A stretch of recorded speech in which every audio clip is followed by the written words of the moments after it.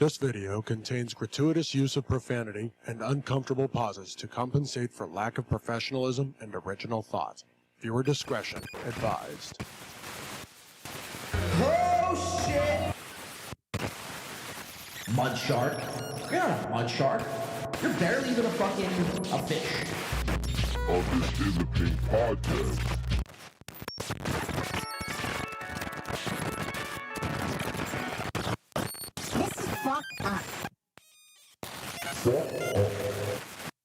Win by Two, they're actually podcasts out of Philadelphia. Who knows the Win by Two radio? Where's John DiCaprio? Did he ask about me? Fuck Carl.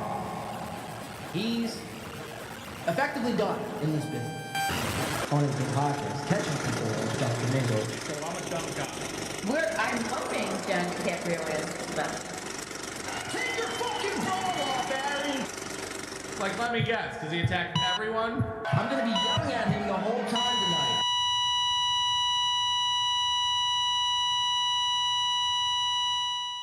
Your show sucks.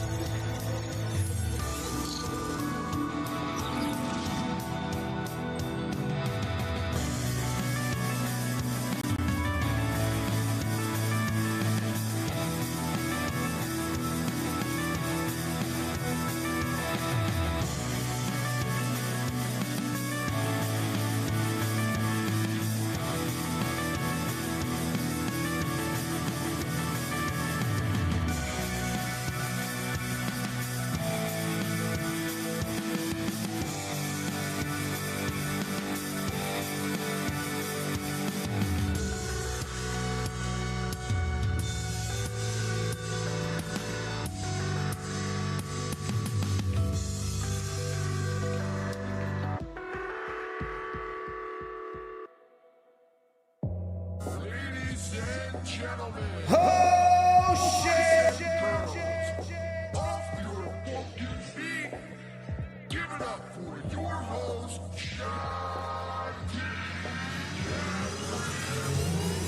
Ladies and gentlemen, boys and girls, how are we doing this morning? Welcome back into this fine Wednesday afternoon. Welcome into the show. Welcome to In the Paint Podcast. Hopefully everyone is having a great, fantastic day. Today's pretty bittersweet. It's a pretty bittersweet show, to say the least. This is the season finale, the last show of 2023. And what a crazy fucking year it's been, guys. We have a lot to get into today. We're going to be yelling at a lot of people for one last time in 2023. Brings a tear to my eye. We've been through a lot of ups, not too many downs. But we've made it. We made it to the last show. It's a reason. It's a cause for celebration. I'm very excited. Lots to go over today, as usual. You guys look fantastic, ready to go. Get the tomatoes ready for one last time. We're going to be launching tomatoes all day today. A lot of people are deserving of tomatoes. Let me just tell you that much. A lot of people. I see Muted Growl already starting us off, kicking off the show strong here with a 2-spot. We appreciate that, Muted Growl. Of course, ban Sam V before the start of 2024. We're going to have to look into that. We passed that message along to our higher-ups. guys will be on the case. Sam D, you might be banned by the end of the show. Depending on how I feel, we'll see how it goes. Thank you, Muta Growl, for the 2 buckaroos. We do appreciate that. And I think De La, let me just make sure, or Deitois, I'm sorry, Deitois became a member of Stubtoe this morning. So welcome into the show. Oh, look at that. Pulp Brady, of course. How could Pulp Brady, you are the fucking man, the myth, the legend himself. We appreciate that. $20 coming in. Have a great vacation, Blade. Thank you, Pulp Brady. We appreciate that, man. I definitely appreciate that a lot. Pulp Brady, single-handedly coming out of nowhere within the last month and a half or two. And, growing, helping us grow the 2 Nation Army. So make sure you give a thanks to Pulp Brady. Because, no one has to do any of this shit. So I do appreciate that. Thank you, Pulper. And look, it's not a vacation, although I wish it would be at times. But we're going to be redoing, get a good look at the studio and how it is now, get one final look of this whole setup. Some people hate it, some people love it. But it's time for a fresh start, a new chapter of In the Paint podcast, and new endeavors, and new people to look at and make fun of and laugh at, make jokes at their expense. So we're going to be doing a lot of work over the next couple of weeks here. And the goal is to come back, hopefully before, I was planning on maybe doing one show before the new year, but we'll see. If not, we'll definitely be back probably the first week of 2024. I'm looking forward to it. I've never been so excited. We usually, I usually do this kind of once a year, just kind of revamp the studio, and it's just a new start. It's just a new start for the show. Keeps everything fresh, and now this year I have no excuses because we were monetized this year. I mean, that was the biggest thing, really. I think this year was, getting monetized and being able to make a couple dollars to reinvest back into the show, and that's what I'm most looking forward to the most, really. Is, it's a way to say thanks, is to show, everybody that when you invest into this show, that's what separates us from the rest. When you invest into this show, your money goes to the show. It just doesn't go for me to buy fucking Busch Lights, Bud Lights, my Kepra medicine that I can't afford. Ray DeVito. So I'm looking forward to it. I'm very excited, to say the least. So thank you for that, Pulper. Jeff Closer coming in for $9.99. Thank you for that, Jeff. We do appreciate that, man, for the new studio. It's going to be pretty epic. I'm kind of finalizing all the designs now, and I'm going to be getting, start to order, I'm going to be starting to order some of these parts, hopefully by next week. Now, next week's Thanksgiving, so happy early Turkey Day to everyone. So we'll see. We'll see how it goes. We might do a couple test streams in between. But the target comeback date is the first week of January. If we can come back on sooner, we will.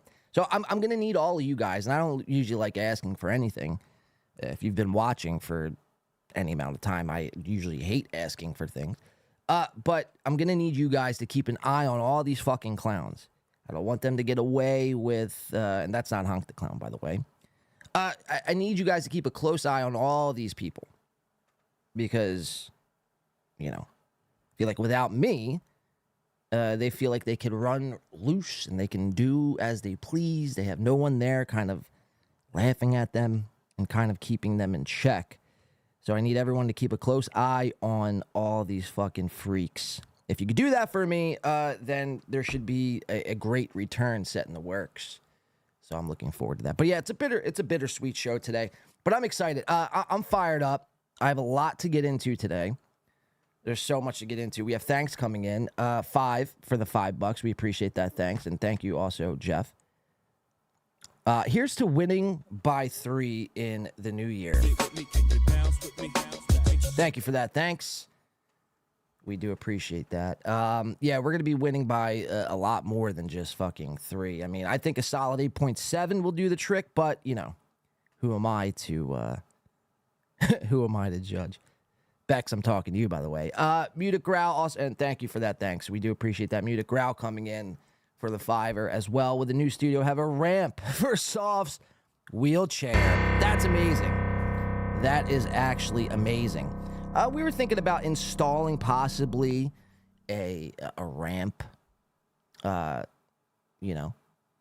And then I was thinking about it. I was like, nah, but now actually, now that you said it, I actually might take a look at installing a ramp or some sort of handicap podcast sort of thing. I don't even know if these things exist, but you know, now that you mention it, we'll probably have to do something. We'll have to do something. But thank you for that, Muticrow. We do appreciate that. And everyone seriously coming in off the jump. I wasn't saying I'm taking a break, so you know we can just collect super chats all day. We do have a damn show to get to. But thank you, everyone. You know, like I mentioned, all of it goes back into the show. And that's what I'm most excited for. And that's what you guys should be most excited for as well. Seeing what your money can buy here on the show. So I'm looking forward to it, guys. So I figure let's just get that off at the top here. Now, enough of the sentimental bullshit. We have a lot to get into. This past week was, crazy, you know, as usual, as is every week. This past week, though, in particular, because last week, for everyone who watched the show, and if you haven't, go check it out. It was definitely a doozy, to say the least. But Ray DeVito was on the show. Where's Ray at? Ray DeVito. I felt like I just gave DiCaprio a left hand. Yeah, Ray DeVito's on the show last week, and we asked Ray DeVito. We looked him square in the fucking eyes. Ray, did you write all your jokes? That was the question. Simple. Yes or no question. There's no beating around the bush. But in typical Ray DeVito fashion, Ray DeVito claimed that he wrote all of his jokes. Now, Ray, if you're watching this show, it went from you wrote all your jokes to you just got one joke from Teamster Tom. Then it was another joke from Beloved Chatter. Then it turns out like 50% of your jokes were like all old jokes. So, I feel pretty disrespected. I'm not going to lie to you, Ray. I feel pretty disrespected. You'd come on this show and you know, lie. No one likes a liar, Ray. So, you will answer for your crimes, Ray. Rest assured, you will answer for your crimes. Even though I'm going away for a couple of weeks, I will be keeping tabs on you, Ray. And look, man, there's no reason to lie. Who cares? And like I mentioned, dude, it's just a fucking roast battle. Like it's pretty much meaningless. Like Ray, it's amazing. He won the roast battle that day, and then somehow gave it back. He gave his win back to Chad Zumach, which is unbelievable. I didn't even think that was a possibility. But it is, because here we are, and we're going to be yelling at Ray. We're going to be watching some of the tape, his freakouts, his meltdowns. I think, you know, I sent in a super chat, a $2 super chat the other day on Ray DeVito's stream. And I don't know, I guess I just fucking got into his head or something like that. But he was like perplexed, dumbfounded. He had a message for me, like almost a threatening message. Like, who the fuck are you in by, two? You're nice to me one day, and then you're not nice to me. I thought we were friends. And again, it's spoiler, right? We were never, like, friends. What do you want me to tell you? We're best buds? I never hung out with you. Yeah, we've talked, and I've tried to give you tips and encouragement for your show. But that's all it really was. This wasn't like some, you know, long-lasting friendship. John and Ray, or Blade and Ray, are going to take on, you know, IRL in real life. Like, that was never the case. Did you really honestly think, like, me and you were, like, fucking best buds? Seriously. And if so, that's fucking sad. That's fucking sad. So, we'll be watching some of those clips. We have a lot, well, not a lot, but we have a couple Ray clips to get into today. I'm very excited. Some Steel Toe, obviously, really Steel Toe, Aaron M. Holt, of course. Where is Aaron at on my board? Everybody else, go subscribe to Win by 2 Radio. I like him. He's always fun in the chat. He's always a good dude. He busts balls once in a while, but in a fun way. So the guy, Aaron M. Holt, who kind of really brought us all together, if you really think about it, back in February, we started covering Aaron. You know, and you know, I've been watching Aaron. I was thinking about this the other day. I've been watching Steel Toe Morning Show for over a year. Over a year's time. And that's what I'm most really excited for, to be quite honest, the next couple of weeks. Yeah, I'm going to be working and building the new studio and getting things ready for the next chapter in 2024. But I'm most looking forward to kind of just unplugging for at least a week or two. Just unplug from it all and kind of just take a step back from everything. Because every day you're just like entrenched with bad podcasts and bad deliveries and just hacks all day, nonstop. You know, I do enjoy doing it, but, you know, when it comes up, and I've been doing it now for, you know, I mean, really since January, before our last break. So the better part of a year, just nonstop every day, starts to take a toll on you a little bit. So it'll be nice just to kind of unplug and just kind of, you know, relax for at least a week. So that's the plan. But Aaron, we're going to watch a little bit of Steel Toe, the guy who brought us all together. We're going to watch April and Aaron get into this little bickering, little shout fest on the show. This was last Friday on their Rumble only stream, which I'm very excited to look into. They go to Rumble every Friday. They do like 15 minutes on YouTube, and then they convert over to Rumble, where they can go say, you know, fag and all the fucking, you know, edgy words that they couldn't say on YouTube. So they get into this little fight, and then April wasn't on the show all week. She made her debut yesterday. She came back to the show yesterday. She's on obviously this morning. They missed their goal, which is always great. You know, really, that's one of the driving factors, and I've said it before, and I'll keep saying it again, but that was one of the driving factors of why I got on the Steel Toe. You know, for whatever reason, they popped up into my algorithm last year, around, I think it was like October of 2022. They popped into my algorithm, so I click on, I'm like, well, what the fuck is this, you know? I need something new to watch at the time, and I stumble across this Steel Toe show, husband and wife. Now, the first thought I had was, I mean, look at it, just a bad setup, right? That's really the first thought that really everyone has when they see Steel Toe for the first time. They're like, what the fuck is this setup? Is this guy serious? Is this guy, you know, is he on the spectrum? Is he borderline retarded? Like, what is going on here? Are we missing something? Is this a charity case? What is happening? So those were my thoughts. And then, you know, you fast forward to all the begging and stuff like that, to their goal. And, you know, it's amazing, too, because when they don't hit their goal, they can't eat. And they can't pay their bills. And we love that shit. We absolutely love that shit. So they didn't hit their goal last night. We'll be watching that. But in that whole comeback of April's comeback, we catch them in a little bit of a lie. And we're going to be playing that on the show coming up as well. A little bit of Steel Toe to get to today. I mean, it wouldn't be right if we made it to the last show of the year without any Steel Toe morning show. So I feel like that was pretty fitting to throw in there. We have Patrick Melton on the docket today. Where's Patrick? Come on down, Patrick. There he is. Good old Patrick D-Cup Melton. Patrick's on the docket today because he had a big birthday week. He's, you know, we covered this last week. Patrick's big fucking birthday week. And he's letting everyone know about his Amazon wish list, which we covered as well.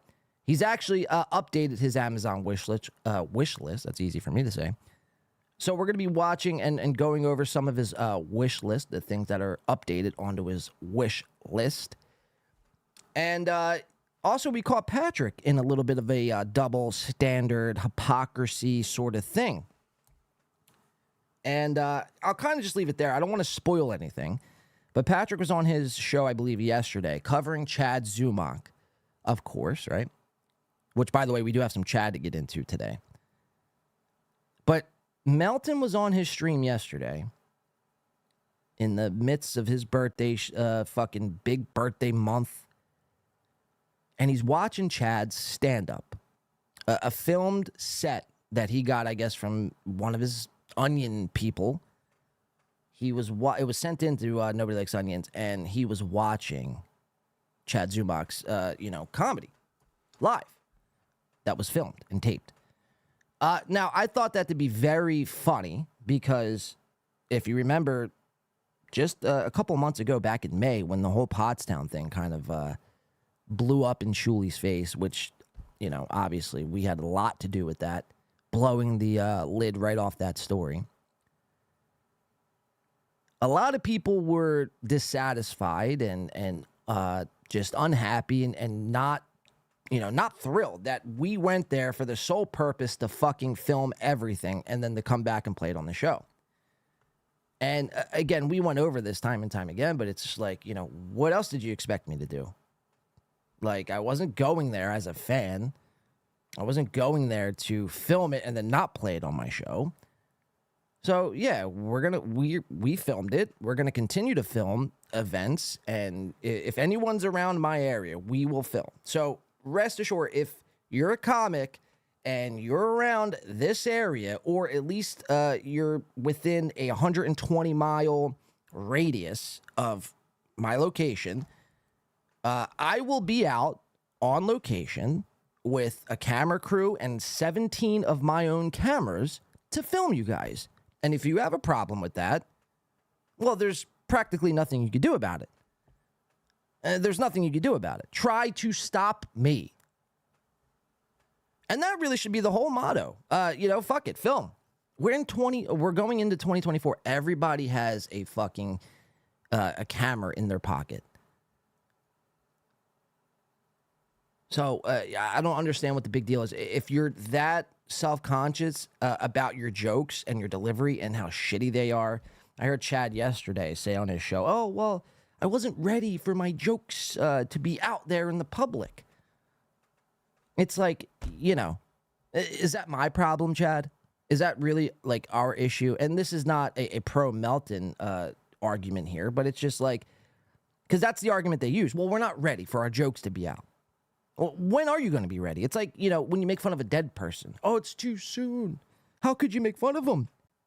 It's like, well, when did you want me to make fun of them? When is it a good time for me to make fun of them? Could you let me know? So, when is it a good time for us to film and release your jokes? When is it a good time for your jokes to be ready? So, we're going to film it all. So, rest assured, that whole event coming up, I forget, we covered it a little bit last week, the Shuley, Mike Morse, Bob Shuley, that whole event. Anthony Zenhauser, they're going to be performing in, I believe, Piscataway, or not Piscataway, somewhere in New York.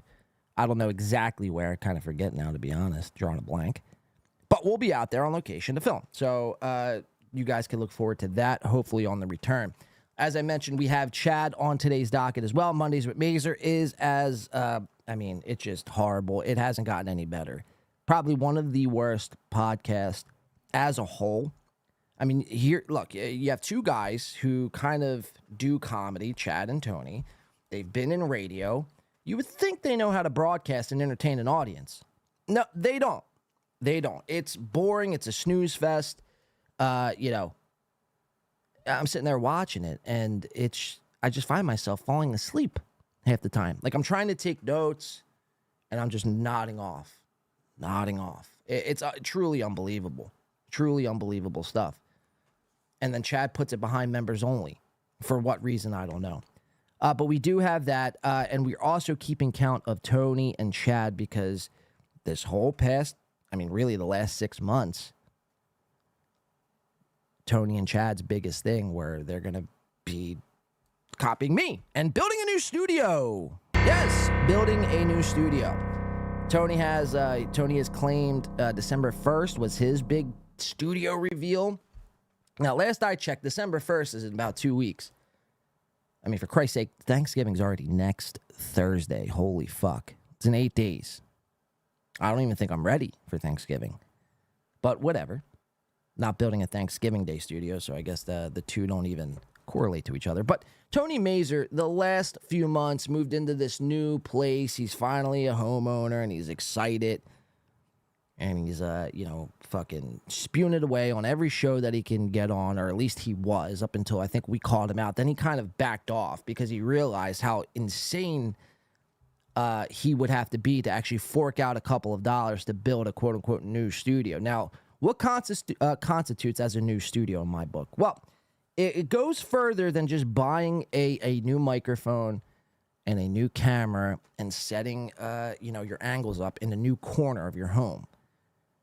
What constitutes as a new studio?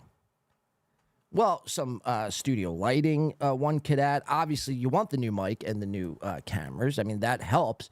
But you want a decent background, green screen or not. Spoiler alert, we're getting away from the green screen. As I look behind myself now, if you guys were fooled, I'm actually not sitting in front of a city. This is all green screen. And it is a little tacky. Like, it looks nice on camera, but in person, it's like, you have a green fucking cloth on your wall. I mean, it's honestly pretty ridiculous. Green screens can be cool. They can be effective, but I can't wait to move on from the green screen. But if you're Tony Mazer and you're, buying a studio off Fiverr, green screens are fine. We'll accept a green screen. Just do something, man. Don't fall into the trap of Ray DeVito and doing a podcast in front of dressers and closets and walls and bathroom toilets. Like, Ray's getting ready to move out of his apartment or the apartment that he shares with his friend. Or I don't even know who this person is. Ray calls him a friend. Who the fuck knows who it is? And he's really contemplating, bringing the dresser along with him to his move. And that's, his podcast setup is a dresser. I shit you not, it is a dresser. In Ray's head, when I think of new studio, I just mentioned all of it, right? When Ray thinks of a new studio, he thinks new dresser, new bed sheets. Motherfucker, we're not designing a bedroom. This is a podcast studio. Get with it. So Mazer has till December 1st. Chad apparently is building a new studio. Now, mind you, we've been on this, Chad's whole equipment watch ordeal. But Chad has this new studio in his spare bedroom in his apartment, but he just hasn't pulled the plug yet and started to build. So we'll be keeping an eye on that definitely throughout the break. And look, I want these guys to get new studios. When they build it, it's not like an own. They're not owning me. That's what you should be doing. I shouldn't have to be on here fucking yelling every week about you building your own studio. This should just be something you do. You know what I mean? If you buy a car, you also buy gas with the car so you can drive the car. It's the same thing with a podcast. Start podcasting, build a studio. The two should go hand in hand. So we're going to get into Mondays with Mazer. I'm very excited for the boring show that is Mondays with Mazer. Talk about bad shows and lack of effort. We're going to get into somebody called Little Mir. Spooky Mir. Oh my God. Little Mir. We kind of been watching Mir from the distance, him and Dr. Chow, which, by the way, I think we're on day 12 of a Dr. Chow on a podcast. So, guys, Dr. Chow, if you're with us here today, lots of people are speculating that you might have fell into a rehab somewhere. This is not my words. This is what people are saying. We're just doing a wellness check on Chow because now you're not on Little Mir's show.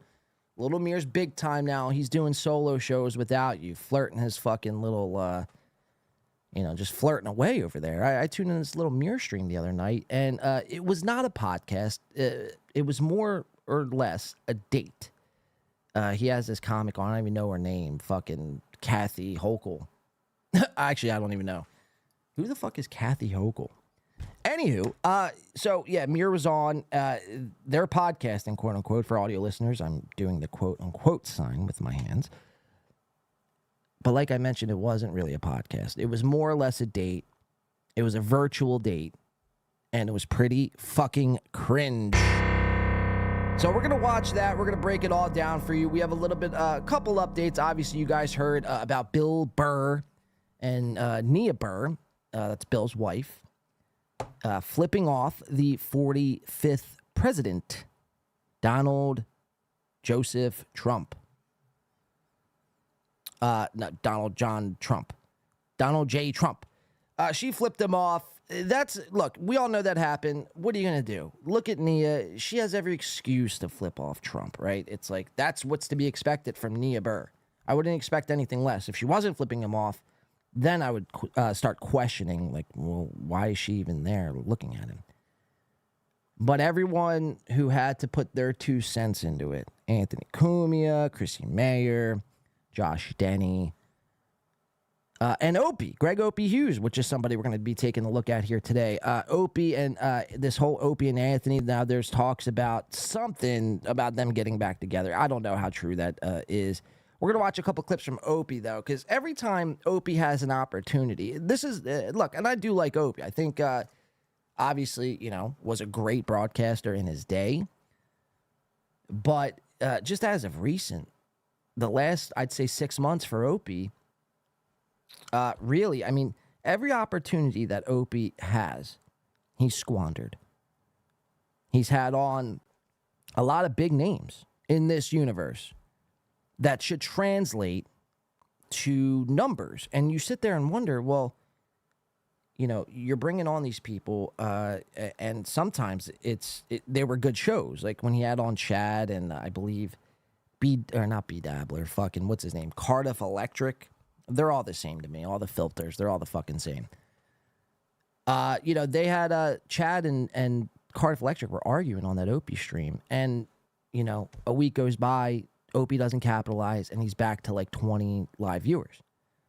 So it amazes me how he just lets opportunities slip through his hands. We're going to be taking a look at that. I mentioned filters, B Dabbler, Cardiff, all these guys, OJ, Obnoxious John, the orange ass filter. They were mentioning us this week. Gino Bisconti was mentioning us this past week on the Stuttering John podcast. We're going to be taking a look at that. Joey C. Rage Quitting, we're going to be looking at today. I'm very excited for. Now, I think it was 3 weeks ago now at this time, Joey Catalano, Joey C., the big bad wolf himself, Joey C., we put Joey C. not really on equipment watch, to say the least. We put Joey C. on clean your room watch. And that was 3 weeks ago. We gave Joey, I thought, was a generous amount of time. We gave Joey 6 weeks to clean his fucking room. Simple. Clean your room, and we'll let bygones be bygones. Well, wouldn't you know, it's 3 weeks have gone by, and still that room is actually dirtier than ever before. So, Joey, you have 3 weeks left, Joey. I don't want to have to start fucking, checking up on you on a weekly basis. Clean your fucking room. Clean your fucking room. It's not that hard. It's not that complicated, man. Put the wires behind your desk. Take the KFC cups off the desk. Simple. Do a little, hit the fucking desk with Windex. Spray it down. And there, you have it. Clean your fucking room, Joe. I shouldn't be the one telling you this. I really shouldn't. And if we have time at the end of all of that, we're going to be possibly getting into a new freak. There's a new freak alert possibly on today's show. And I think you guys are going to like it. You're not going to want to miss it. It's very fascinating. This guy, I don't want to spoil it at all. So we have all that to get into and more on today's show, guys. Welcome in. Hopefully everyone's having a great day today. Let's check in with the chat. How are you guys doing? Do you guys are excited for today's performance and show? Who do you hate the most? Here, we should probably put up a poll. I want to do some sort of poll here. Who do you guys hate the most this past year? Who has caught your guys' attention and your guys' eye? And you find yourselves, sometimes, like I've described it as, like, sometimes I'll be watching these guys, Aaron M. Holt, Joey C., and a lot of other these guys, off the top of my head, Shuley, Chad, Melton. And I'm sitting there watching them. I describe it as I'm yelling at my phone, screaming, throwing my phone. It's not healthy. I'm not suggesting you guys go ahead and do that, but I mean, for me, it started with Aaron M. Holt. It started with Steel Toe, I think. Earlier on this year, he was the guy who I just couldn't stand. His coping, his lying, his seething, his ability to manipulate, the narcissism, his ability to fucking rewrite history. All of those things bundled into one. And did I mention the grifting? All of those things bundled into one made me really despise this motherfucker by like May.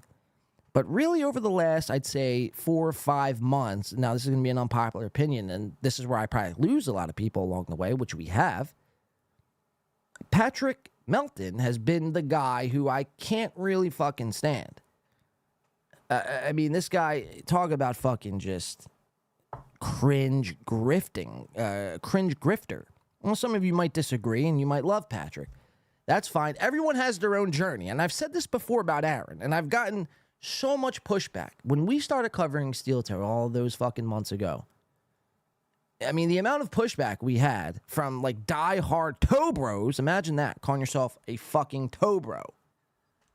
Well, those guys have since woken up and kind of, if they didn't, you know, join this side of things, they at least were open to the conversation of listening to why Aaron is such a piece of shit in our eyes. So I'm not saying you have to completely disavow Patrick. I'm not saying you have to completely fucking, you know, talk shit on him and do whatever it is people do. But at least being open to the conversation. Again, everyone has their own journey. So I think toe bros and hoes, says Chris. Toe bros are hoes, says Chris. So yeah, let me start a little poll here because I'm curious to see what the audience thinks. Let's see, we're going to start a poll. Is there a way I can add answers? Let's see here. Start a question and answer. Let's try it this way. Who do you hate the most in 2023?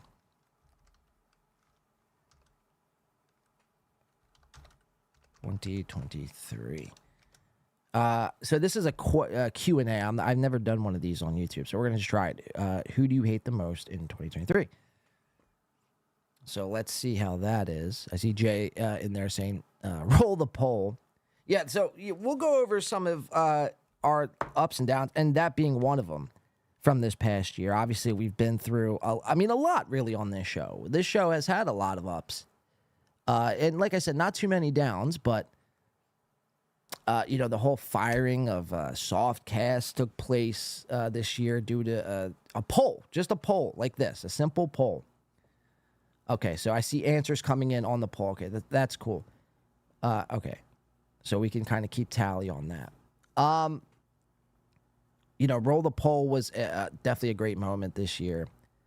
Which led to the firing of Softcast. Now, Softcast would probably disagree because obviously he was on the receiving end of the firing.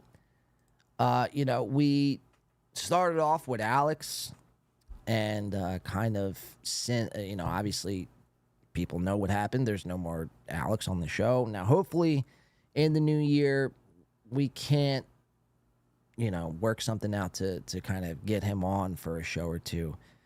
Because we have been talking again, which is awesome. You know, Alex, for some of you who may not know, was on the show, was the co-host, and then just, you know, I don't want to really even say falling out. We just kind of went our separate ways. You know, life got in the way, essentially. But hopefully, we've been talking as of recent, which is awesome. And hopefully, you know, maybe he does a show sometime in 2024. That would be cool. So yeah, I mean, that was you know, a couple great moments on the show. Obviously, the whole Pottstown thing. Obviously, the whole Corey Adam excursion was amazing. I mean, this show has been through a lot this past year. I mean, this was our greatest year, and I have all of you to thank for that. So, but yeah, without further ado, let's get in the show. Fill in that questionnaire on, or the poll rather, I should say. Fill in that poll. I want to see some of you guys' answers. Who do you hate most this year in 2023? And I'll kind of, I don't know how I'm going to do it.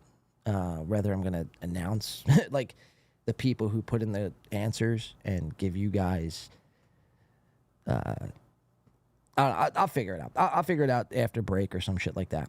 But I do want to get. All right, let's start getting into the show, shall we? Enough of me chit chatting here. Let's get into a couple things. Let me see what I have. Let's get into a couple things. All right, so I think since this is a Ray DeVito inspired show today, I want to get into a song, which, by the way, the Hackverse LP. That's something you guys could be expecting while I'm gone. We still have 2 songs left to drop on that Hackverse LP. 2 songs. And they will be released before the time I'm back. But I want to play here to start the show if you guys are drinking. I'm not drinking on today's show. I'm kind of doing it sober, and which is cool, I guess. I want to play a song that was written and a song that was inspired by Ray. This song, for people who may not know, is called Be Ray. And it's the single off of Hackverse LP, if I could find it. Here we go. So if you guys haven't listened to this yet or haven't checked it out, didn't know it existed, here you go. Again, Be Ray. This is a Ray DeVito tribute song. This song came out about 3 months ago off the Hackverse LP, which the full LP is on the channel, so check it out today. And like I mentioned, over the break, we'll be releasing the rest of the tracks. So this is Be Ray, a song inspired by Ray DeVito. Check it out. Here we go. Ray DeVito! Oh, Ray DeVito, I didn't want to have to do this one to you. Let's have a good show, guys. But here we are. We made it to the greatest show in the world. I just want to tell you, Ray, it's nothing personal. I just think your comedy sucks. I think it's, quite honestly, dog shit. Take a chance to fly, feeling like I'm 10 feet high. Nightmares call, you can't deny. Better find a place to hide. So he takes another sip from his Bud Light. Mic check 1, 2, yeah, it's alright. Super chat's coming in, Wi-Fi looking good. Someone tell Chad that it's on site. Someone please tell Mary that it's alright. Both Pats are looking for a new wife. If you're looking for a Ray to make the first move, you might be waiting here all night. 1 lick, 2 lick, 3 lick, 4. Ray's getting a little bit older now. Somebody please call Mr. Danger now. Ray's getting a little bit nervous now. Somebody please call Mr. Danger now. Somebody please call Mr. Danger now. Somebody please call Mr. Danger now. Carlos!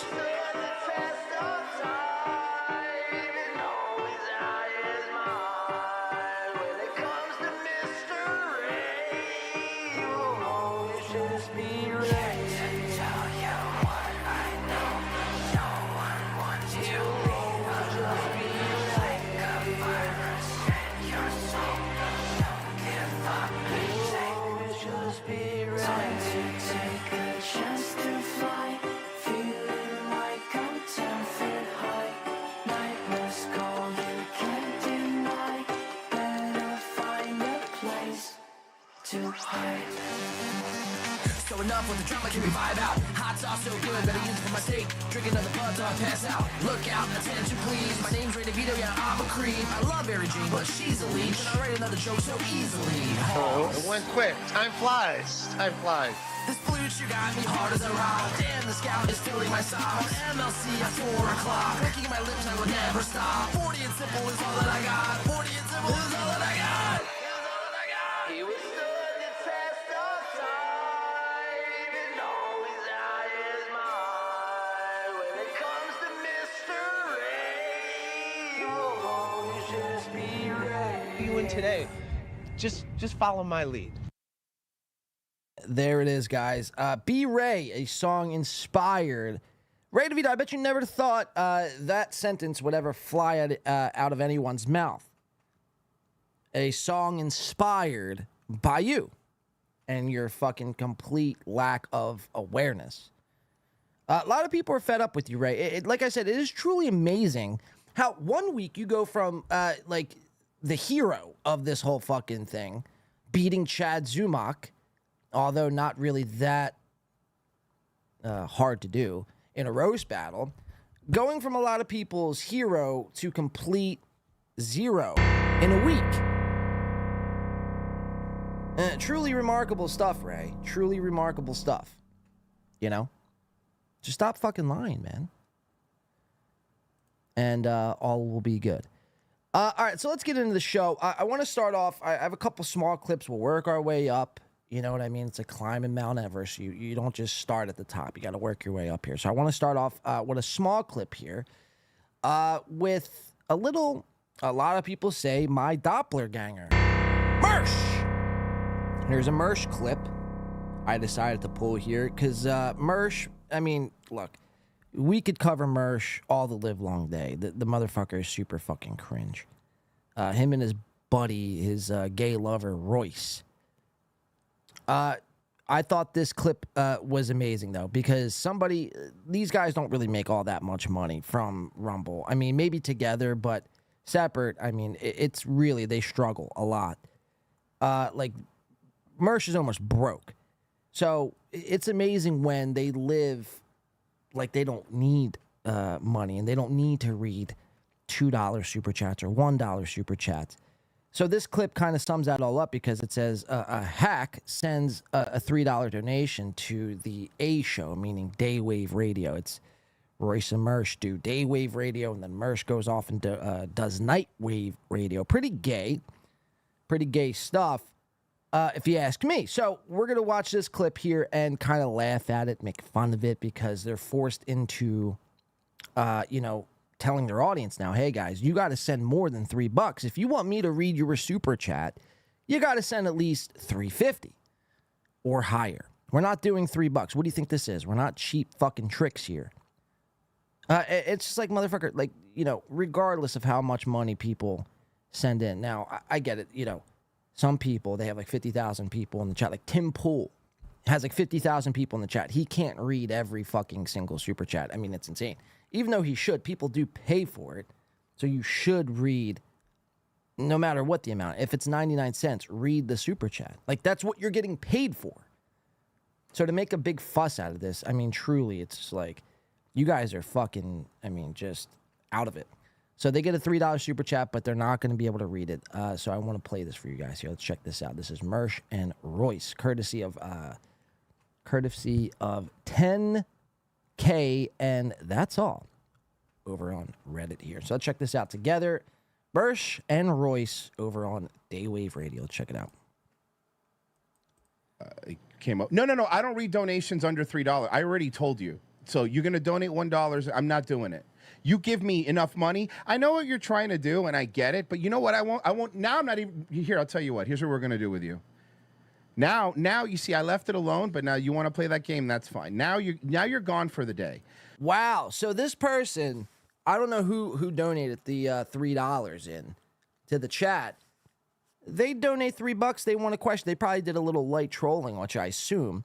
But now they're being kicked out of the chat. Kicked out for sending $3. It's like, and this is my whole thing. It's like, without people sending you money, you motherfuckers wouldn't be anything. It's funny how these people forget. Just, a short time ago, they were all meaningless nothings. Working at strip clubs and working at fucking, Winn-Dixie. Bagging up fucking groceries. Selling coke on the weekends. Like, it wasn't that long ago where that was actually your reality. And now you get a couple fucking views, which, by the way, you see the view count there. It's at 3,019 over on Rumble. But we all know Rumble fabricates the numbers. There's no way that these two fucking... just look at these two. You think 3,000 people are watching these two? Maybe. Because you got, like, there's like 1,000 people that watch Shuli and 1,000 people that watch Carl. And I can't wrap my head around that logic. But I just find it hard to believe that 3,000 people are watching. But just because they have that number there, it kind of validates them. And it makes them, in their mind, think that they're better than you, the chat. You're not. Again, without the chat and without your audience, you, in fact, are nothings. Let's keep watching. So now, next time you feel like you think you're the funniest guy here, which you're not, by the way. Wow. you'll remember that you're not allowed to be in here right now. There you go. How does that sound? You're unfunny. Is that fun? Is that a fun one? Fucking hacks. Listen to me. You're unfunny and you're poor. It's like, all right, yeah, I mean, and you're rich, Mersh? Settle the fuck down. Both of you. For I smack the both of you. How's that sound? Just kidding. Hypothetically, of course. Let's keep watching. No, it's. I swear to God. By the way, I don't even read $1 donos on Nightwave, and that's not even the A show. This is the A show. No. I don't. Wow. So there you have it. $3 super chats. If you guys do watch and support Daywave or Nightwave, Zen Rhino, I'm speaking to you. Just know you're gonna have to spend a little more to have your chats read. That's the state of Mersh and Royce over on the Daywave Nightwave situation here. Let's see. Oh, I have a couple messages coming in. Yeah, I hope you're tearing him up right now. Oh, no, okay. All right, never mind. Sorry, I just had a message come in. All right, I want to keep it moving here. I just lose my clip. No, I didn't. All right, I want to get into this here. Here, we'll check the chat out for a second.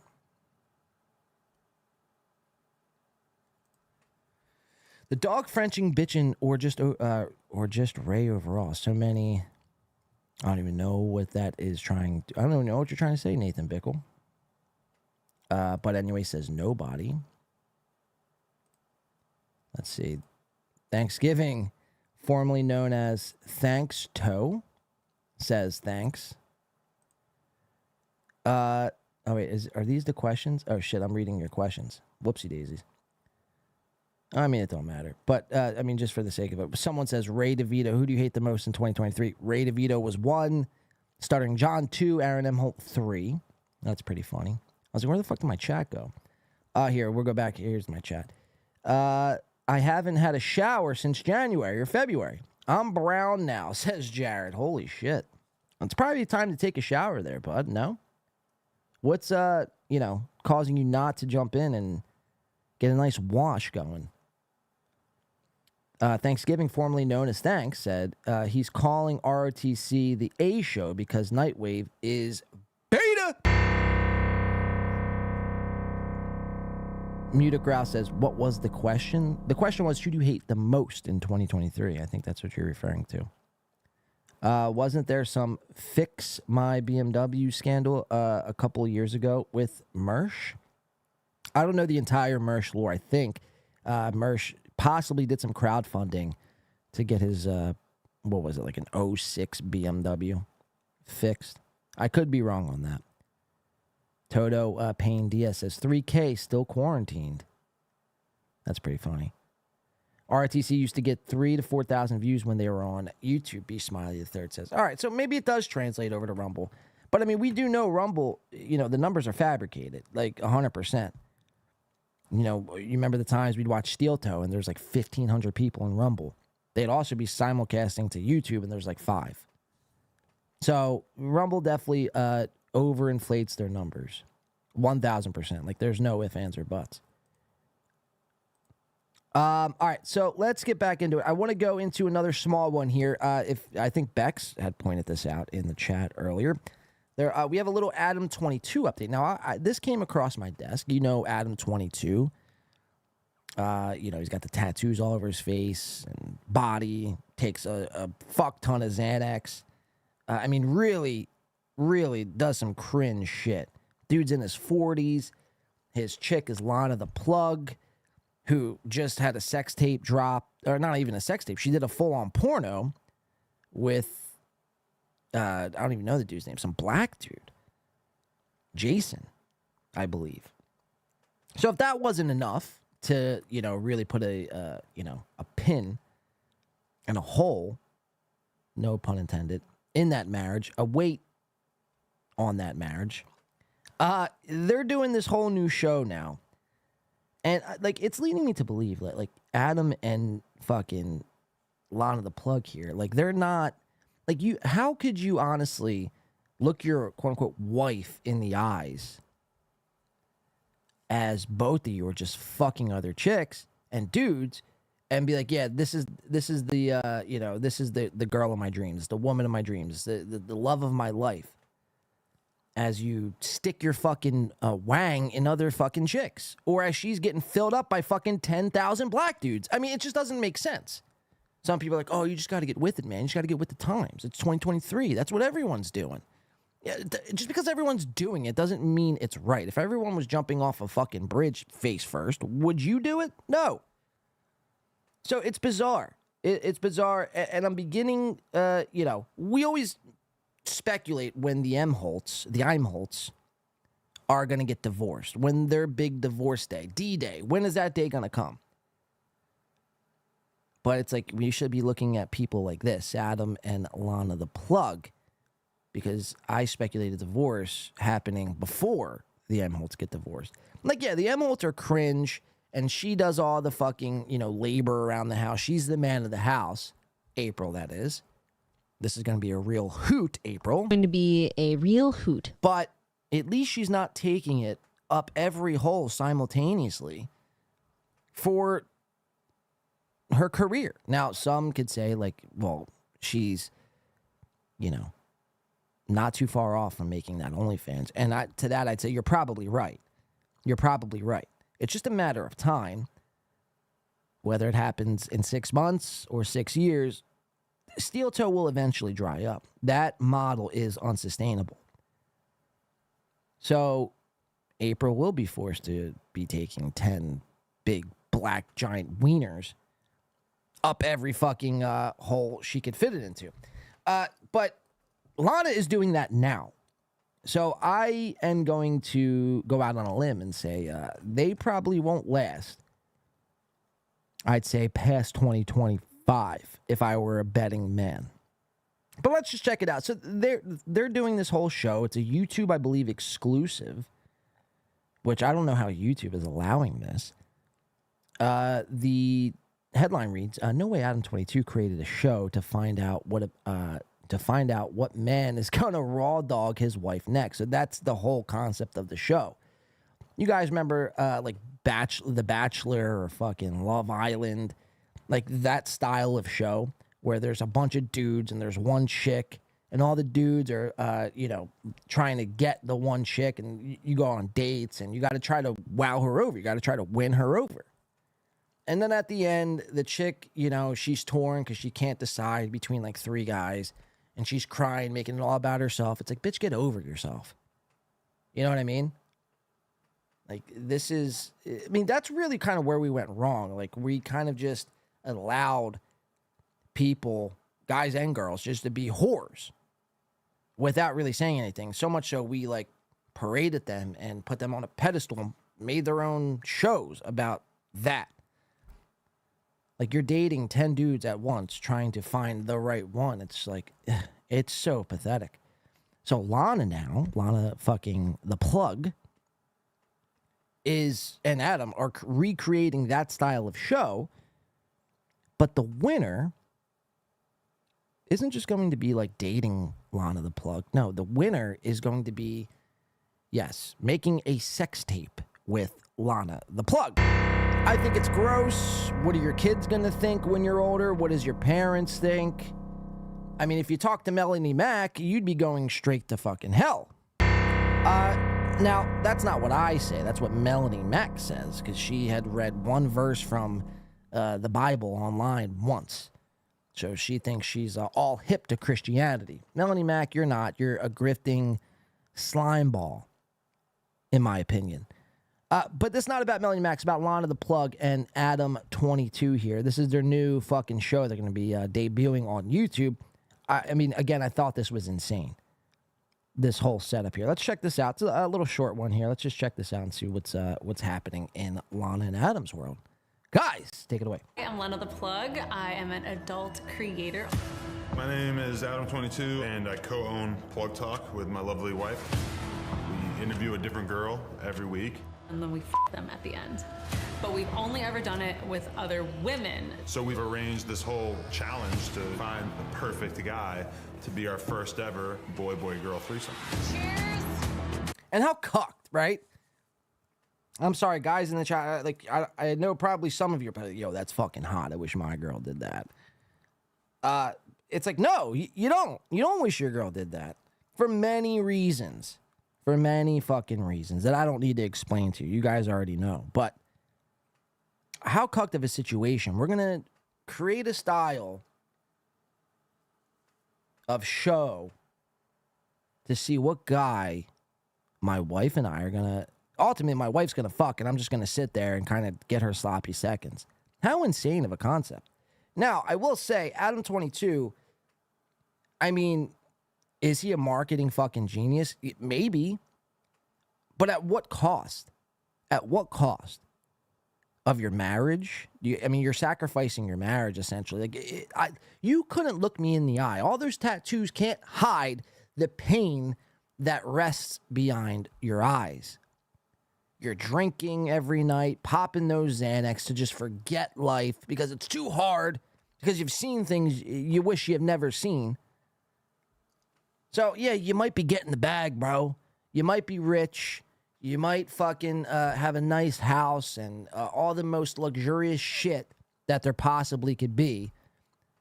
But materialistic things aren't fucking everything. So I ask you again, what cost?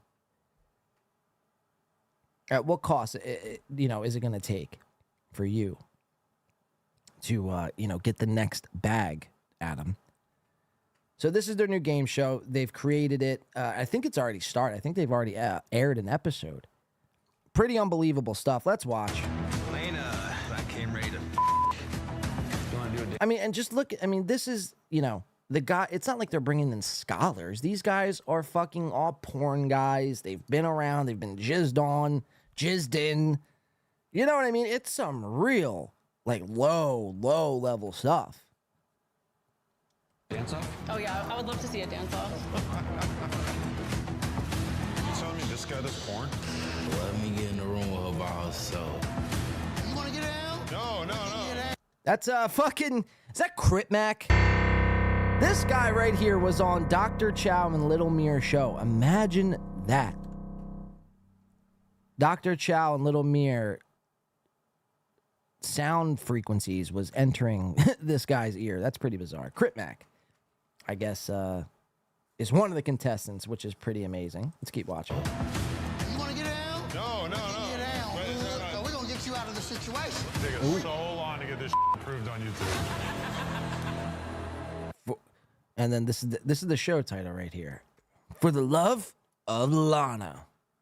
That's pretty fucking gay, if you ask me. So, For the Love of Lana, Adam22 and Lana the Plug's new hit show. That's probably going to do well.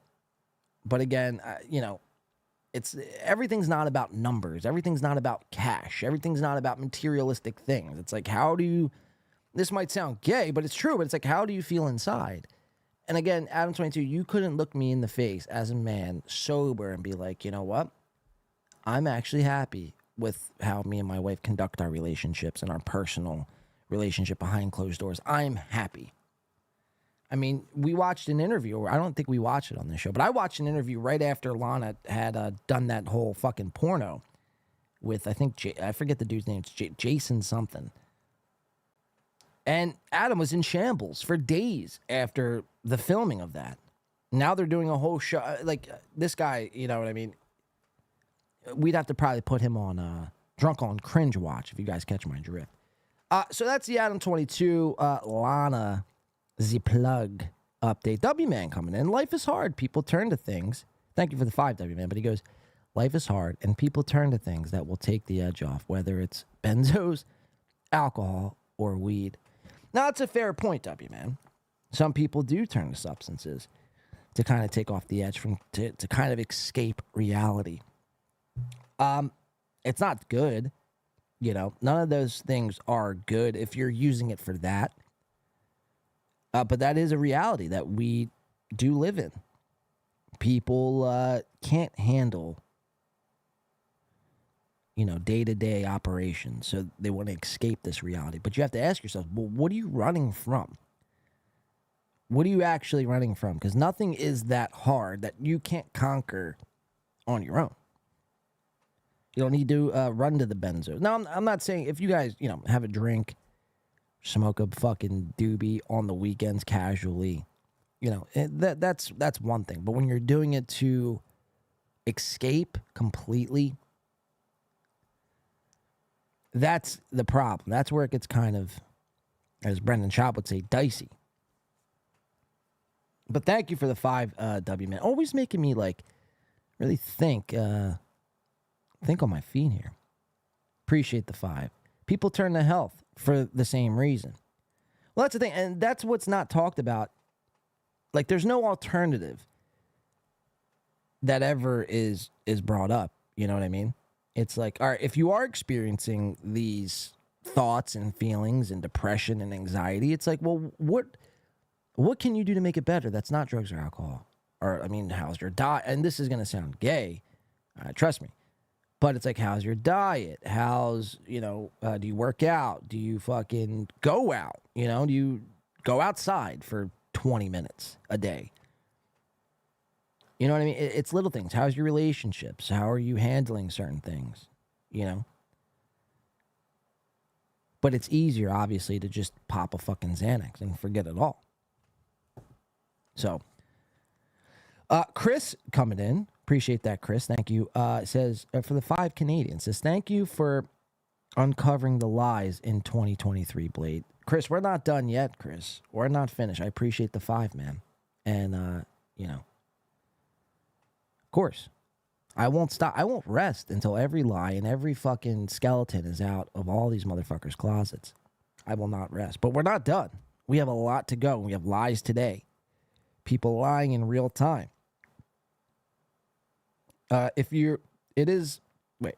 Jay says, and thank you for that, Chris. Jay says, it is if you're soft weekly, though. Wow, there's a soft burn right there. I love it. Skittles were my vice, but anyways, says, Skittles could be hard to come off of, but anyways, I've heard that the motherfucking, the withdrawals from Skittle can be very spooky. Be careful with that, but anyways, I'm glad you're on the path of sobriety now. Toto Payne Diaz coming in for the $9.99 with no message. That's pretty great, man. It's a chat, no message. Here's cash. Do with it as you will. I don't need to type in a message. Thank you for that. What was the name? I want to get this right. Toto Payne Diaz. Thank you for the $9.99. Let me see. Did I miss anyone while I was watching clips? No. Okay, cool. Just making sure. And as far as the questions go, who do you hate most in 2023? We'll read a couple here. Some people are saying Shuli or Ray. I'm not going to read your names because I don't know if you want me to read your names. So I'll just read your answers. Some people are saying Jared's dog, Chow and Soft, the dog Frenching bitch, or just Ray overall. So many douchey chills. Baby Snowbird, Scary Goldilocks, Love Bomber, Mir, somebody says. Ray DeVito, Stuttering John, Aaron Emholt. Toe, somebody says. Somebody else says nobody, and that's fair too.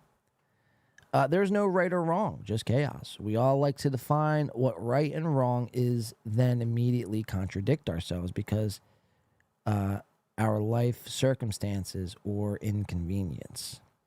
So that's some of the answers coming in of who do you hate the most in 2023. Like I mentioned, it started off for me with Steel Toe.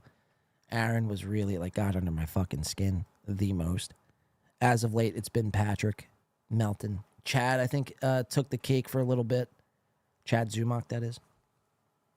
But, look, 2023 is not over. Just because this is the last show of the year, doesn't mean 2023 is over.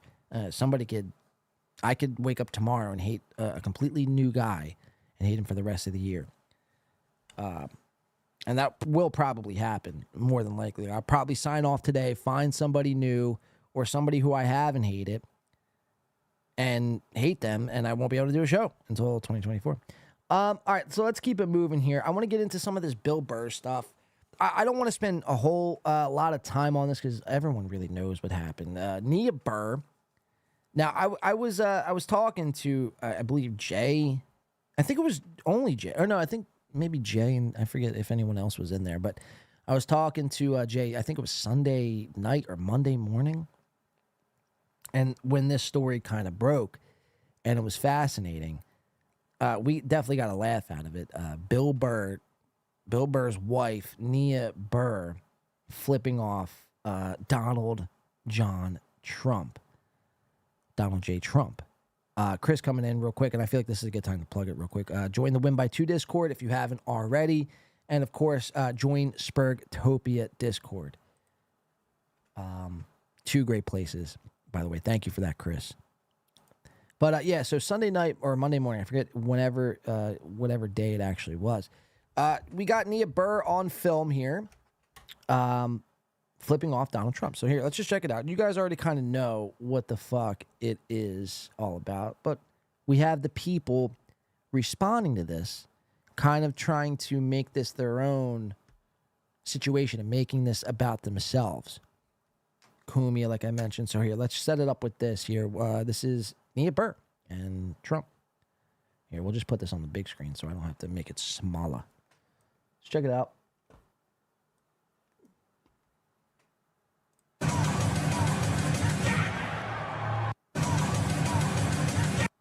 So, oh man, where'd it go?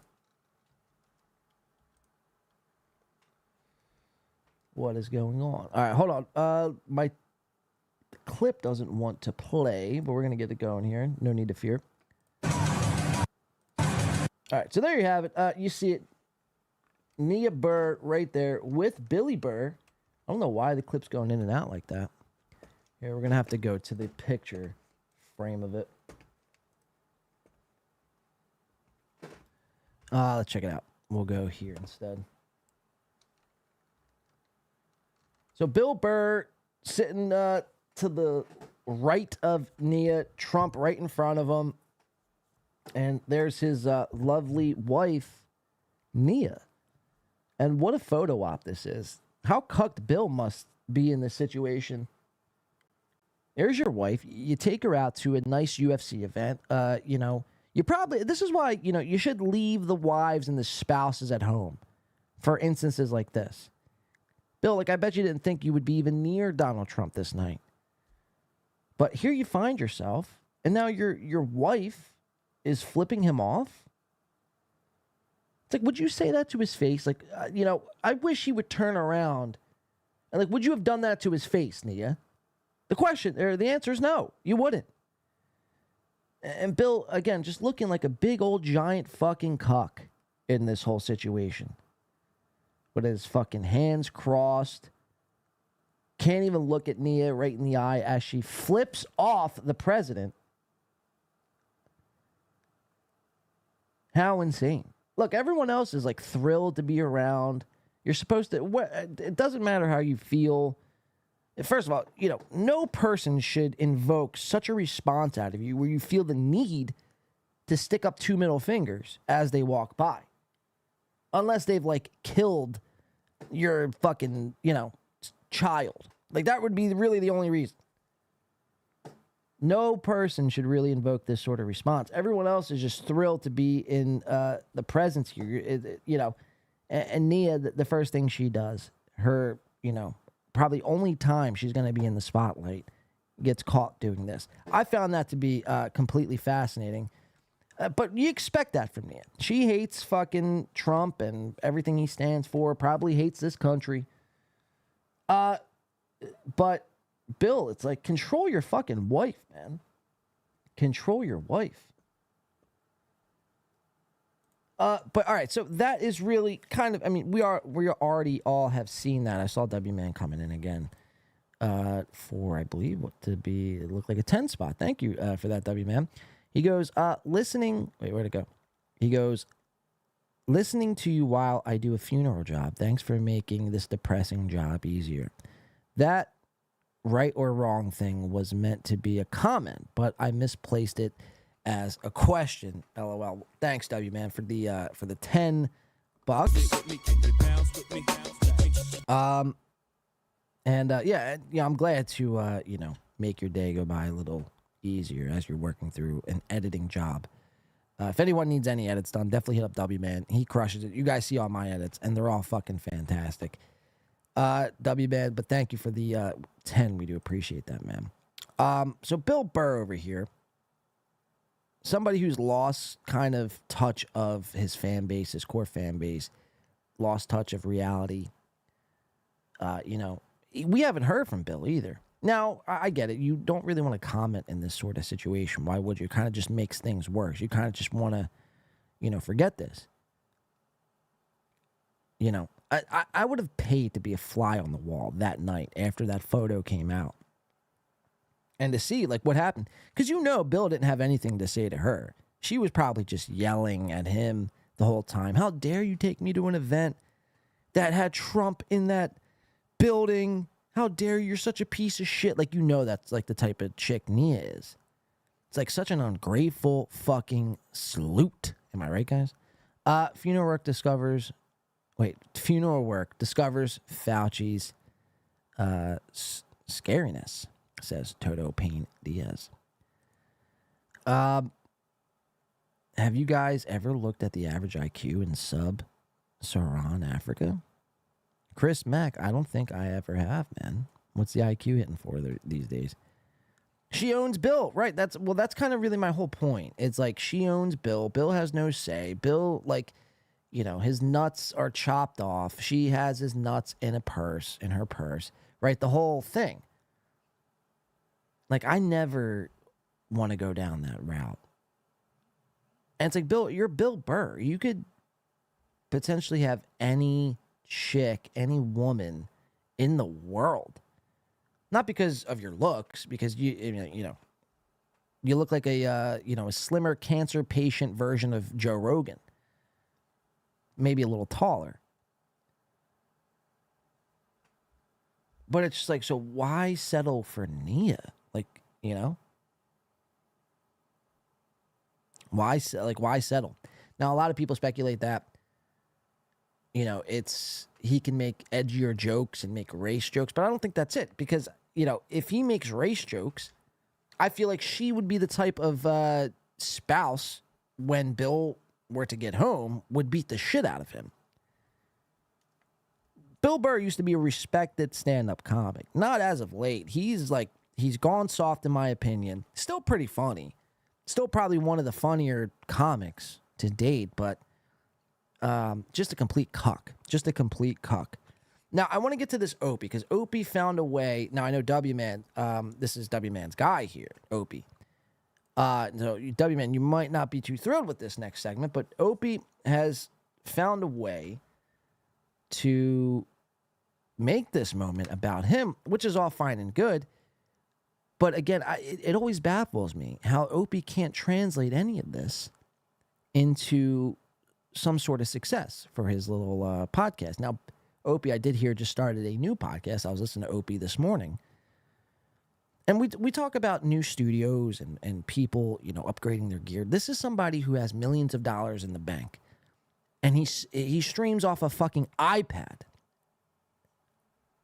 Do we not see anything wrong there in that situation? Now, I haven't really gone after Opie at all this year, because I happen to find Opie kind of a relief, I guess, would be the best way to describe it, because it's just a way to Opie is kind of the guy there to go to when you want to unplug and get away from this universe. He's always there. He's drinking his coffee on the beach, and or he's in his ivory tower that sees all of downtown Manhattan. But he's he never really comments on the hack verse, or he never gets involved in the drama. He's already done that, right? But what fascinates me is he wonders why his numbers aren't translating. He thinks he should be bigger in his mind because he was Opie from Opie and Anthony, and somehow those numbers aren't translating. It's because it's you're not doing nothing of any sort of noteworthiness. You know what I mean? Yeah, you'll chop it up for an hour, but again, you tune in. There's not really much happening here. There's a lack of studio. So just like get better. I mean, you have millions of dollars in the bank. There should be no reason why you don't have a simple USB microphone and a decent lighting system here. I mean, when you see this motherfucker's lights, it looks like his kitchen light is lighting his face. It's pretty remarkable. So let's check out this clip. This is courtesy of Misery Loves Clips. Let's go to camera 2 in the back. Thank you very much. All right, so let's check this out. I kind of forget how this clip even goes, so let's watch it together. This is Opie from Opie and Anthony. In fact, Bill Burr has done nothing but S on those that promoted him when he was nothing. That's not true. He's never. Oh God. Where's this coming from, Bradley? Because it's not true. Bill Burr has never said. But you see what I mean? How the lighting's just completely off, and he's already got a good setup. Like all he would need to do is just get a decent audio, some sort of microphone, a decent camera, and just better lighting. Man, again, millions of dollars in the bank. Millions of dollars in the bank, and this is it. This is your best work you put forth, and then you wonder why your numbers are the way they are. Again, you don't have to comment on the hack verse or get into the drama aspect of streaming, but at least put some fucking effort into your shit, and then people would probably be more, they would feel more inclined to check you out and support you because it looks like when they tune in, like you put in effort and you give a shit about your product. So now I'll give a shit about your product. You see how that works? Like, again, I shouldn't be the one telling you this. I feel like you already know this. So, the fact that you're not doing this, leaves me dumbfounded. But let's keep watching. Let's hear him out. Said no to me. I still am in contact with Bill Burr. He has had nothing but nice things to say about me and what the old Opie and Anthony show did for him. This is not true. Bill Burr has been a stand-up guy ever since he pretty much left the Opie and Anthony show to become a huge star, a massive star, one of the biggest comedians in the entire world. This is not true, Bradley. Every year he invites me to the... So the comment reads by this guy Bradley down here. The fact Bill Burr has done nothing but shit on those that promoted him when he was nothing. It's kind of an incomplete sentence, but okay. The Patrice O'Neal benefit. I just chose for a whole bunch of years now not to go, but this is not true. Bill's been a good, decent guy ever since I met him.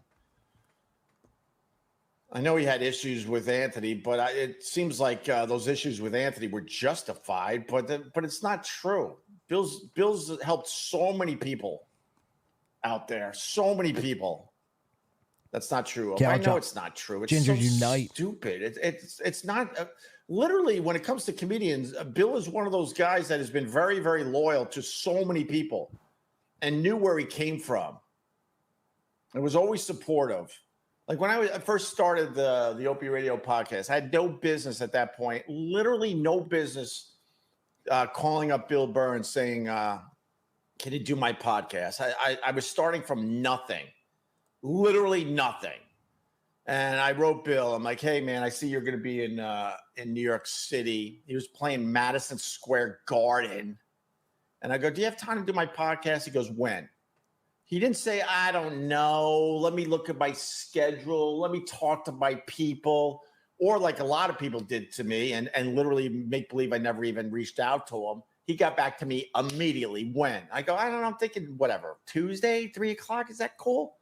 I'll be there. And that was it. So really just kind of, I guess, dumbfounded on the sense that Bill Burr actually reached back out to him when he started up his own podcast. But, it just, again, man, I can't get over people who just cheap out. I mean, talk about too cheap this week. Here we go. So Opie this whole week was kind of wrapped up in this whole Bill Burr thing, which I found to be pretty interesting. This courtesy again of Misery Loves Clip says, male feminist Opie Hughes can't stop defending Bill Burr's wife because she is a strong woman. Wow. And in the process trashes Jim Norton and his TV show with Louis C.K. So let's check this clip out here. All week clips from Bill Burr have been coming up, but I mean this is good. This is what's good for business, Opie. And for some reason, like, he just will not completely lean into it. I don't know. Let's keep watching this. I met Dania. She's a lovely person. Nia goes way, way Did back. he just call her Dania? Wow. Back in the New York City comedy scene. I hate to tell you this, but a lot of New York comics that you know and love, like the Nia. The Nia. She's actually a lovely gal. She's all right. She ain't no gal. Woman. Oh my God. Woman. Wow, that's so fucking like that's a bit on the racy side, wouldn't you say there? Oh, she's a strong woman. That's like from the Django Unchained. I'm pretty sure that was a line in the Django Unchained. That's, I mean, kind of bizarre. Let's keep watching. And in this society, strong woman. Yeah, right. Don't like women in general. Super racy, man. Holy shit. Why is he doing that voice? Why is he doing that voice?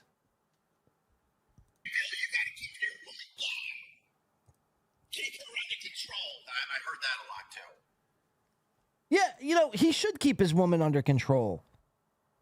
That's the fucking president you're flipping off. Show some respect. The Nia. I have to figure out why people call her the Nia, or why he's calling her the Nia.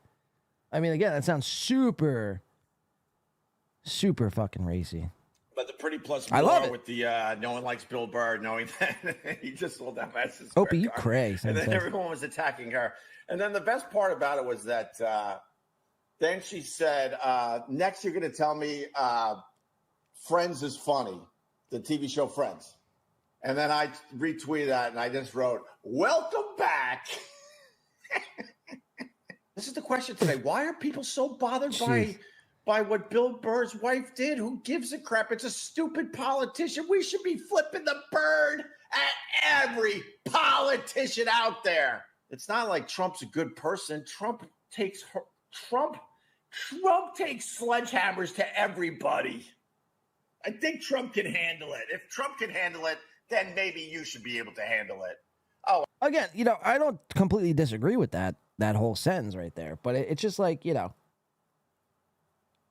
Bill was nice enough to take you out, and now you photobombed Bill. Bill happened to be in that photo. Now, if Bill felt the same way, he would be flipping off Trump as well. But you seen him in that picture. He felt super uncomfortable. Hasn't spoke about this at all.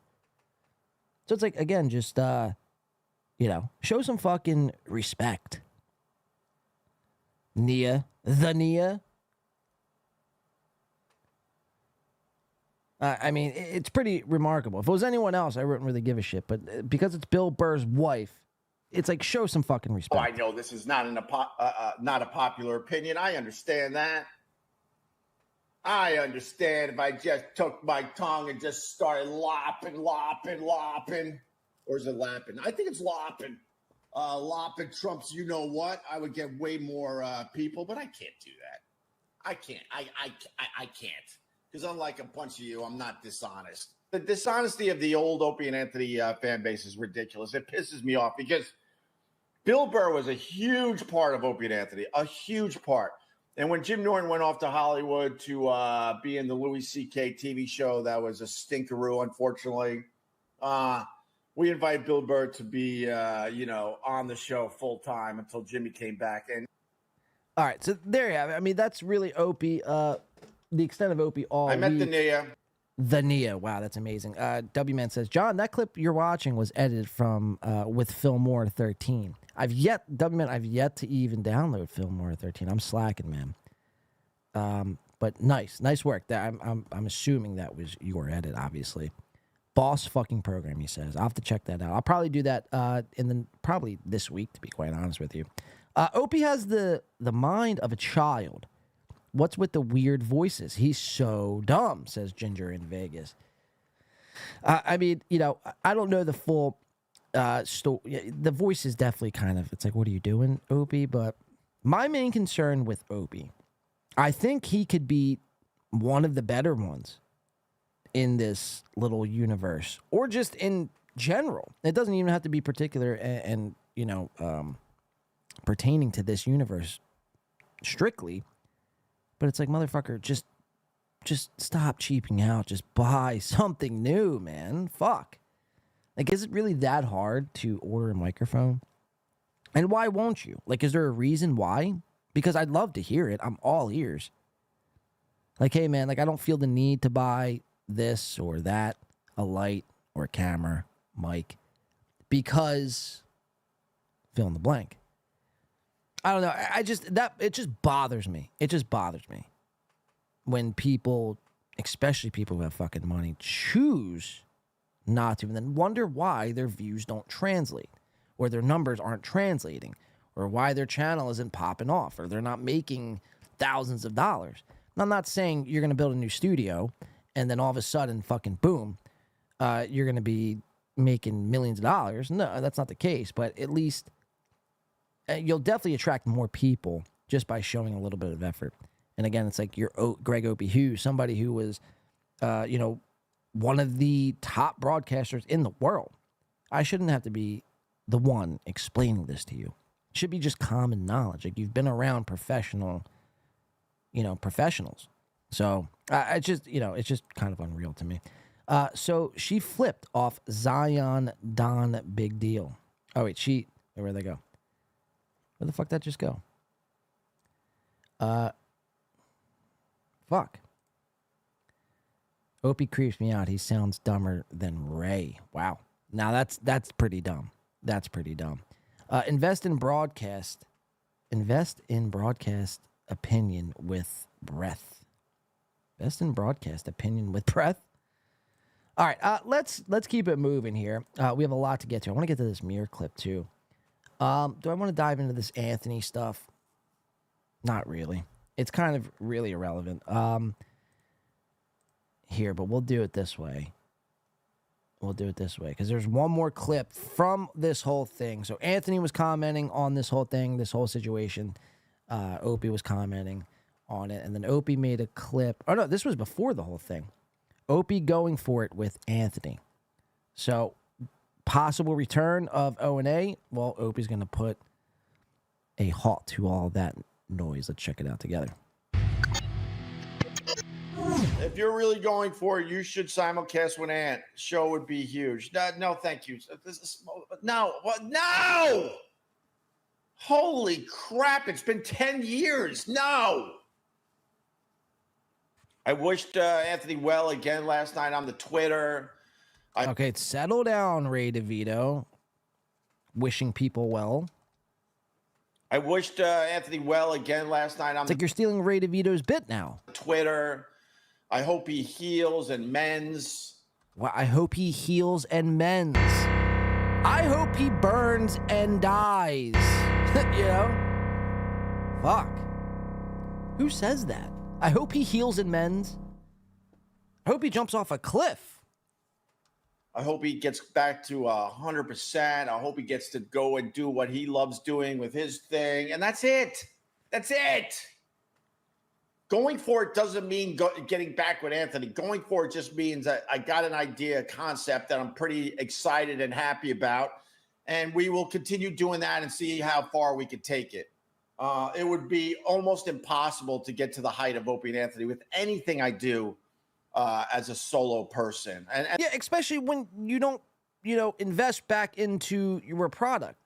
Like, just because you walk down to a bar and boot up a live stream and talk to a bunch of fucking randos, or, you do this daily stream, like, of course you're not going to get back to that level of O&A, but you sure, again, for somebody who has 143,000 subs, to only pull in 3.5K views, come on, man.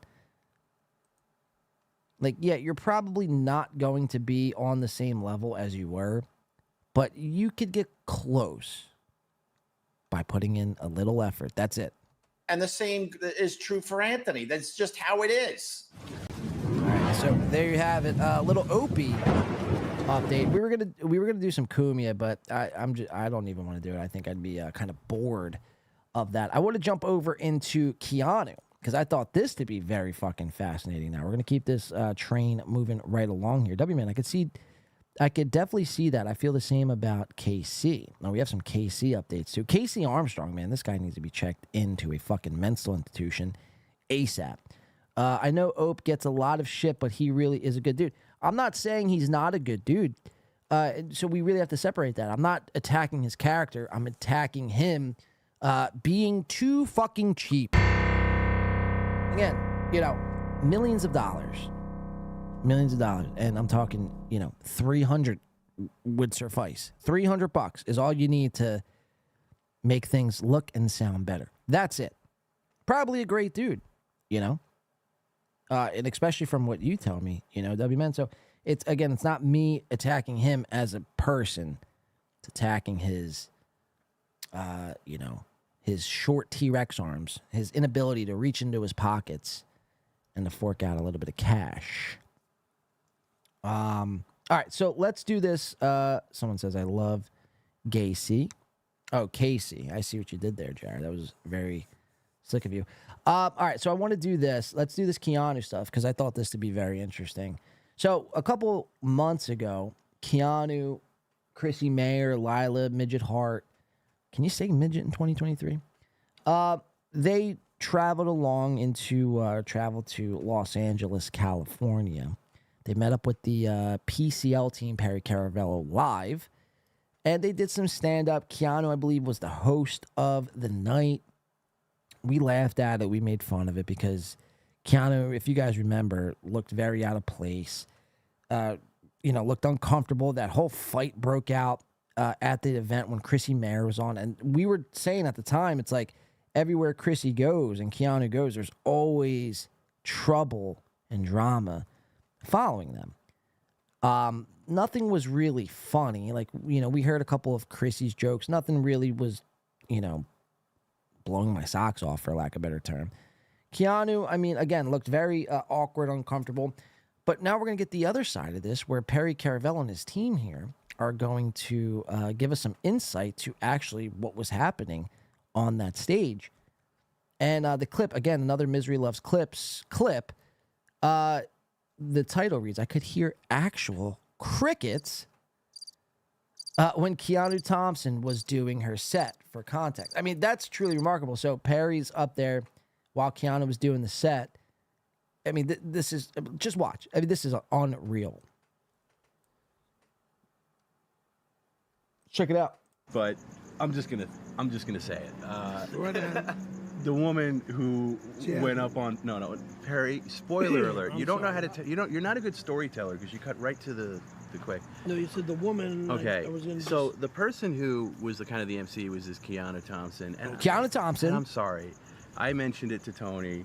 We were kind of sitting back. It was an outdoor venue, and at one point she was doing her set, and I leaned over to Tony. I said, I could hear actual crickets. I could hear actual crickets.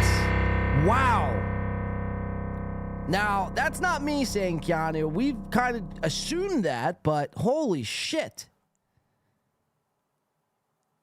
Is this guy lying? Is this guy making things up? He could hear actual crickets. That's unbelievable. Keanu lost her oars. I could hear actual crickets.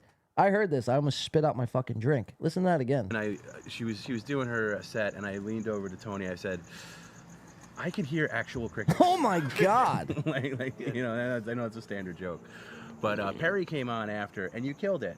He did a great set. He was on for about 15 minutes. Yep. Tony came up. There was a little bit of shenanigans at the end. You could consider it violence, right? Now, Tony, do you want to explain what happened? Now, again, this guy, just because he's making fun of Keanu here, doesn't mean he's a good guy. I believe this whole Perry Caravello team, they honestly probably should be locked up and thrown under the jail. What they do to this man here, it's purely abuse. They just abuse this guy. They use him. They steal his money from his bank accounts, allegedly. It's all fucked up shit. It's all fucked up shit. So just because he's talking shit on Keanu doesn't mean that he's a good guy. He's probably the worst guy, if I were to imagine. the way he parades out Perry. You know what I mean? Like, he is his handler. He is his handler. Whatever he says goes. Perry has no say in his life. He's like, you know, we've watched film of this guy of like farting in Perry's face and sticking fucking fillet of fishes down Perry's throat. It is borderline elderly abuse. Now, not so. I don't know actually about so much about this guy. I could just only assume because, well, really, he's a part of the whole Perry team. That Tony Hawk character is really where my discrepancy comes in. But I just thought that was hilarious that he had mentioned Keanu, you know, while she was doing her set, hearing, again, crickets. And so then we cut over to Gino and Bob Levy. This was from Saturday. Again, another Misery Loves Clips clip. The statement, you could hear crickets when the host Keanu was on. Still haunts Gino Bisconti. And he has some choice words for Tom. So that's Tom, Perry Caravello's handler. Let's check this out. See how Gino coped with this one. That's it, Bob. He said when the host was on, I could hear the crickets outside. Oh, my God. That's amazing. But he heard them out, and yeah, they were outside the crickets, and you can hear them. It's pretty funny because you always think of, you know, crickets when someone is not good doing, but you heard crickets because of the fact there was crickets out there. There's a lot. Like at night out here, if I'm doing a show in my yard, you're going to hear crickets. Yeah, but why would you be doing a show in your yard? She was in L.A. She was on stage with people. Bob, let me tell you when you're not going to hear crickets. If Keanu, Chrissy, and fucking, whatchamacallit, why can't I think of her name? My buddy Marshall Beaupre thinks she's so hot. He literally said he wanted to fuck her in front of his girlfriend at the time. Lila Hart? Oh, Lila Hart. Thank you. Lila Hart. She's so hot. My friend Marshall Beaupre in front of his girlfriend at the time said, God, I'd love to fuck her. Your friend wants to fuck a midge? Wow. It's kind of weird. You can't find someone your own height? At any rate, if those three are doing a show, then you're not going to hear the... Tony Payne Diaz says, crickets interrupt the night. Absolutely. Imagine trying to like do your set, do your material, and all you hear is the sounds of crickets and locusts and spiders crawling on the floor. Like, you know, this isn't for me. This whole comedy thing, this whole making people laugh for a living isn't for me. Like, the bugs like it, but the people hate it. I'm not doing the show for bugs. That's funny. Crickets interrupt the night. Just ask Keanu about that one. Holy shit. Bob is declining mentally more rapidly than anyone. Bob's in a bad way. Pray for Bob, really. Throughout this whole break, I was a little harsh on Bob Levy, I think. But, you know, he's falling into a bad case of, like, dementia. He doesn't know where he's at. You know, he acts very tough. Like, people are afraid of him. I forget who he was calling out. I think he was calling out, like, Kevin Brennan or something. And he's like, I'm not afraid of anyone. I'll fight anyone. It's like, Bob, settle down, Bob. Settle down. You smoke 37 packs of cigarettes a day. You do about 27 shows a day. And then I started thinking, I was like, well, maybe Bob just isn't in his right state of mind. Maybe he's just getting old and he's sailing over the proverbial cliff. And he's almost at the past the point of no return, you know? We're all headed there one day. Half the deaf, somebody says. Yeah, I mean... Listen to me. Bob, listen to me. Levy, Bob is 5th grade level, people are saying. Levy, Sinundrum, best chill. I mean, Bob thinks... Bob thinks he meant literally crickets. No, I know what you're saying. It's a joke, but Bob took it super fucking literal. But yeah, it's funny, man. It's a fuck Bob Levy, people are saying. Let's keep watching. It's not funny. It's not fun. Billy Crystal, somebody says. Let's watch. crickets because you're going to hear the crowd laughing, okay? But it was if outside. Perry is on the show, Bob, you're going to hear fucking crickets while he's on before he gets tackled, and then you're not going to hear crickets when his fucking handler, Tom, says, I could hear the crickets when the host was on, despite the fact that it's the second night of the show, and a lot of people that laughed the first night when you couldn't hear the crickets because fucking meathead Tom, the faggot, wasn't there with Perry. Jesus. That's just all I'm saying. It's like, Bob, you're I'm not. You're just leaving. saying it you're wasn't- You should and- work for the Democratic Party, and I know you hate them because you leave out one point and flip the story. If Wow, talk about a cope session. You are coping and seething. You just can't accept what you're seeing. Gino's coping. I mean, imagine getting to this level of cope and to do it on film, nonetheless. Shout out to Kush King coming in with the Win by 2 gifted membership. The gifted membership coming in for Dime Card. Welcome into the stub toe. Thank you for that, Kush King. We do appreciate that. And welcome in Dime Card as well. Make sure you say thank you to Kush King before you exit today's chat. Thank you very much. All right, let's keep watching this. Gino is in a world of cope here. you say I could hear crickets, fucking yes, you could hear crickets. If you say Because I there could was hear crickets. crickets because the host was on, then you're shitting on the host and don't care about the crickets. No, Oh but my it God. was when the show started, he said Imagine really having like a conversation about crickets. you can hear crickets because there was crickets. There was there was woods back there.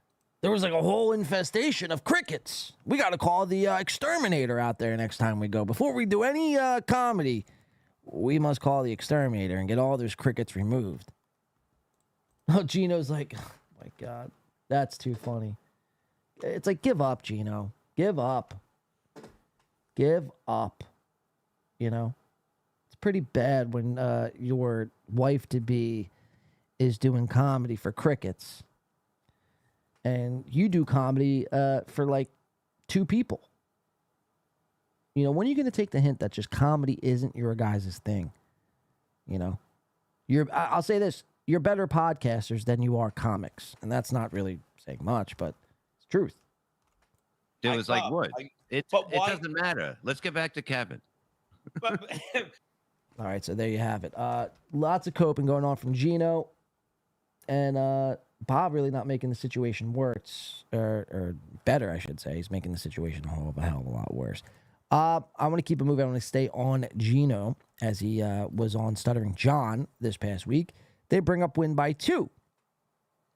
I thought this was very fascinating. We have Steel Toe donating into the Stuttering John show, trying to get Stuttering John's attention here. I thought that was fascinating. They're going to bring us up. It's a small one here. Let's get to it and see what is happening here. Way guys talk when they watch football. And I speaking would of do devil, that show with you because I'm a big football guy. we'd love. I will tell.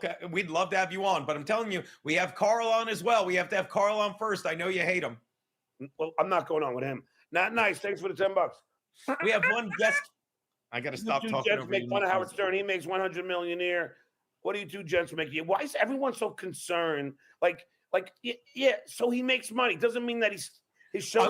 John. I'm gonna tell you why. Okay, because they need to know that they're doing better at their shit lives than us. And it's like, Gino, it's just a simple question. How much do you make a year? Simple. Right? You don't need to do this whole beating around the bush. Do you make more or less than $50,000?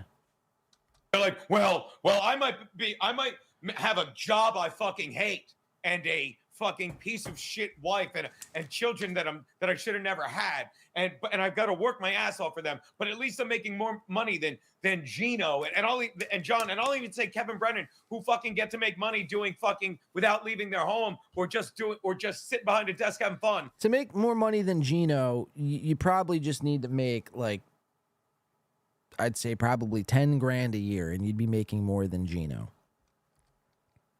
They need that. They need me and you to be flat broke. So they're like, well, we don't need you to be flat broke. You are flat broke. You are flat broke. It's just funny. that here we are all these years later, and you're still like trying to ration with with yourself in your own head here about how you're not flat broke. You are flat broke Gino. You will be flat broke until the day you die. They're broke doing what they love. They need that. Deep down in places you don't talk about at parties, you want me on that wall. You need John on that wall because you have a 9-to-5 job that you sold your fucking soul for. If I told you how much money I was making from the most generous, it would break your stupid fucking heart. Gino, what movie is that from? You need Are you stupid? And I'm talking to you like Scarface with Godfather. You're very. When I tell you, you're gonna kick A Few Good Men, John. That's right. Fucking Jack Nicholson. Fuck. Of course. I'm fuck you. Thanks for too much for you. I can't even look at you right now. You need me on. All right, so there's Steel Toe drops in a 5 spot here. Now this is rare. This might be even a fake Steel Toe account. Because we never see Steel Toe donating anything unless he wants something, of course. And he wants the attention here of Stuttering John. So he donates a 5 to Stuttering John. He goes, put in a good word with John for me, Gene. Well, I saw this and I had to say something. I had to say something. But let's keep watching. That wall.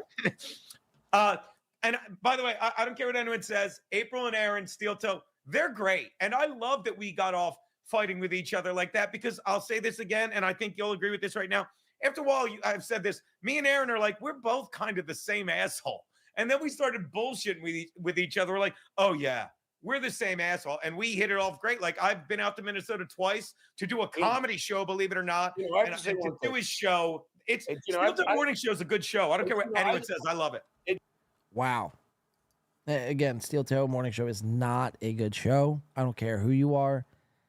Like, all right, I'll say this. Because he said in this clip here that Aaron and April, they're great. And then he goes, Steel Toe Morning Show is a good show. I don't care what anyone says. You could have that opinion, but the opinion that Aaron and April are great, come on. Seriously. You know, I have to say one thing. This is so now I pop in the chat. If you guys see here, I haven't said anything up to this point, but I had to say something. Probably the easiest show I've ever had to do because I think I've said less words on this show than I've ever said in the history of my shows. Not for lack of trying, John. Not for lack of trying. Steel Toe Morning Show. Thanks for the $5. Put in a good word with John for me, Gino. They're good. I'm sorry. I don't have a problem with them. I don't have a problem with anybody. And I'll be the first to tell Aaron. And I have a problem with Kevin Brennan. And I have a problem with Lady K. They all lie. They lie. And then right on cue, Win by 2 Radio goes, Gino, in fact, lies. Let's see how he responds. And okay, we're going to put this on the big screen here. I instantly am not feeling great here. Holy shit, I don't know what the fuck's happening to me. Well, we'll power through it. Let's watch. And the kids in it, the people in the chat that are paying them money, good for them. And I can't watch. Talk to with my Hyundai. Come on, this is the cutoff day for my fucking YouTube fucking. So look, watch. You see his head. You see him make eye contact with the chat, and he sees me. He does a double take. He's like, well, should I respond to this? And then he goes for it. Let's see. Talk to with my Hyundai. Come on. Watch his eyes. Is that Win by 2 I see? Who knows to Win by 2 Radio? Oh, that's me. This is the cutoff day for my fucking YouTube fucking month. And by the way, here we go. Oh, let's do it again. Hey, come on. This is the cutoff day for my fucking YouTube fucking month. And by the way, Win by 2 Radio, that's another kid that I wish I could fucking grab him and hold him and say fucking, you're good at fucking talking. Don't become. Grab me and hold me? That sounds like assault, brother.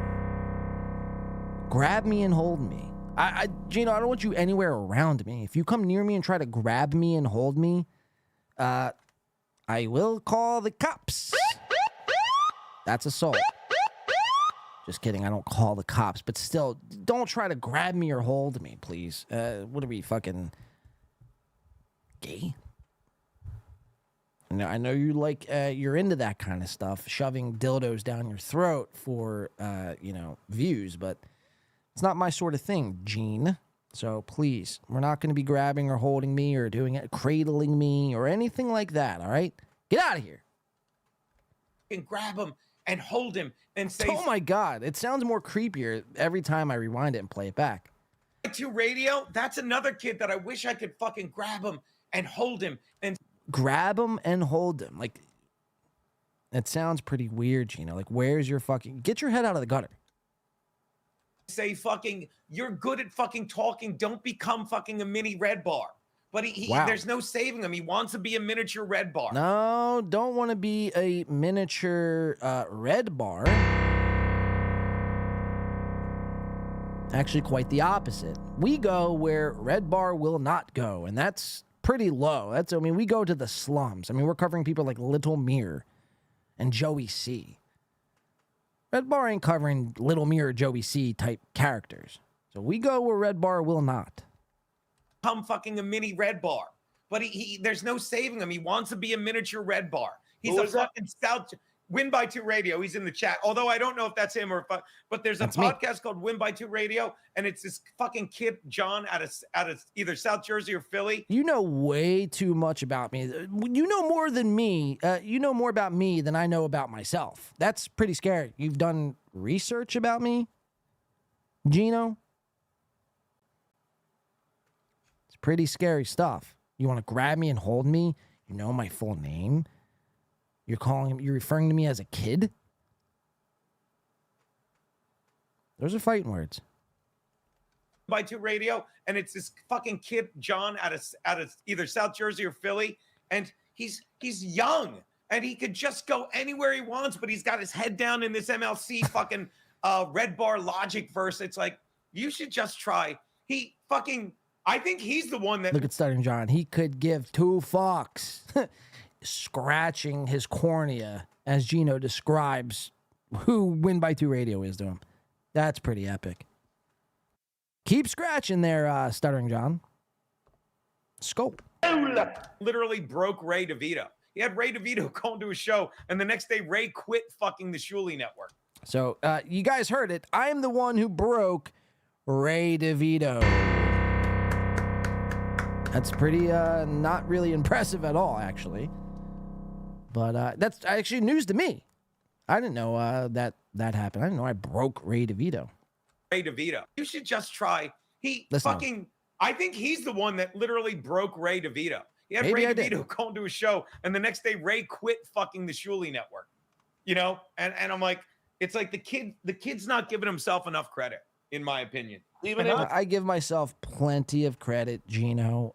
What me and my credit do in our own time is up to me and my credit. Let me and my credit, take care of itself there, Gino. There you have it there, Gino. I guess it proverbially just really wishing me well, the lack of a better term. Channeling his inner Ray DeVito. Wishing the best for me.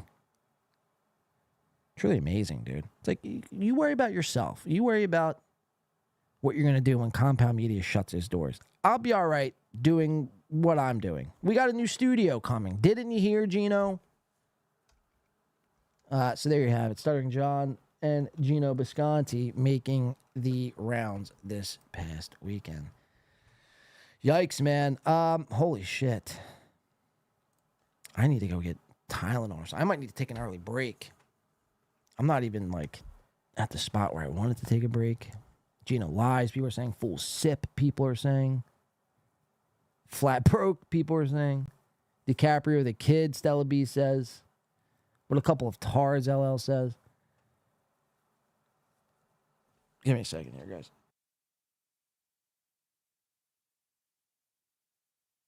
Nathan Bickle says, Ray's just being Ray. He can't help it like Shuley. Just chewing it up all the time and not realizing how he chews things. Grab and hold Randy's balls. That's funny. A break from the show, Jared. Like a ginger ale and a Tylenol. That's what I need about right about now. Just got a crazy fucking headache. All right, here, we'll keep it pressing here. I'm not going to fucking complain. We power through things around here. We don't let headaches hold us down. What am I fucking little mirror? Speaking of which, let's dive into this Little Mirror show, shall we? This, like I described earlier on in the show, was not a podcast. It's not a stream. Wasn't even a FaceTime call. This was nothing more, nothing less than a date disguised as a podcast.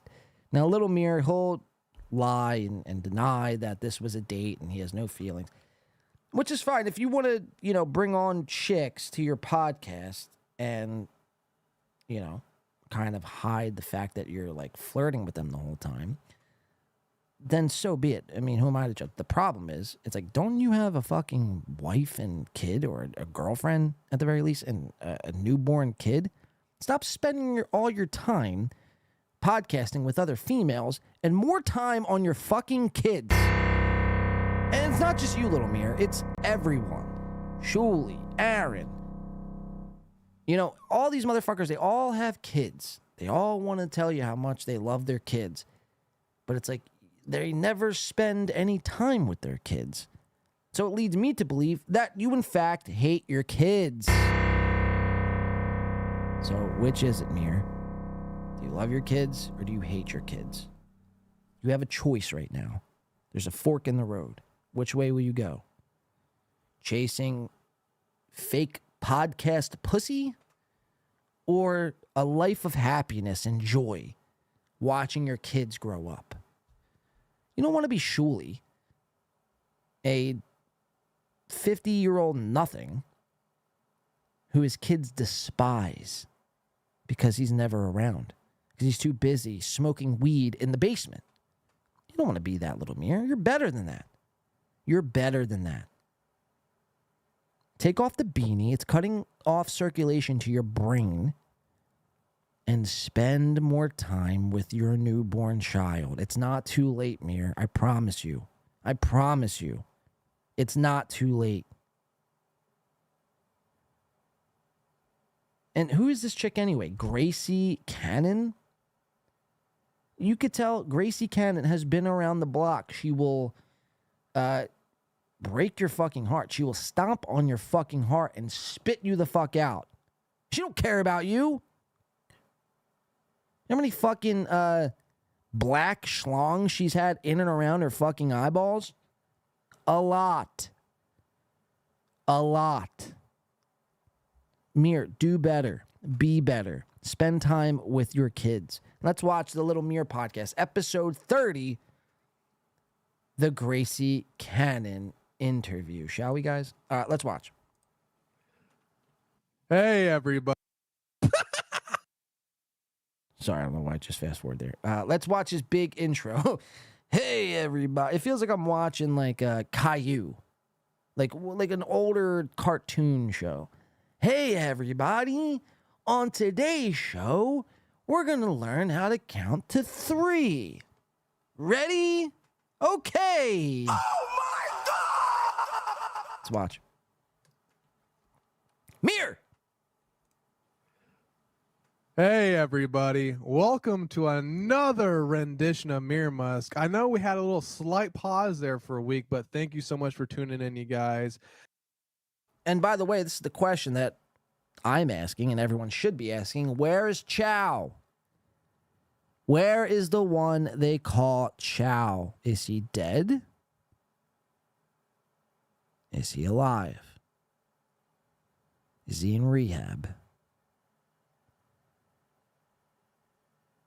First show back, you think the likes of Chow and Mirror would be teamed up together and addicted to profits. You guys were the fucking Harlem Globetrotters of fucking podcasting.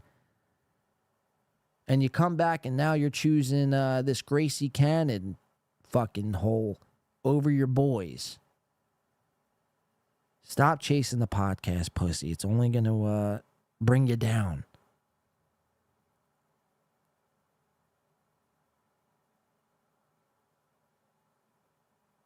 Again, it's amazing. I mean, these guys had on guests such as Andy Dick, Crip Mack, Mark Harley, Mark Harley,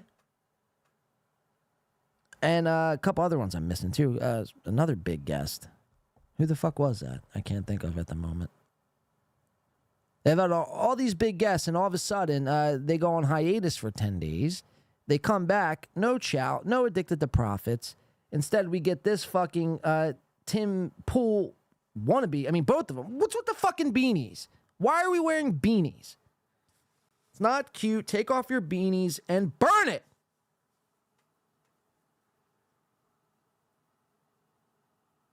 Only Tim Pool can wear a beanie and get away with it.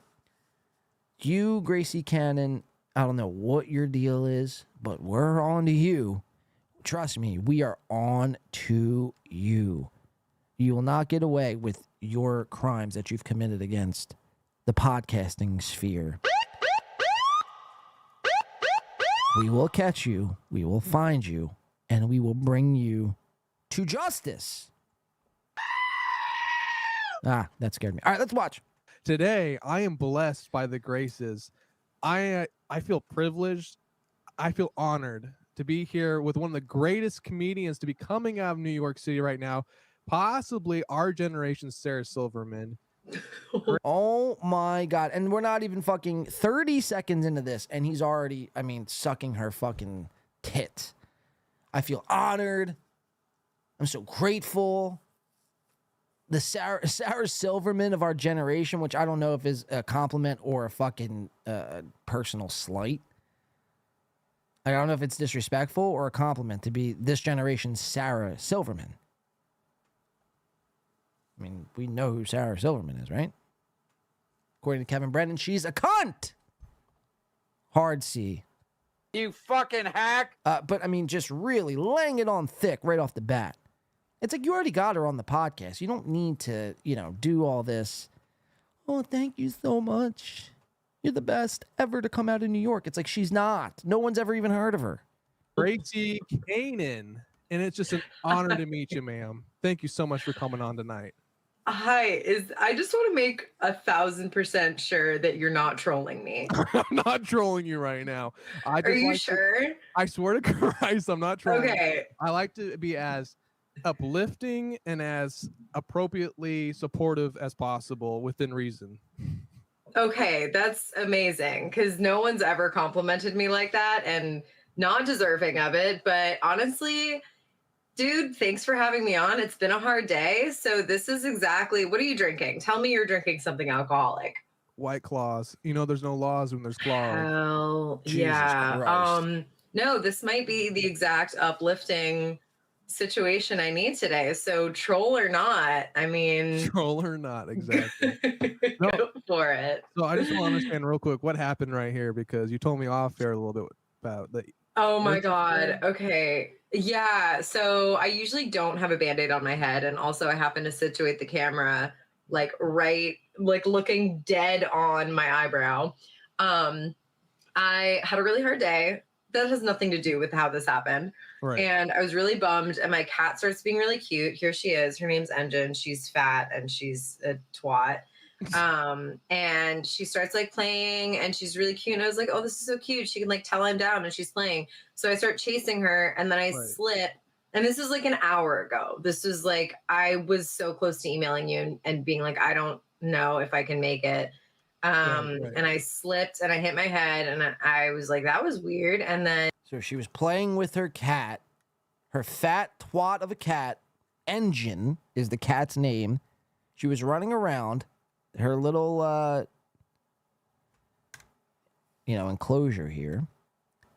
And she tripped and fell on her head. And she was going to text me and be like, hey, I can't do the show. I fell and hit my head, hit my face.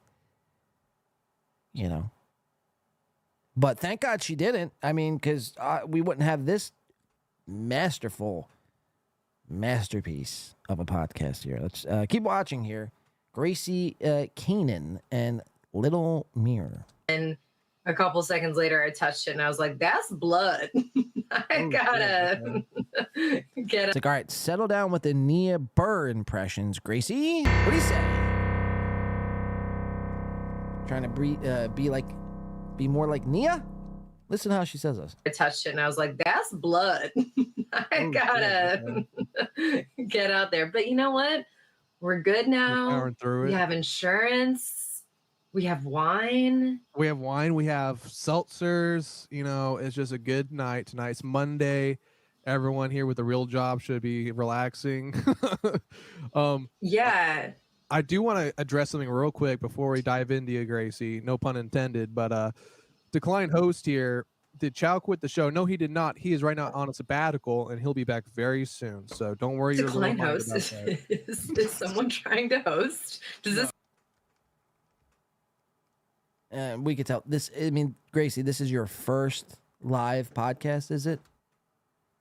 Taking names super literal, are we?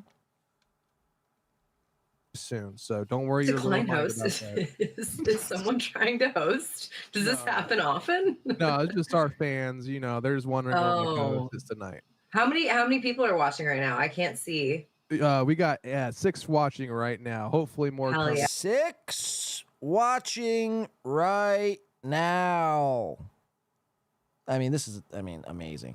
Really is. She was like ready to hear the number be like 150. I mean, think about it. If you did a show with somebody named Little Mir, you would expect at least 150 people to be watching you. Especially this fucking Tim Pool wannabe, Gracie Keenan. She's like, well, my presence alone surely could attract some simps. Guys, no simping, please. No simping. She ain't even that good looking. But Little Mir answers the question with the number 6. 6 people, 6 whole people. Decline host and 5 others. Watching right now. I can't see. We got 6 watching right now. Hopefully more. Hell yeah. Definitely. No. She's hell yeah, 6. That's enough for a gangbang. I love that. This is a party. Honestly, if this was a bar show, I'd be like, this is enough. Exactly. Hell yeah. Let's have fun. So you wanted to dive in. You want to clear the air on something. Yeah, exactly. So great. On our feud, on our beef. We've got beef. Yeah, we definitely have beef. No.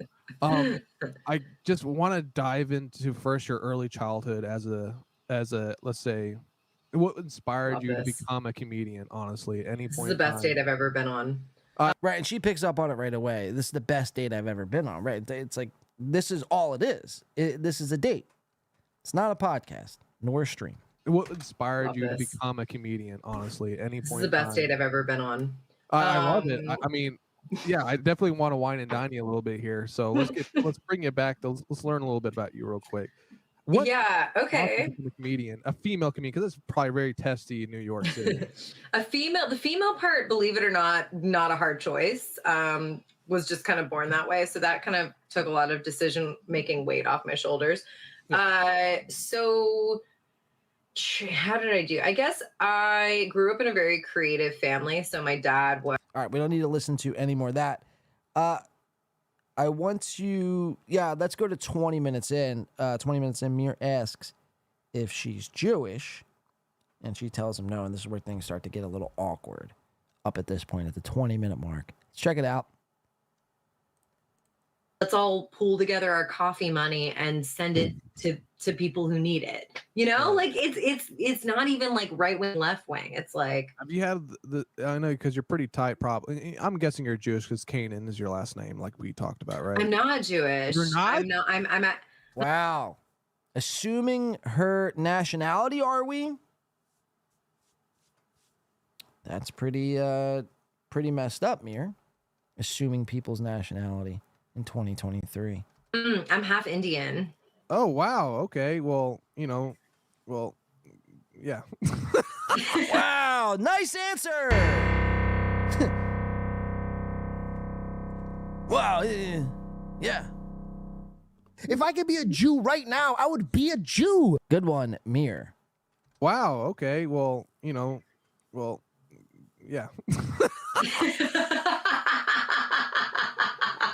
There was no good way you could respond to that.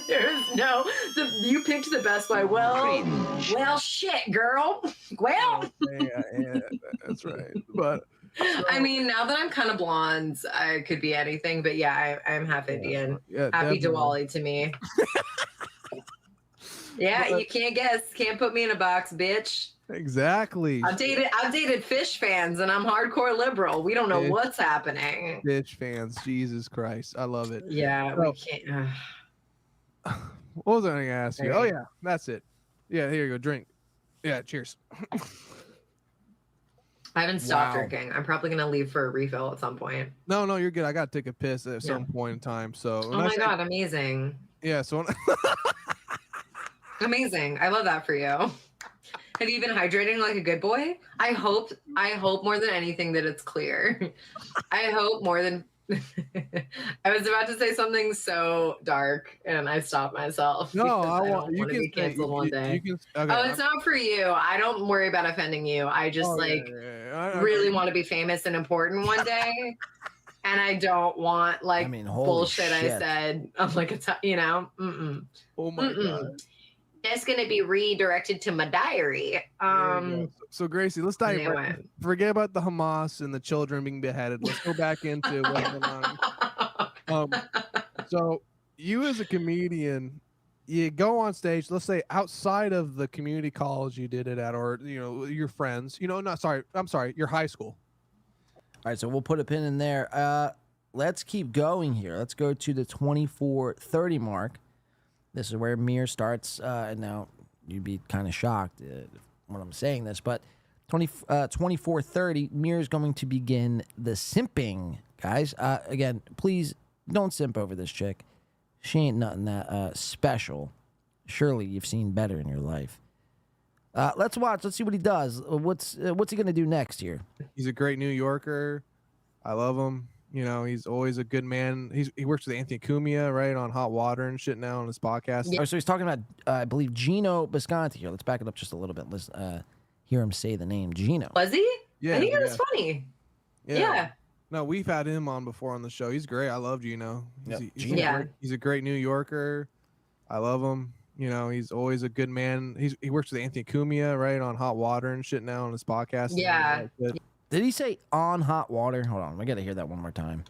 Good man. He works with Anthony Cumia, right, on Hot Water and shit now on his podcast. I'm pretty sure the show is called In Hot Water. You dumb, stupid, or dumb, huh? I mean, yikes, man, yikes. Let's keep watching. Yeah. Yeah. And Aaron, what was he? Is Aaron Berg not on that anymore? No, Aaron Berg left. He had a heart, heart problems, and then Gino was being a bitch towards him, so he left. So guy drama. Who wants to get into that? Guy drama. So much more exciting than girl drama. Yeah, exactly. But so I kind of want to dive into how you, as a comedian, because you've honed your craft for so long. Oh yeah, she's honed her craft. All right. Let's go to 28:15. Gracie wishes she were. Now this is amazing. Gracie wishes she were Sam Morril. Mir's going to get a little cringe, and Mir doesn't know his geography. What did I say? 28:15. Let's go here and check this crazy clip out. And if they don't shut the fuck up, then I'll ignore them. And then if they still don't shut up, I'm like, okay, you're done now. And then that usually that simple thing usually garners a laugh. But I don't, I would kill to be like Sam Morril. With crowd work, Jesus Christ, but maybe one day. I think I need to have a little more confidence for that. Maybe a little bit more wine. But let's. So, as a female, you go to New York City. I'm pretty sure New York City back in 2000. I'm sure we're gonna put this on the big screen. What year did you move into New York City at? 2016. 2016 is probably pretty. I would say not raunchy, but it's probably, still, before COVID, it's probably still alive. There's a lot of shit going on, all this other awkward. Shit. People are saying you go cringy. There, you move from PA, probably from a small town, I'm guessing, correct? Well, I moved from Philly. Oh, shit. Okay, never mind. So you're used to this. Yeah. Which is a way harder place to live than New York, in my opinion. No, I've seen Thank you, Chris. No, yeah. So moved to New York. Manhattan, I'm guessing, right? Right on the fucking. No, I've always been a Brooklyn girl. Brooklyn, oh, so could never afford Manhattan. So you're New Jersey. So she just said, "I'm a Brooklyn girl." Mir goes, oh, so you're from New Jersey? Hey, Mir, Brooklyn is in New York. It's in New York. What are we? I mean, have you never like seen a map before? Brooklyn has never been in New Jersey. I mean, that's insane. If you're gonna do a show and you don't know where Brooklyn is on a map, like people in other countries know where Brooklyn is. It's not in New Jersey. Let's get it together. Mir. No, Brooklyn is another borough, so it's shit, my bad. Manhattan, Brooklyn. I'm a hillbilly, Queens. so ignore my. No, I mean it's who fucking cares? It's like the who cares? Yeah, I mean, Brooklyn. Honestly, New Jersey is easier to get to. Like, it's a shorter commute to go from New Jersey to Manhattan than it is to go to Brooklyn to Manhattan. No shit.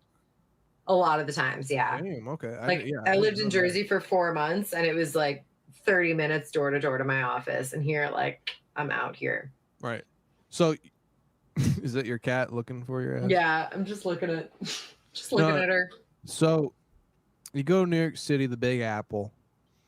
You're killing it. You're doing comedy. You're a small fish in a big pond. You're meeting probably a lot of comedians. All right, let's go to 39:35. Mir simps out yet again. Let's see what this clip's all about. 39:35 here.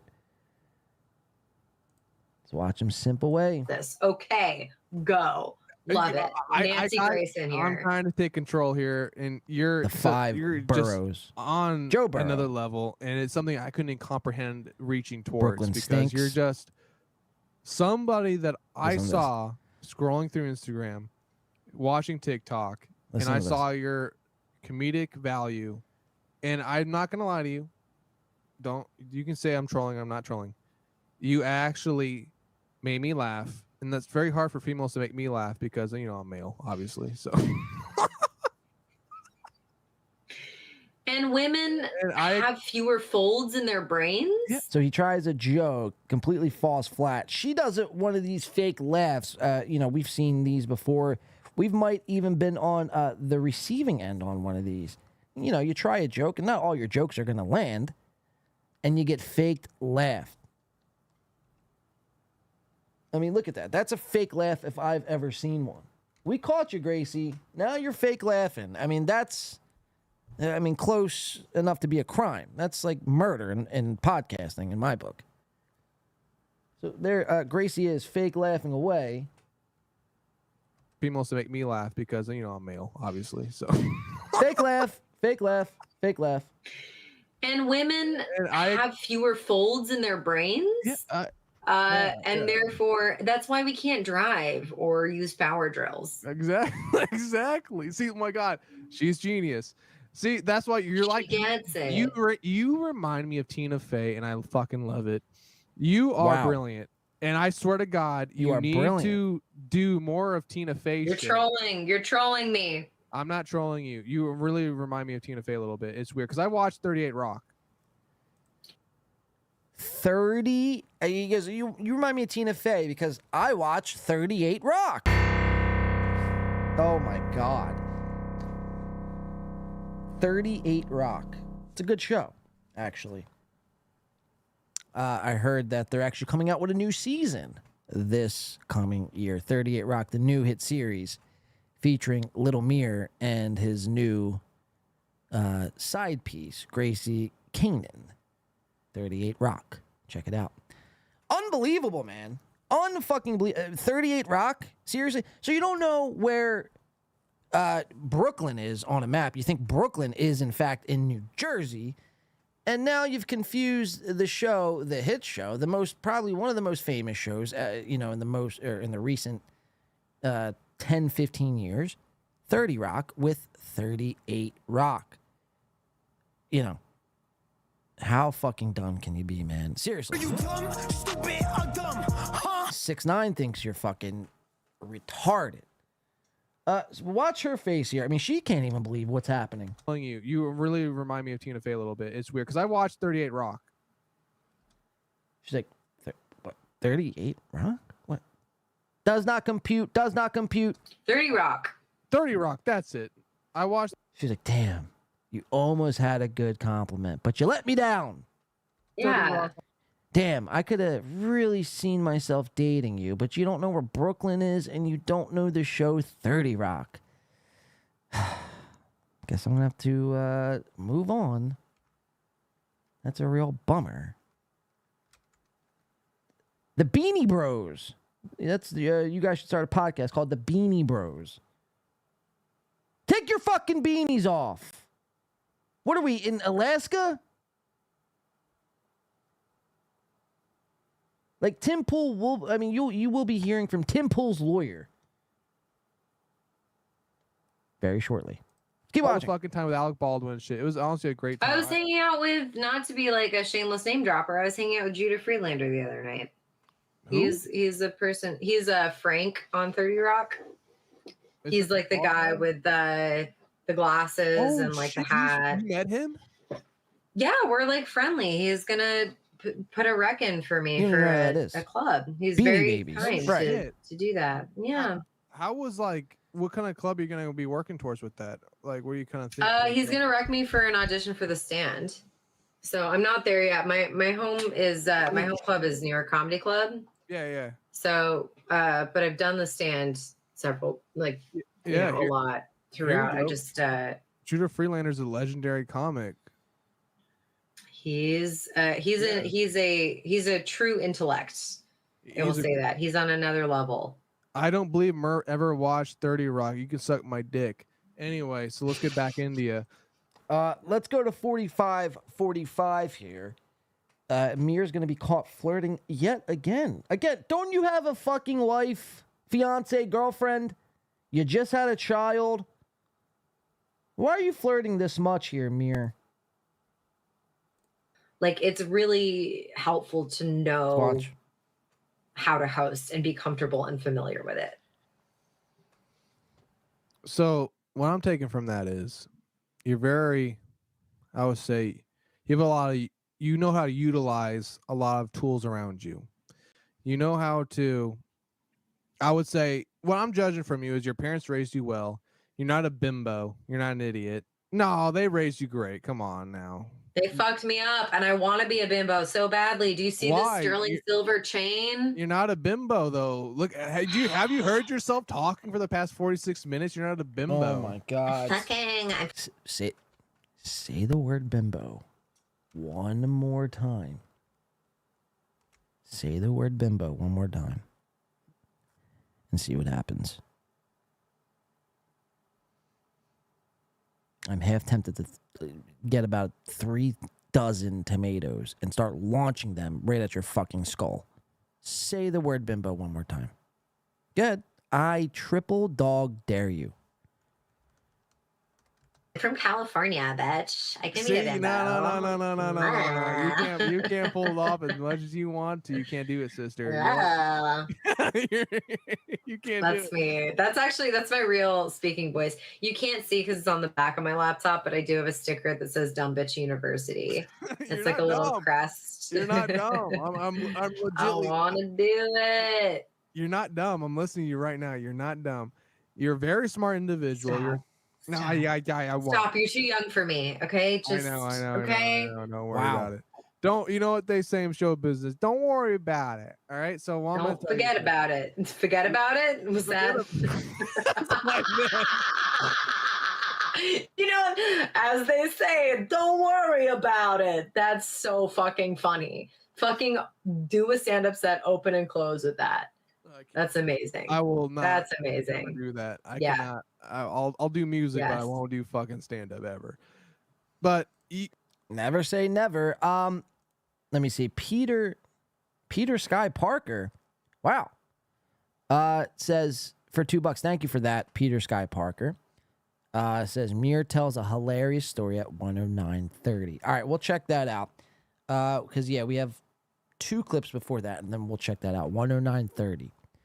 We appreciate the $2 though, Peter Parker, or Peter Sky Parker. I should say he's failing at flirting. This is, as LL puts it, cringe.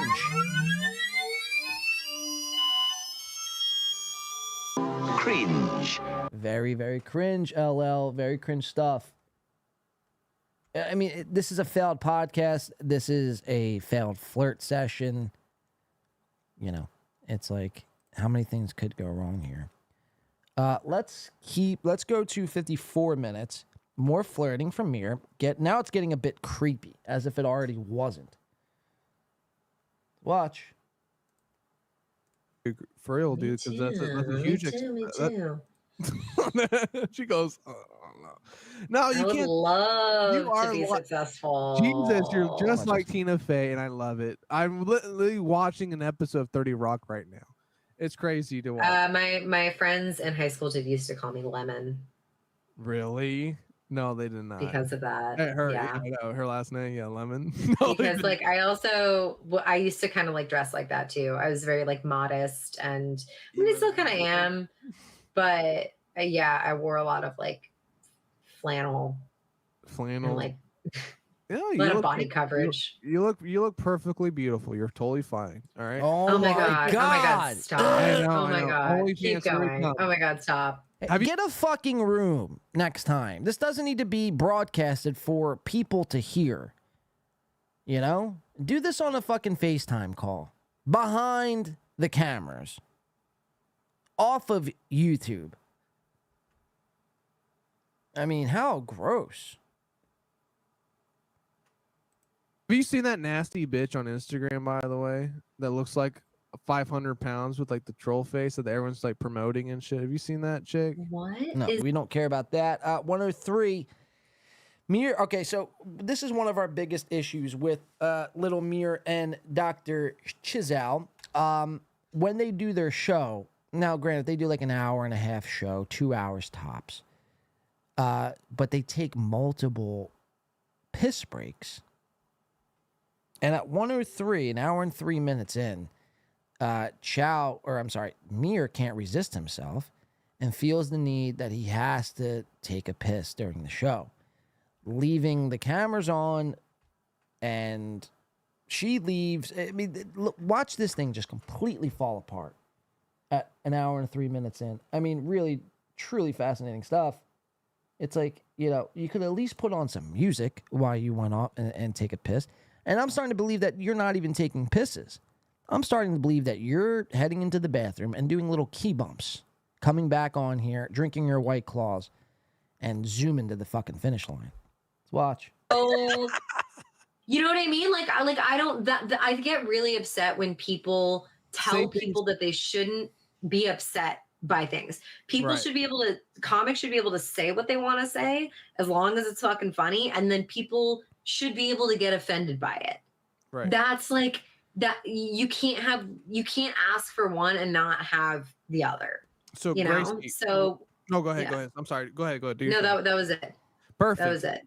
So you said earlier real quick that you had to grab more wine or something. I got to rip a piss so fucking bad. Do you want to come back? Piss.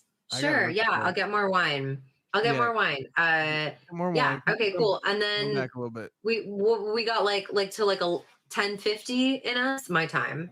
Yeah, sure. I don't care. I got a whole pack of White Claws. Amazing. Amazing.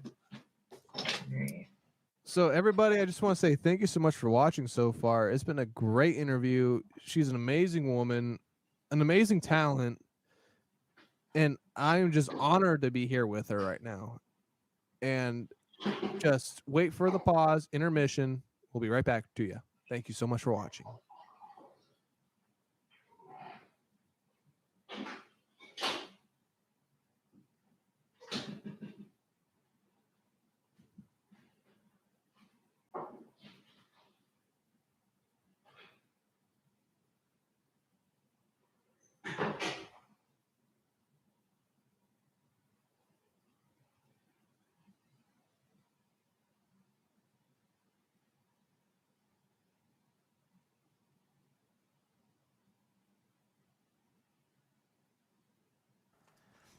So, I mean, you see my problem here.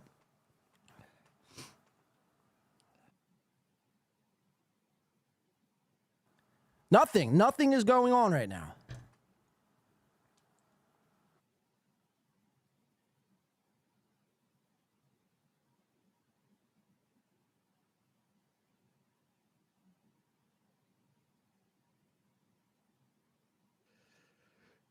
Welcome back, everybody.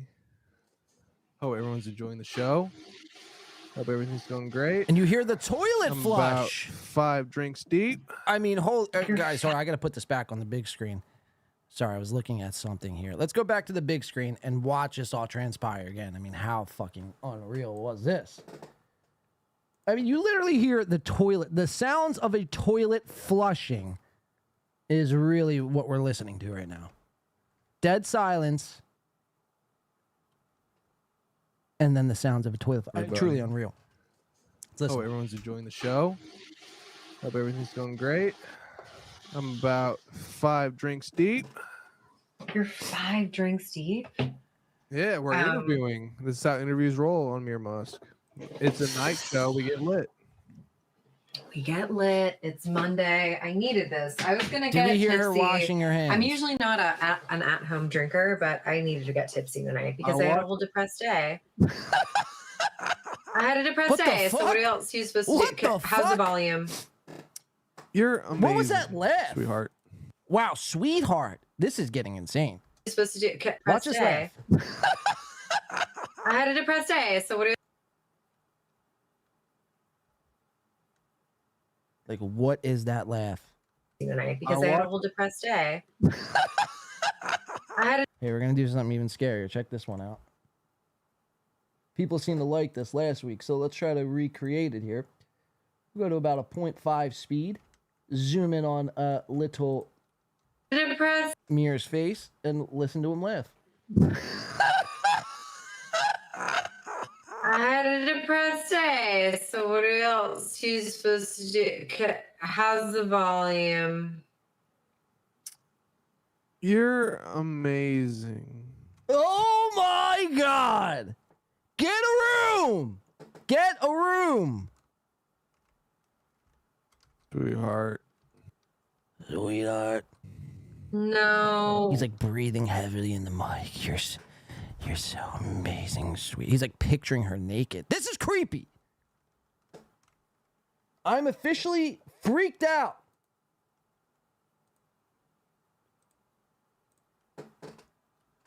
Listen to this shit. I'm loud. You are loud, Jesus. Yes. How? Are you What on? about- Are you what in the interface? What are you doing? What does interface even mean? Oh, do you have Hold on. Well, all I have is this mic. What is so damn funny? She's like not even doing or saying anything. She's saying the word interface and how she doesn't know how to use anything. And you're like head over heels. Why don't you just tell her you love her already and you want to marry her? You want to stick your little pee-pee in her little vajayjay. Like, why don't you just cut to the fucking chase? There was no need to do an hour and 31-minute podcast on YouTube. This, again, all could have been taken care of on a FaceTime call. Again, if Dr. Chow was here, I feel like Dr. Chow would have set this interview straight. I mean, Dr. Chow really asks the tough, good questions. Let's go to 109. I think Peter Parker Skywalker said 109.30 has a good story. Let's check this out. Right. I can't figure it out, but anyway, so same thing with the mic. But now I'm here and now it works. You want to hear a guess. horrible story? Yes. Oh, horrible story. Yes. So my buddy is a EMT, right? Okay. Okay. I'm with you so far. Hush. And he goes to a lot of suicides and shit. Oh, yeah. This Listen to little this. girl, 12-year-old girl, committed suicide. Oh my God, that's so sad. Suicide talk on the podcast. There's nothing else I love more than listening to suicide talk on a podcast. Oh my God! It's like, you know, read the fucking room. Suicide talk. This is the story. Thank you for pointing this out, Peter Skywalker. So far. And he goes to a lot of suicides and shit. And this little girl, 12-year-old girl, committed suicide. Oh my God, that's so sad. That's Yeah, fucking he pulled tragic. up to their house and whatnot, and he said like he was traumatized by this. You know, he had to go in there, you know, because when you go in there and they say, oh, there's a person injured, you have to go in there, you know, and make sure they're alive so you can, like, you know, support them or, you know, bring them to the Yeah. fucking thing. Oh my god. He went in there and she blew off her fucking face, like right here. Like her brains were all the goddamn like walls and shit, like half her skull was open. Yeah, dude, that shit ain't no joke. Was that the story? Yeah. Oh my god. I thought that this like had a There's a happy ending or punchline. Yeah, there's a punchline to the Suicide Kid. That is so crazy. So my thing is this: can't. how are you gonna make suicide funny? Because I just told you a real suicide story, and that shit was. Make suicide funny again. Look, Peter Skywalker, Peter Sky Parker, loving that. Yeah, I watched that back, and I heard him joke about that. But still, it's like, you know, so her thing is like she does suicide material. So Mir was trying to prove a point by doing a suicide bit, but it's like, you know, none of it was funny. Hence why she is probably, you know, in the position that she's in, because she tries suicide jokes. Unreal, man. Unfucking real. I think I have 3 clips. Oh, no, wait, that was one of the clips. 117:28. They keep talking about suicide. I mean, this is unreal. Convo begins, talk about conversation. Let's go to 124. We'll just watch like the last 3 minutes of this, because this is where things actually start to heat up between the two. Let's check it out. Honestly, as a woman. As a female. As a female, I'm sorry, ma'am. I kind of just want to get like honest here with you here. So you're scaring me, and I feel very. Why? Because you're older than me, I feel like I'm talking. You know, I'm not that much older. I know Like, you're not, asshole. I know you're not. I would date a 26-year-old. So calm down. You would? Yes. I dated the other way that old. I dated like way older. I did Interface younger. is for swallowing. I'm just saying. That's fucking great. Oh, what's up, PS with I Addie like that I scare Jane? you, though. You do I got a scare bone. me. I'm I very got a bone to pick with Addie Jane. Should I pick the bone now? We'll save it. I don't want to single Ari out. Welcome to the show, Ari. I'll pick the bone with you later on in the show if you want to stick around. Let's keep watching these two fucking bumbling buffoons. I'm stepping on glass here. I'm tiptoeing on that. No, what do you want? Just shoot. Yeah. Ask. Again, Jay, you bring up a great point, and this is the point I'm trying to drive home. We've gotten lost into the weeds with the suicide talk, fake jokes, just all this other nonsense happening. But this is literally a cheating show. Again, you just had a kid, and you tell people anyway that you live with your girl and you have a girl. Some people say that she's your wife. I don't know. I think she's just your girlfriend. But still, how would she react watching this show back?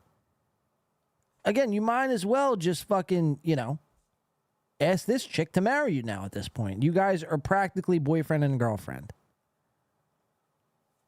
So, congratulations, Little Mirror. You've successfully cheated on your current, or now ex-girlfriend, I should say, for this dumb fucking broad.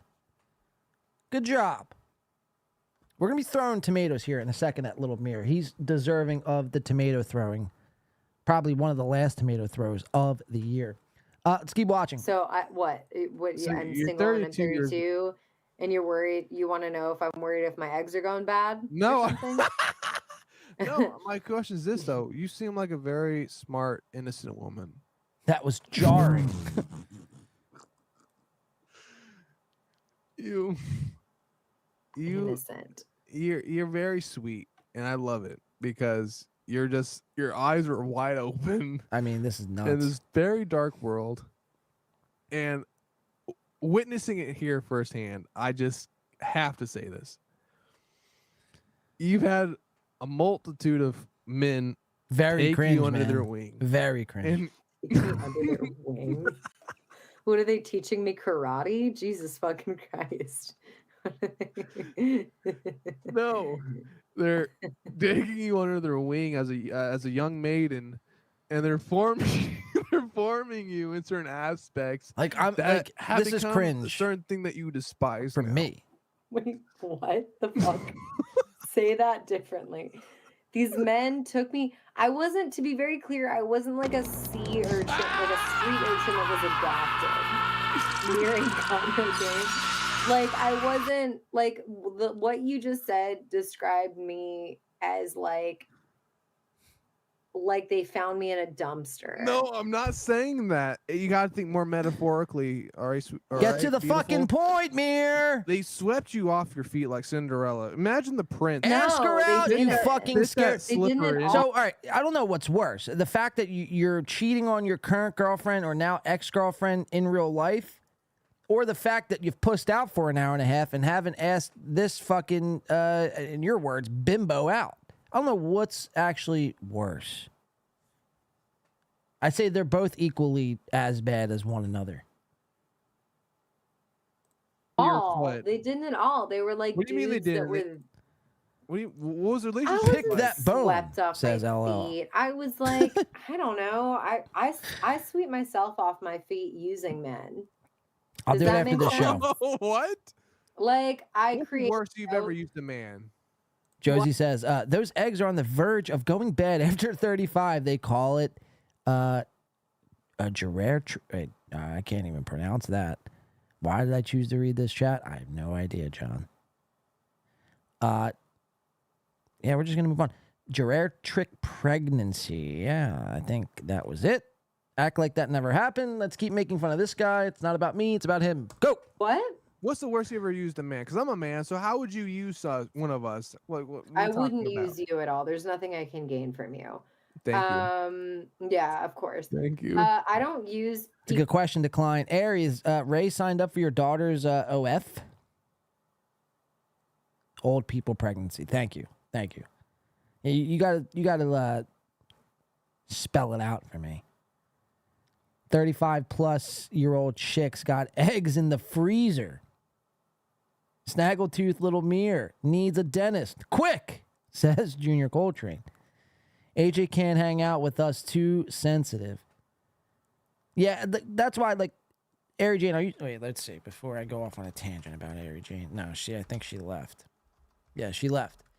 See, I was going to pick the bone with her right off the bat, but, like, I thought about it, and I'm like, you know what? Like, I don't want to scare her off. Like, let's let her chill, and then we'll get into it.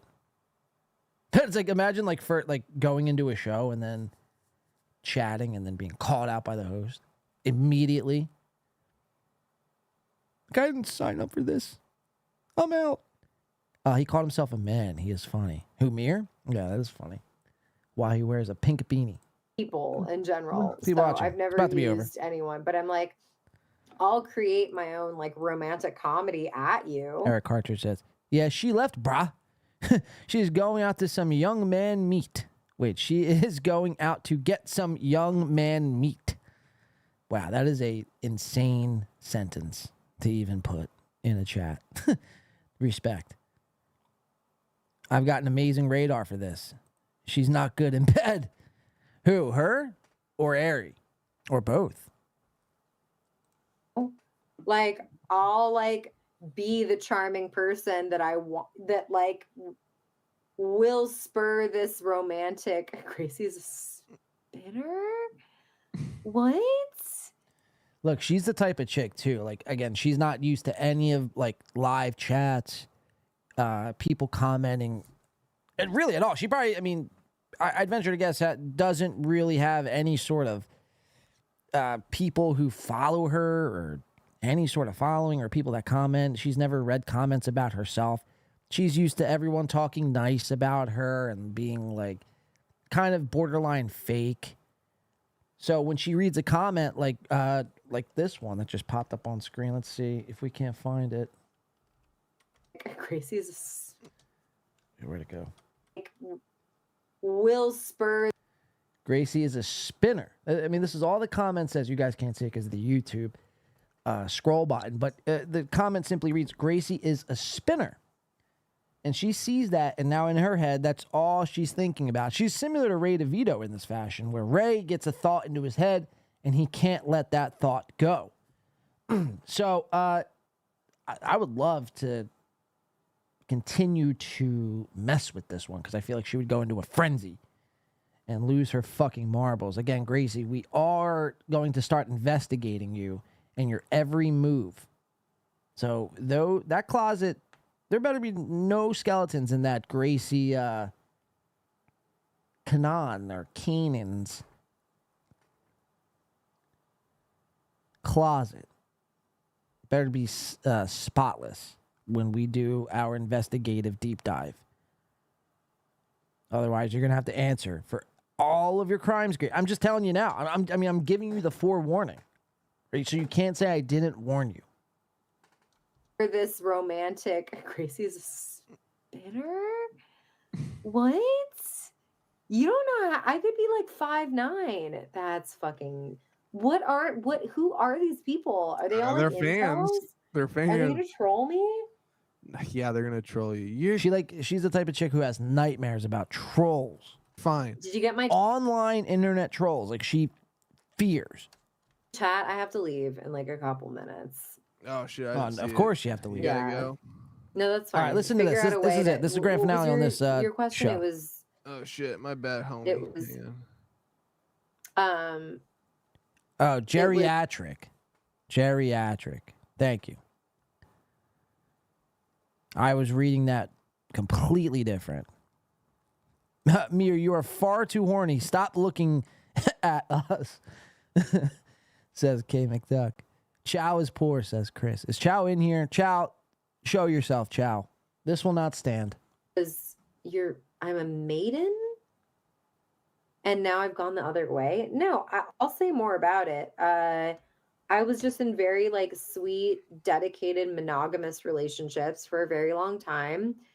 And it's really hard as a woman who has a lot of ambitions and like goals to also balance a committed relationship where people expect things of you.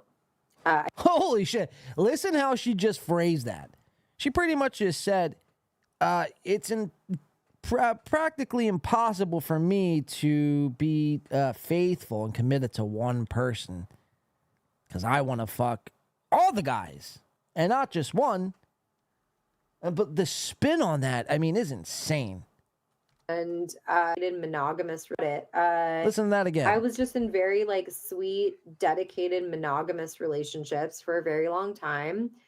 And it's really hard as a woman who has a lot of ambitions.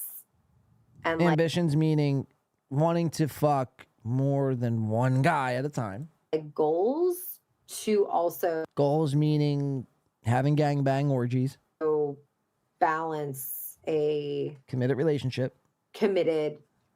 relationship where people expect things of you. Yeah. I think it's a lot easier to do it as a man, to be honest. You But disgust me. You know, you're dating someone and they're like, hey, when is the marriage? When are the kids? When is the house? You When know, are we doing typical this? relationship things. Are you against traditional? Are you against that shit? Honestly, I'm not against it. I just... Yeah, and even little Mir's like, wait a second. But it's like, you have no room to talk. You're cheating on your girlfriend right now. This is all fucked up. I know I don't want kids, maybe marriage. I don't think I'm ever going to be fully monogamous. What? Yeah, like if I marry someone at like 35, and then we both live till 75, 80, there's no way we're not going to fuck other people in that 45. Holy shit, range. Dude. It's just about communicating Wow. it and like deciding when and where and what the other person is okay with. I wouldn't be like a poly situation. I mean, again, Mir, that would be a great time to answer, I think ask a question. I know what I want. And basically right now what I'm looking for is like people who will be additive and easy and not get in my way. All right, Gracie, we got like 20 seconds because I know you want to leave. Sloot, people are saying. You hear that, you Gracie? You want to go to bed. You have a lot going on in your life. So I have one last question for you, okay? Mm-hmm. And I know it's a lot of questions. A lot I'm gonna ask you. Gracie have you ever rules. actually came during sex? Honestly. Gracie drools. Chow. She stinks. Be honest. Yes. I spit on her. Yeah, yeah. corpse. You should ask your wife the same question. I will. Trust me. Wonder what she'll say. I hope to God she answers yes. Grace, hang on before you hang off, Gracie. Otherwise, use my code to get 15% off your vibrator. Again, more plugs. All right, cool. So, hang on, Gracie. I just want to say right now, it was honestly an honor meeting you. I loved it. You're beautiful. You're amazing. You're very talented. I really hope the best for you in New York. I wish you the best. Thank Good you. luck there. I hope it works out for you. Great hanging out with you. Chow got fired, people are saying. Don't suck too many dicks while you're out there. No promises. No promises. No, for real though. But I don't do. I will say I don't do it to get ahead. No pun intended. Yes. I do it for the love of the game. So I just do it for the crafts. I don't do it as a transaction. I do it because it's my art and I want people to know. Oh my God. It's not a transaction. All right, you're awesome, dude. Thanks so much for having me. Be safe. I love you, Gracie. Wow. I mean, that's unbelievable. Again, Mir, I guess your wife would be very upset if she found out that you loved another woman while you just had her child. Unbelievable. How to ruin relationships featuring Little Mir. I want to keep it moving here, guys. I mean, that was truly insane. Poor wife of Mir. Yeah, I mean, really pray for Mrs. Mir. As she struggles with a newborn while Mir's off fucking flirting and cheating and doing everything else under the sun. Italian Stallion for $20 coming in. Appreciate that. Says great segment, Cap. Well, we do appreciate that. Stallion. Go Adrian. Thanks for the 20. Mir cheats, people are saying. Yeah, not good for Mir. Not good. He'll be on what's that fucking fake court show? Like the divorce court or whatever. That's where Mir's gonna end up. Mark my words. I like art, but I won't suck dick for it, says Bud. Anyways, that's good. Justice for Mrs. Mir. Yeah, justice for Mrs. Mir, guys. Really, I mean, keep her in your thoughts and prayers. It's gonna be a cold, dark, long winter coming up. As she struggles through life, as Mir just runs off and does his own thing with Gracie and Mary Jane, and he's trying to flirt and stick his virtual wang in all these e-whores. Kind of grody, if you ask me. All right, I want to keep it moving here. What do you say? Lady Jaw Mir, they're saying. That's funny. I want to keep it moving to... let's do some steel dope. You want to do some steel dope? Kudos to Win by 2 Radio. Thank you. We do appreciate that, Aaron. I can't stand Aaron. I really can't. But it's going to be a hoot. Going to be a real hoot. Dr. Chow is apparently poor. That's confirmed, I think. Oh, here, I wanted to throw...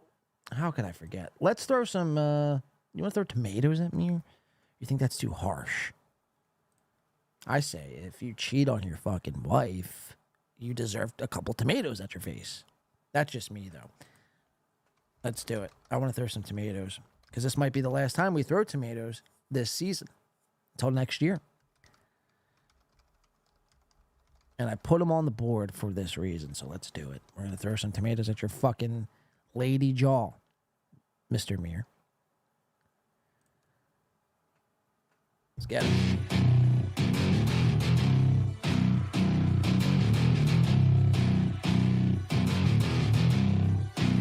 Give it a sec.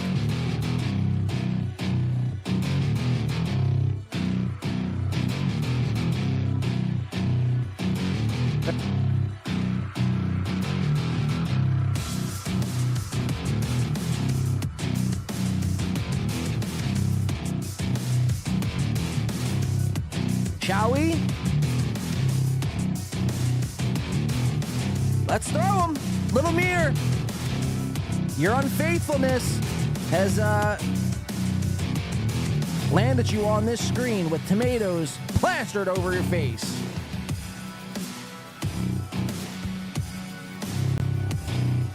Yeah!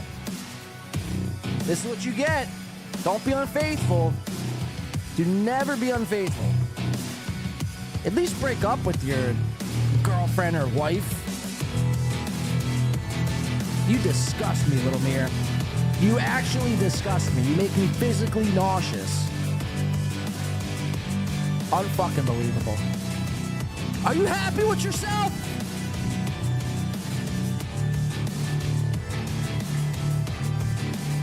Chow, you need to control your fucking dude, Chow.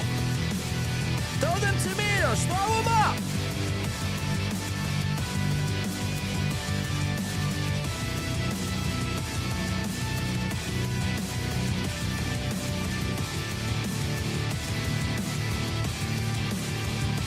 All right, let's cut it. Let's cut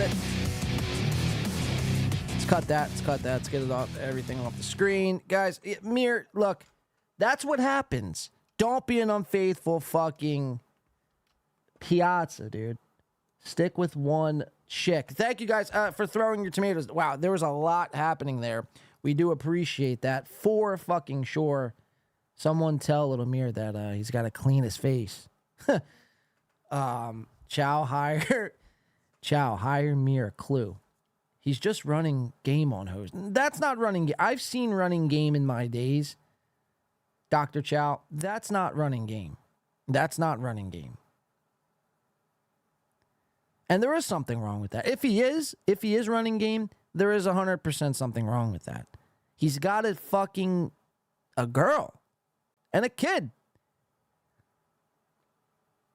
Imagine.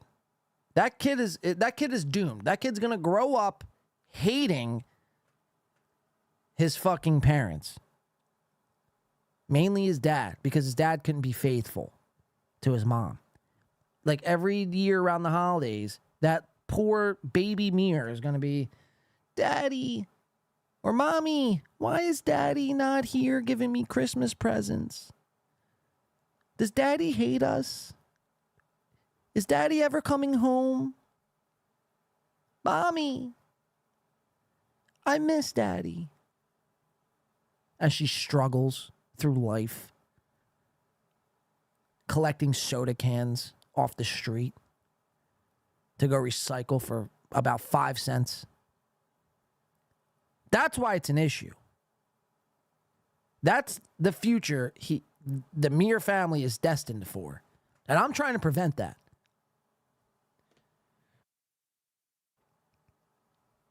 You know? Be faithful, Mir. But anyway, saying Junior Coltrane, baby Mir is going to have a dad with a snaggle tooth. Oh my God! Yeah, you're not wrong, Junior Coltrane. You're not wrong. Wow, where is Daddy? He is in the cheap motel. I mean, you're not wrong, Eric Cartridge. Not wrong. Unfucking believable, man. So that's why it's a problem. Like, even Chow had some respect not to do that show because Chow has a wife and kids. He's like, you know what? I've done some shit in my day, but I can't even snoop to that level. I doubt he ever talked to her again, but we shall see. Yeah, we shall see, Dr. Chow. Keep your eye on your fucking boy. That's just no way to live. Let's go over to some steel toe, shall we? I want to do a little steel toe. I want to take a quick break. We got Melton. We have a little Ray, I think. And then we have this new guy I want to bring on the show. Oh, we have to put an end to the vegetables as well. We're going to bury the vegetables. We'll throw tomatoes at them as well before the show is over today. So save those tomatoes. Make sure to pick some up if you ran out. And let's go over to some steel toe. So I mentioned they had a fight this past Friday. They had a big debacle happen live on cam on Friday for the world to see. We're going to watch a little bit of it and then follow up with Aaron kind of lying about why April wasn't on the show. So my honest opinion is that they fought on air on Friday, got off air, and had a massive, massive blowout. Big bash. Dishes were being thrown. You know, April went after him with a knife. He dodged it, and he fucking hit her with a jab because we all know he's a great boxer. And so Aaron at that point was like, listen, take a couple of days off the show. I can't be around you right now. You go do your thing, and I'm going to do the show with Johnny Crutches. Let's watch a little bit of the fight, and let's see the lies that happened since. This is Steel Toe on Rumble.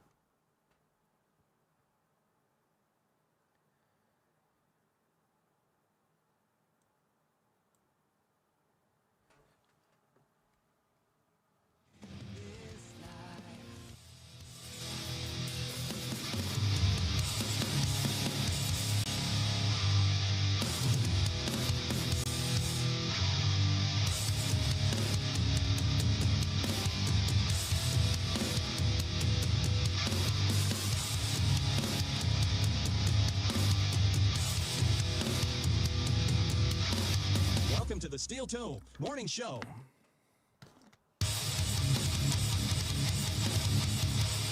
All right, let's get to it.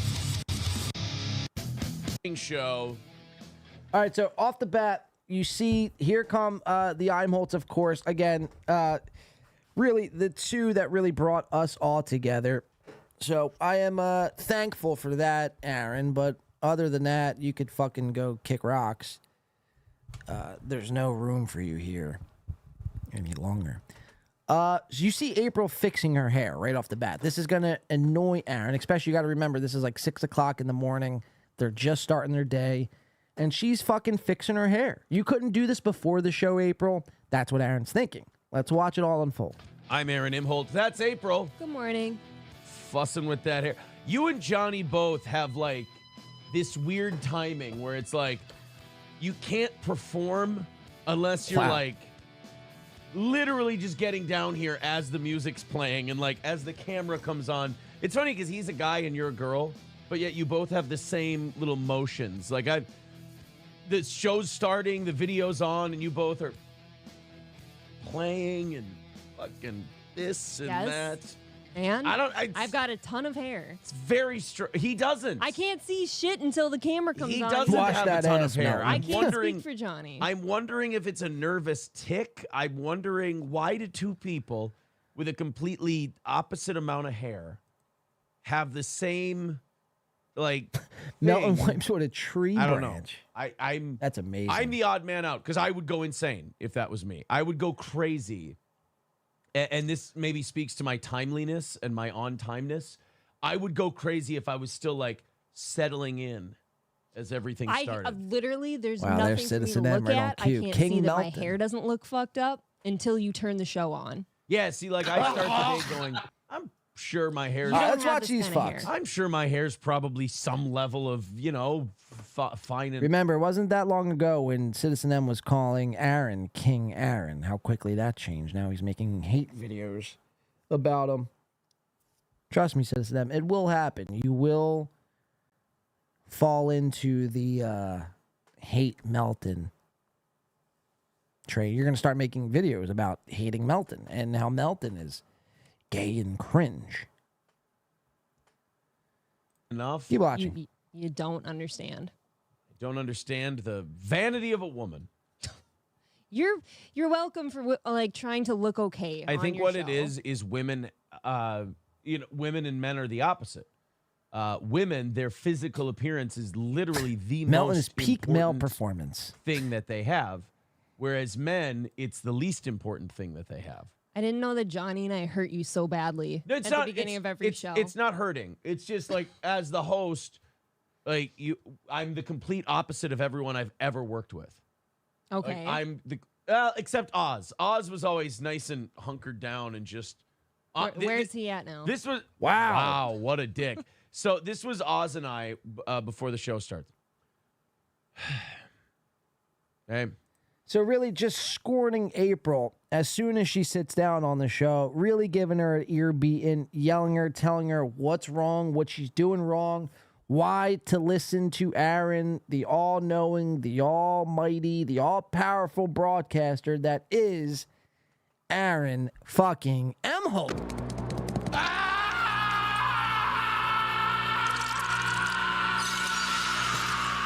JK, Aaron stinks. But, you know, it's just unbelievable to do this to your wife in front of your audience. I mean, this couldn't wait till after the show. You couldn't be like, hey, like, listen, I noticed this right at the top of the show. You're fixing your hair. You're doing all your makeup and stuff. Like, can you just save it for after the show? And she probably would have been fine with it. But instead, he had to do it on the show, which is amazing to me. He's got a Simp Cash shirt on. That's fucking gay. Hey. And then just all you'd hear in the room would be clicking for a solid That 6, sounds 7 like minutes. it's worth being down here for 7 minutes before the show Click. starts. That's just two guys just being acclimated and ready. And then Corey. Again, we went over this last week. Aaron was trying to explain to everyone what it takes to be a man. And he just did this little reference. Again, just two guys, ready to go and do a big show. You're not a guy. You're not a guy. So settle the fuck down, tits, McGee. It was always, like everyone else, you, Johnny, Corey, it's like the Kramer entrance in Seinfeld. It's just through the door. Jerry, like that. There's literally zero And he's reason. always doing fucking hacky impressions. Always doing hacky impressions. Jerry Hill. Kramer Hill. I mean, look at this fucking guy.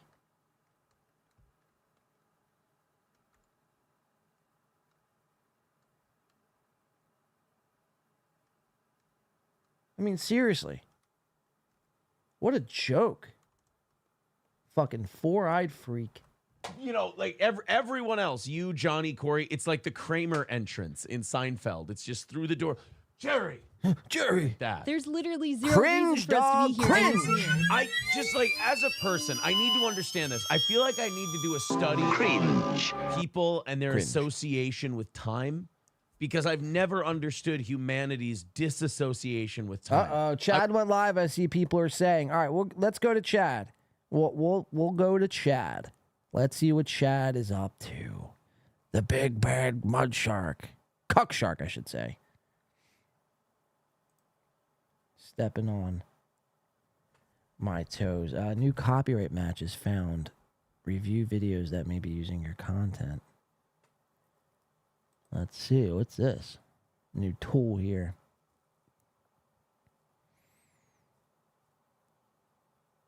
Okay, that's nothing. See what's going on with Chadwick Boseman here. Chad Zumock.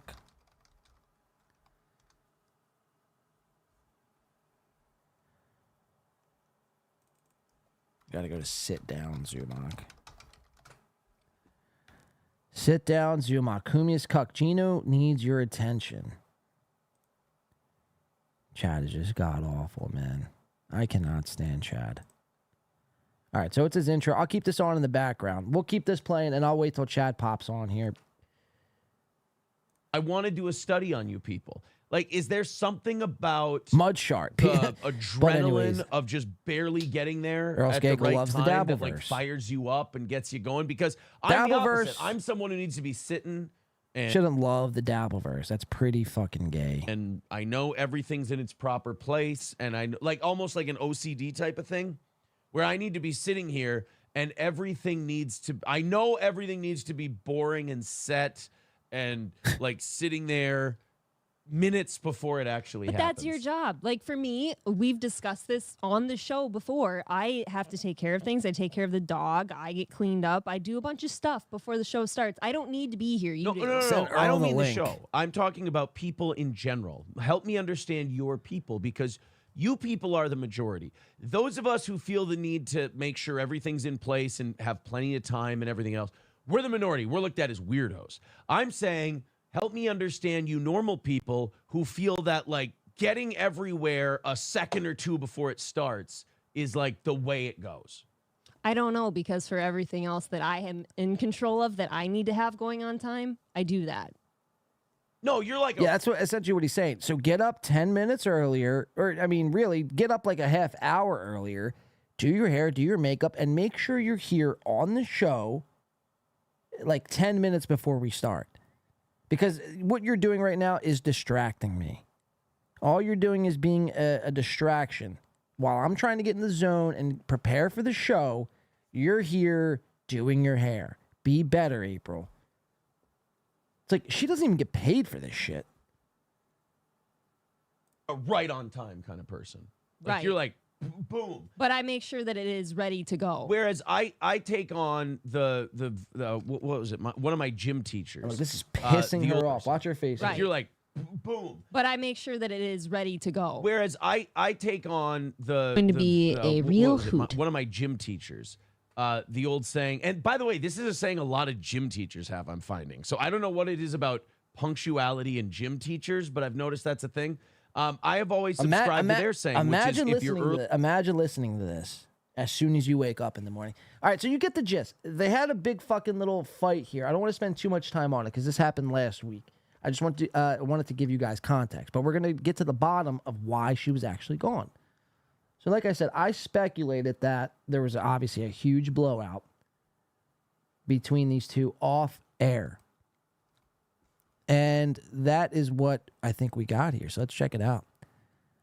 Where did April go? So it's going to start here, 11:13. This was the Steel Toe evening show from, I think, 2 nights ago. Check this out. Big applause for Steel Toe.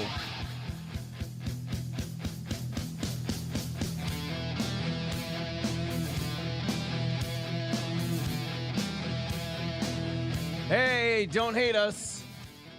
Don't hate Listen to him. this. Don't hate me. It's not our fault. Good evening and welcome to the Steel Toe Evening Show. I'm Aaron. That's Johnny. I had it the first time. That's Johnny. April's not feeling well tonight, so she's gonna skip this evening. April isn't feeling well tonight, so she's going to skip. Remember, he says that. Let's listen to it again, but remember, he says those words. April isn't feeling well tonight, so she's going to skip. April's not feeling well tonight, so she's going to skip this evening against her overbearing boss's orders, who said, "You get your fucking ass in there. I swear to God, I'll fire your ass on the spot and I'll fucking replace you with Johnny." It's like, you're not that guy, so settle the fuck down. So remember, he said that. Let's go to this clip, 34:55. This is, I mean, the professional broadcaster. Actually, here, we'll save that. We're going to go to this clip where April lets us know where she was.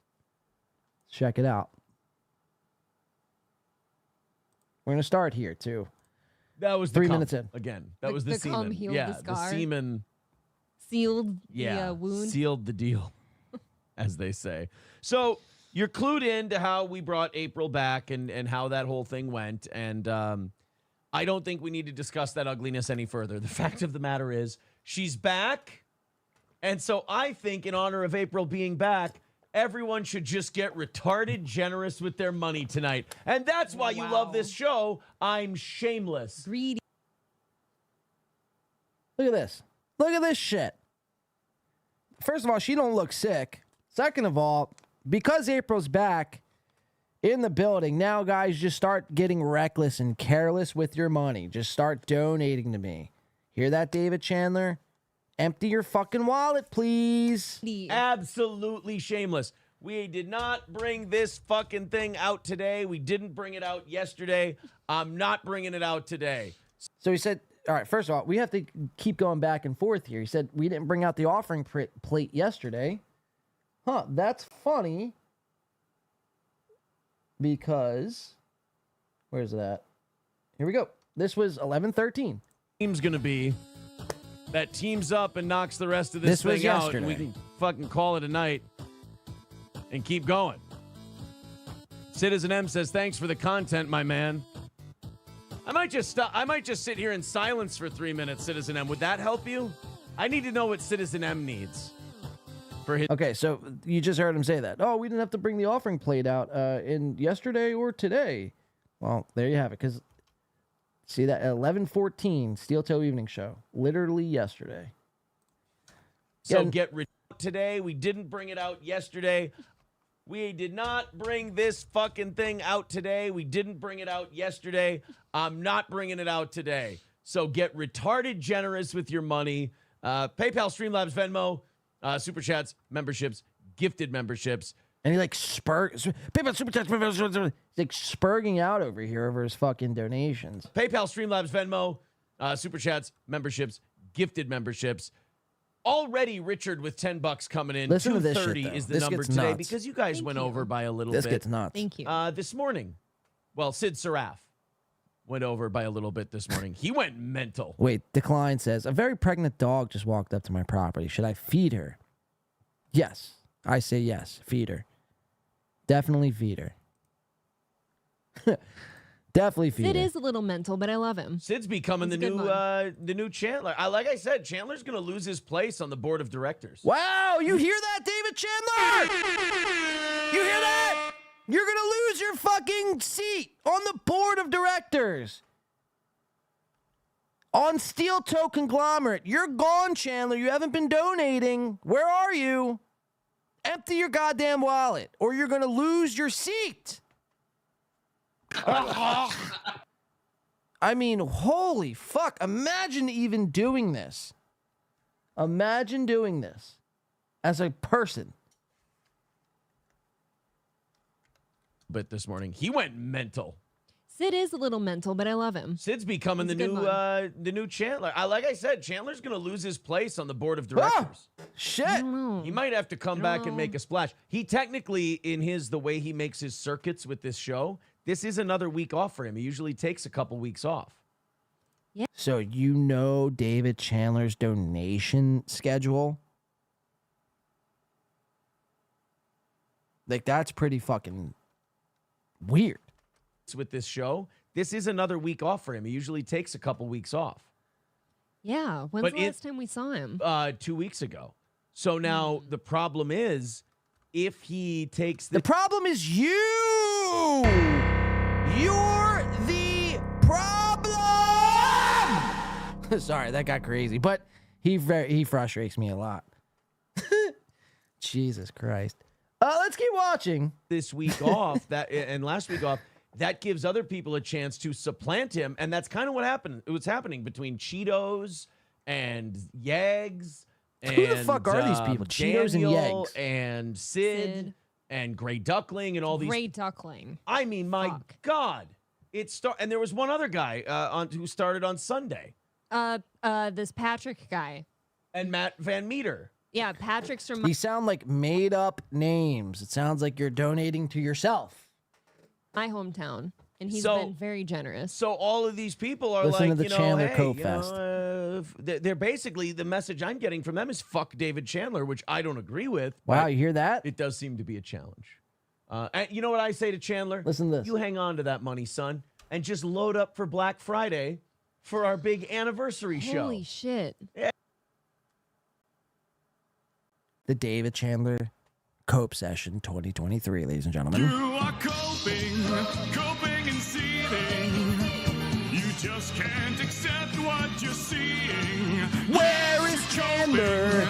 We need Chandler. Give us your money because we are brokies. I'm Aaron. Give me your money. Coping and seething. Bow, bow, boom. David Chandler, give us your money. Look at that fucking face.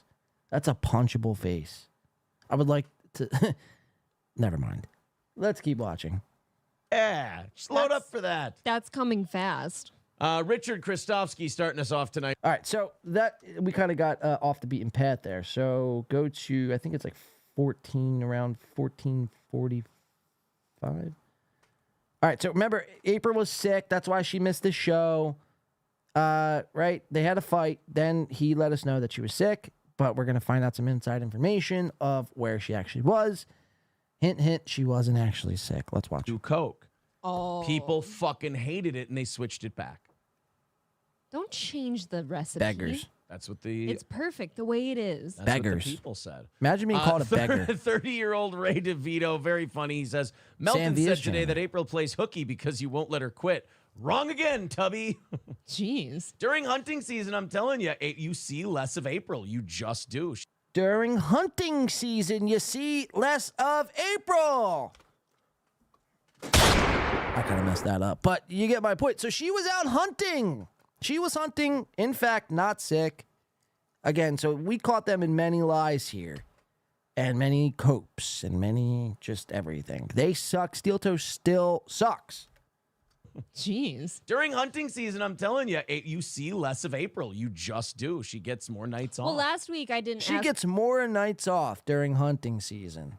Wow. any nights off. You just kind of had nights for me. I'm a fucking gentleman. And I what can took I say? advantage. I'm a gentleman. Last week's goal was for an abortion, says Loaded Wrench. Crunchy Cynicism with $20 says... All right, now let's watch them. This was, I think, last night. Yeah, this was last night. They missed their goal. Let's watch them exit stage left while completely shamelessly begging. Again, he does this thing where he's like, guys, I tell you I'm a shameless e-beggar, so that makes it all right. I tell you about it. So, therefore, you know, give me money. I tell you, right? So it doesn't make me like that putrid and pathetic. You know, again, it's just like, you know, apply that if you were a murderer. Oh, I murder people, but I tell you about it, so therefore it's not that bad. It's still horrible. You still are horrible. So here they are begging again, but they're going to miss their goal here. Little forewarning. Spoiler alert. Let's watch. A lot of Citizen M. A lot of great show to come. That's what Probably not. I mean, not at 140. Are you fucking kidding? I've been having fun. I believe in them. We'll see. Danger Bear Wolf Turtle with $10 says Jake should be banned forever from this show. We take 7 of that. 135 is the number for right now. It's gonna take a heavy run here in the next. You can do it though. 2.5 minutes to make this thing happen. Tim the Ancient with $10 says, don't feel bad, Aaron. Sometimes I pretend I have someone at home in ordering for food for as well, so that amount makes sense when I go pick it up. Oh. $2 from David Carradine's Industrial Doorknob says, shake that plate, fatty. Wow. 125 away from tonight. Let's see if we can get there. After that fucking meanness. I appreciate it. Pay to roast Aaron's arms. All right, there you go. Well, just fucking pay. I don't give a shit why. Yeah. 2 minutes away, nothing in the PayPal. I just hit refresh again. We're 125 away. Doesn't look like we're getting it done tonight. I don't know. Marquis says, here, Tubby. Hi, April. And becomes a member for his 13th month. All right, here's the offering plate. There's change shaking in it. This is the... Oh, if you hate this show, you're loving tonight because this is the beggiest of beggy right here. Tuesdays are weird. This is Aaron literally being out of answers and just going, please? I'm pathetic. I don't have a real show anymore. I fucked that up. And now I just need your money so that I can keep pretending to be a broadcaster. So... If you could, but at least he admits it, right? Wonderful. At least he admits it. 125 is the number. We're gonna hit it or we aren't. If we don't, we're gonna get the fuck out of here in 60 seconds. No. And call it a night. So don't off send me we to go. Bed. I don't want to go to bed yet. I don't want to go to bed from yet. Bree S. Go to says, bed. Here goes. Thanks Dummy. for shaking it, April. All right, there Anytime. you are. $5 from Marquis says, here's more for Tubbs. All right. You guys all have to feel bad and give them money. Otherwise, she has to go to bed. 105 is the number. Looks like I'm going to be putting 105 of my coin in. B Smiley says, someone gives Aaron $100 and he has the gall to say he donate 100 and then we take 70 from that. Absolutely trash. I mean, that's another amazing thing about these two. Like, they get money. And it's weird because they don't do that all the time, B Smiley. They only do that when it, like... I don't know when it applies. They do it randomly, but they do it sometimes where they're like, yeah, they $10 from so and so, $10 off the goal. But then sometimes they do, they'll do like what you just said, like $10 just came in from X Piggy Mad. We take 6 of that, so there's 45 left on the goal or whatever. But it is strange. Like, imagine donating to hit their goal. You think you just knocked it out, and they're like, yeah, we only take fucking 70 of that. You're like, well, what the fuck? What am I donating for? Again, save your fucking money if you're a Steel Toe supporter. These guys don't put anything back into their show. They take, and take. They don't care about the audience. They do not give a fucking rat's ass about the audience. And that's what pisses me off the most. I don't stop until this show is the best show. Looks, sounds, everything in between. I don't stop. I will not rest. Everything I fucking earn, I put back into the show. Because that's how it should be. This is a show is, at the end of the day, a product you're putting forward. This is their product they put forward on a daily basis as they continue to beg and plead with their audience. And they don't do anything back. They don't put it back into the show. So why should I continue to invest into something that's not going to invest into themselves? It doesn't make any sense to me. They don't even wear funny glasses at Steel Toe. Yeah, they don't even wear any glasses. Oh, Aaron does. Aaron does wear glasses, and she wears glasses at times as well. Food ordering for 1 or more. They keep moving the goal posts, says Dub. Can't even update his backdrop. I mean, he still has Corey Adam on his backdrop. Corey hasn't been on the show since March. And the backdrop is still the same. I mean, we're talking maybe $26 to buy a custom backdrop from Amazon. Put a logo on it, a new picture. Not even a new picture. It could be literally the same picture, but just take Corey off it. Like, this guy, he does his own thing now. He's the star. Trucking with the Horus.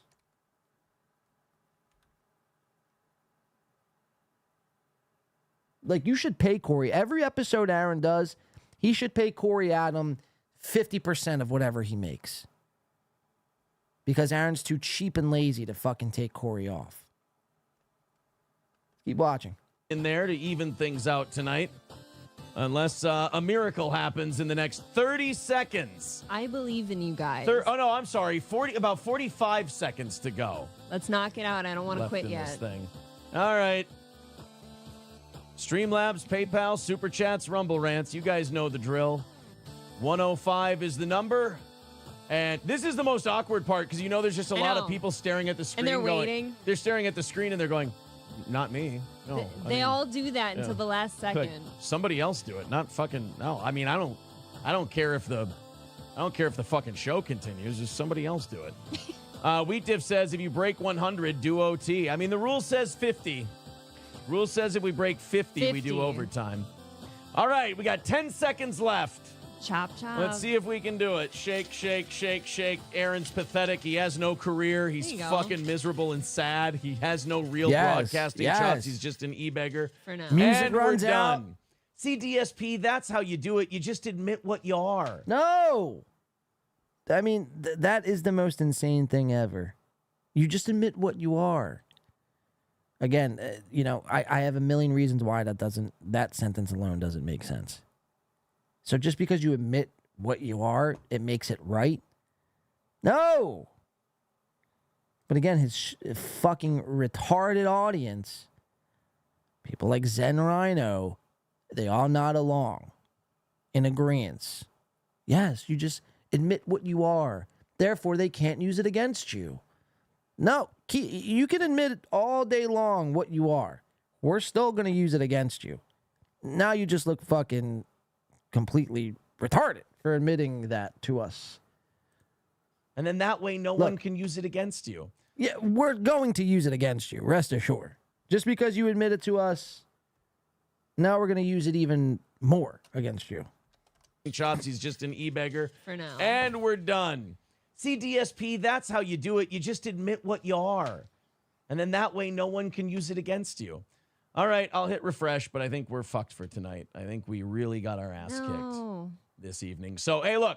No. If you don't like Steel Toe, if you think we're evil and we should die and we should end. No. You got yourself a W tonight. You should be happy about it. Put your fucking arm down. What is this whole, it's like some Hitler shit. And we should die and we should end. You got yourself a W tonight. Aaron doing, someone should make this a GIF. Podcaster Nazi salute. Look at that. Look at that. Well, I can even make it better here. Check this out. Let's see if this works.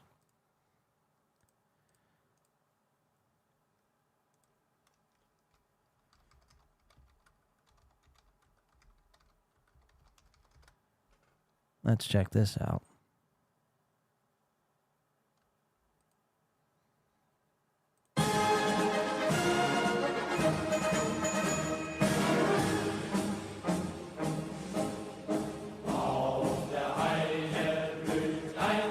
Aaron M. Holt, ladies and gentlemen.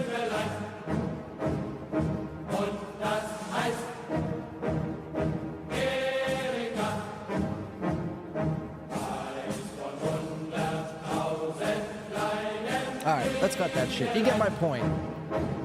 He's no different than a Nazi. Yeah! Whoops, sorry. Wrong segment. Hit the wrong button. God damn it. Anyway, let's continue. You should be happy about it. Don't be angry. Don't be upset. Don't be sad.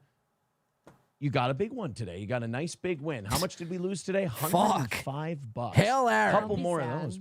$5 from Red Fox Mad says, get the razor out. How much to shave Aaron's head? Oh, that's not what I'm getting the razor out for tonight. No, the razor. My the favorite razor's banger. just for this area right here.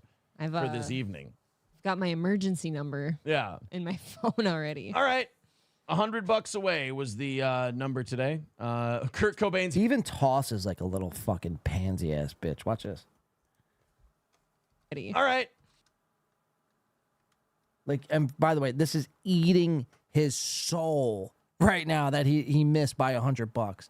Trust me, that $100 is eating him alive, and I love it. Watch that again. For this evening. Got my emergency number. Yeah. In my phone already. All right. Wait, can I? All right. Like, what a fucking bitch. $100 away was the. And his wrists are just flamboyant as fuck. Number today. Kurt Cobain's hair trigger says, I have a way to stop all this. Don't worry. One night is not going to do that. No. 2, 3 nights, 4 nights. Yeah. Getting dicey. Wow. So 4 nights in a row. You guys hear that? If you want him to himself, 4 nights in a row, no goal, he'll start thinking about it. I think that's something for everyone to think about. Maybe we can't. No, actually, I'm kidding. I would never want you to do that. Obviously, kind of fucking crazy fuck would I be? He does this whole thing where it's like, oh, these steel toe guys are basking in the glory of steel toe not hitting their goal tonight. It's like, yeah, but we want you to stay on air. You see how this works? You fucking big fucking idiot.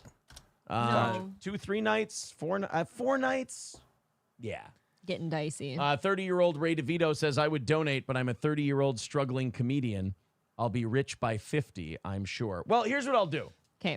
I'll just write down the 100 that we came up short, and maybe the Rumble audience on Friday will maybe be our rescuers, if you were.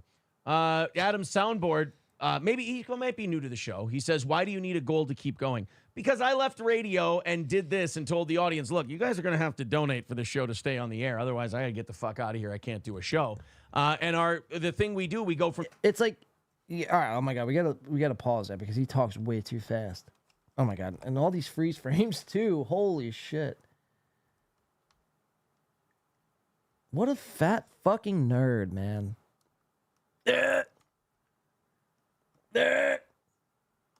stay on the air. Otherwise, I gotta get the fuck out of here. I can't do a show. And the thing we do, we go from 7 to 9. And if that number gets hit, the reward we give the audience for being so supportive of the show is we do an extra 30 minutes. It's called overtime. So, like, how could you say that with a straight face? Even April, like, can't even hold her face that straight. She's like, yeah, this sucks. Overtime? What kind of scam is that? Seriously, though, how could you, like, seriously, like, that's what you're selling. Hey, you hit our goal, and for 30 minutes, we'll keep talking to you about Dr. Fauci and the vaccine.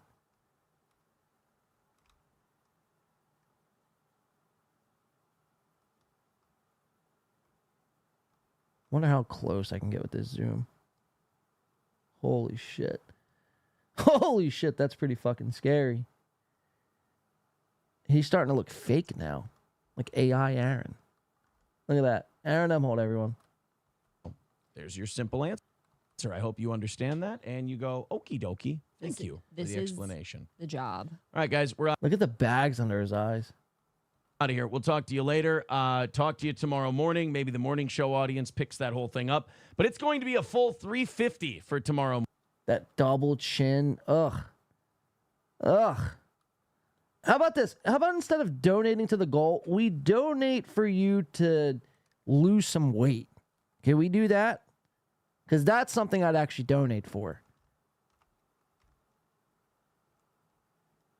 Fucking A, man. You disgust me. Morning. So we'll see. Take it easy. Have a great rest of your night. And I even stayed on 3 minutes later to try and sneak it out, but still nothing. Wow. Bye, everyone. Bye, you fucking grifting ass bitch.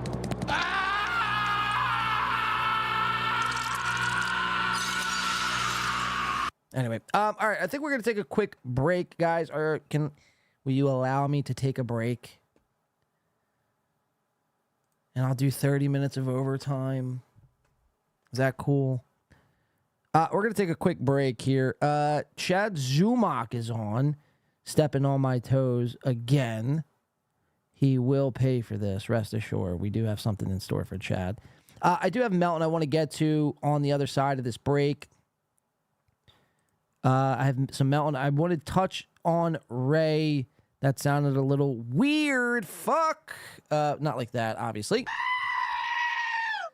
I have some Ray DeVito coverage. I want to get into Patrick. I want to get into Joey C update. And we have a new guy I want to bring on for the last segment of this year's show. Let's take a quick break, stretch our legs, take a quick 5, smoke them if you got them. Let's share some nicotine cancer together.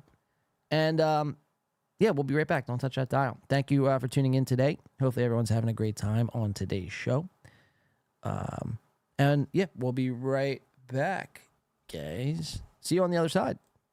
Guess my ass is just a renegade. Never been afraid to say what's on my mind at any given time of day, cause I'm a renegade. Never been afraid to talk about anything. Renegade. Never been afraid to say what's on my mind at any given time of day, cause I'm a renegade. Never been afraid to holler about anything.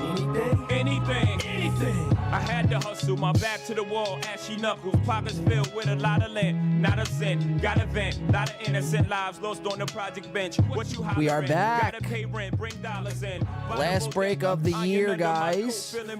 I just want to say this. Welcome back into the show. Have a happy holiday. I'll say it now just in case I forget later. Yes, if you're just tuning in, I know we lost a lot of people. Holy shit, I never see such a dramatic drop off. But this is the last show. If you're just tuning into the last show of 2023. So let's end this show with a bang. Have a little Patrick Melton I want to get to. Let's see what Chad's up to, shall we? See, everyone probably ran over to Chad. Chad sucks. And I know some people might disagree, but Chad really does suck. Actually, I don't even want to go over to Chad, to be quite honest with you. He's covering Steel Toe. Because we have like an hour and a half left. I want to do this Melton stuff. Joey C. Ray DeVito. Never been afraid to say what's on my mind at any given time of day, cause I'm a renegade. Never been afraid to talk about anything. Renegade. Never been afraid to say what's on my mind at any given time of day, cause I'm a renegade. I love Joey C, says the Klein host. Look, I tried to, Decline says, I love Chad, and I love Joey C. I wanted to give Joey C a shot. I really did, Decline. I gave Joey 6 weeks to clean his room, and he still has yet to clean his room. So we're going to follow up with that and send him a message before we get out of here for the year. It's crazy, man. Today's a bittersweet episode. Welcome back into the show.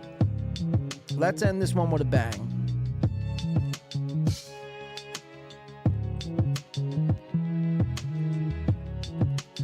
All right, so last week,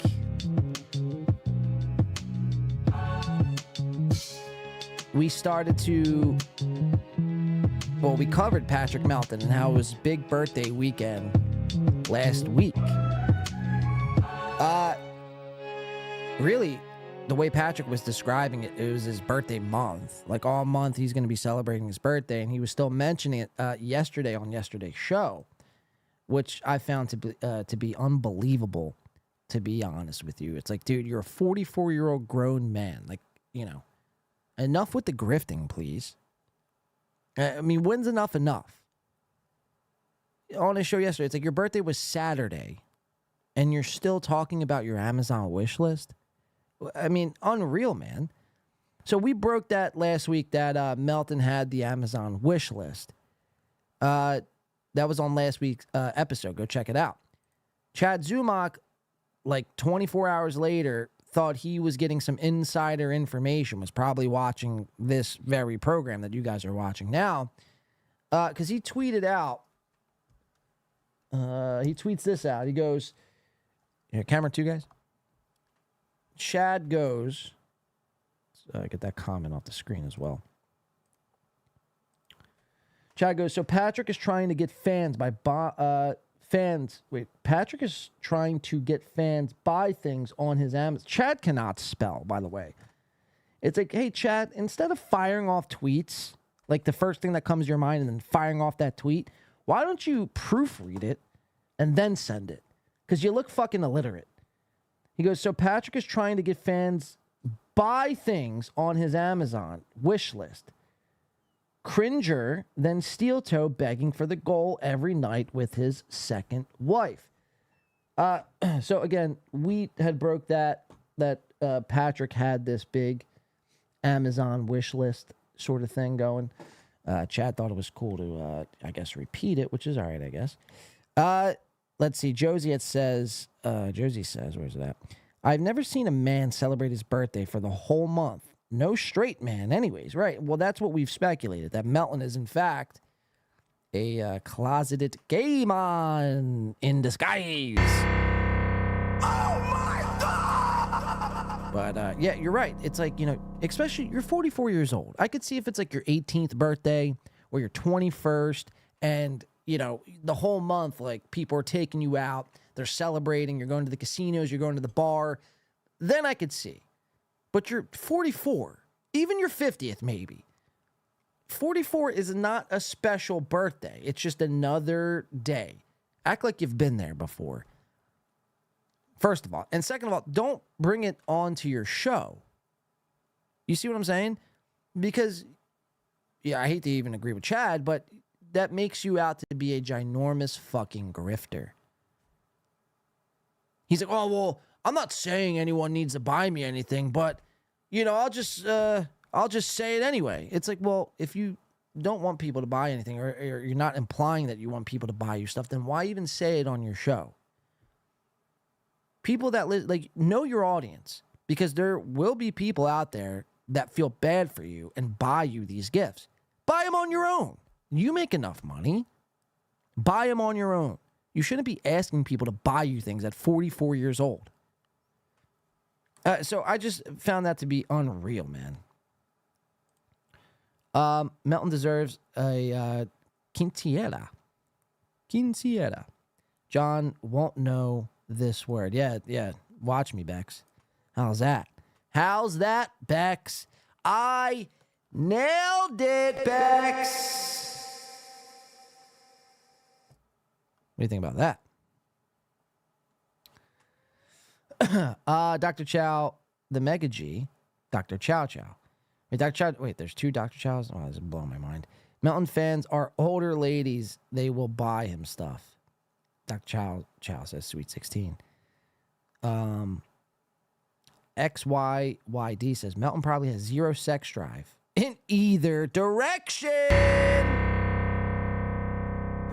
Burn. Sick fucking burn. Yeah, whether gay or straight, Melton's sex drive is that of a ant. And even ant has more sex drive. Patrick has two uncles who are both gay. Is that true? That would be fantastic if it was, says Bubzest or Bubzet.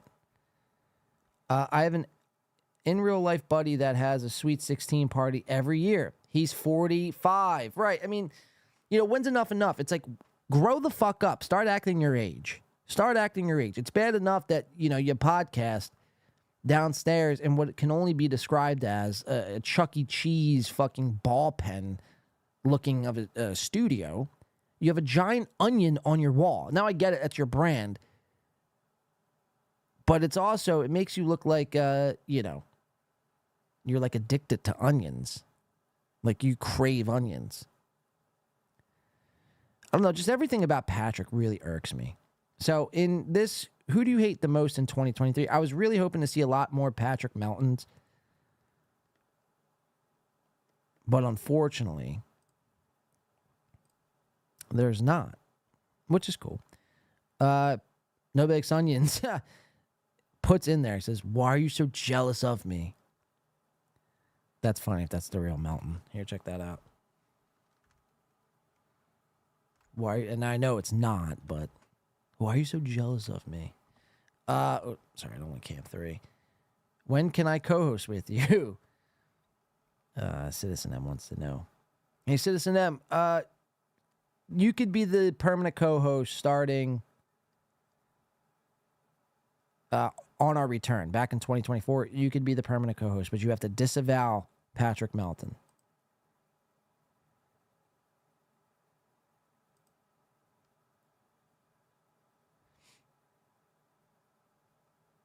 All right, I want to get to this Melton stuff. Sorry, I was checking something out there. I want to get to this Melton stuff. And here, let's put the chat back. Boom. Here we go. Melton is funny, but he contradicts himself all the time. He criticizes Aaron, or criticize Aaron if he uses the word gay, then he'll scream the F slur at Chad. Right. So we talked about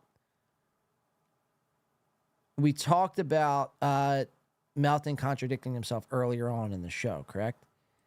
So I want to show you guys an example of Melton contradicting himself just as of yesterday. So let's check this out. Melton was covering Chad yesterday. And, here, watch. This is Melton. We broke the whole wish list thing. Let's check out Patrick Melton's updated Amazon wish list. Then we'll go into Melton contradicting himself. So here we go. This is in Patrick Melton's Amazon wish list that he's wanting people to buy for him. An Amazon.com gift card, a $10 gift card, a $100 Apple gift card. Here, so let's tally this up as well. So 100 plus 10 equals 110, obviously. A Logitech Brio 4K camera, which is going for about 160. A Septree 32-inch IPS 4K TV he wants for about $250.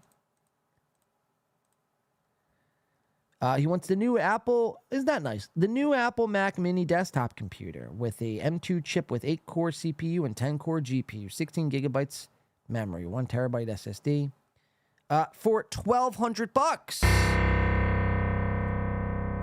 There you go, $1,200.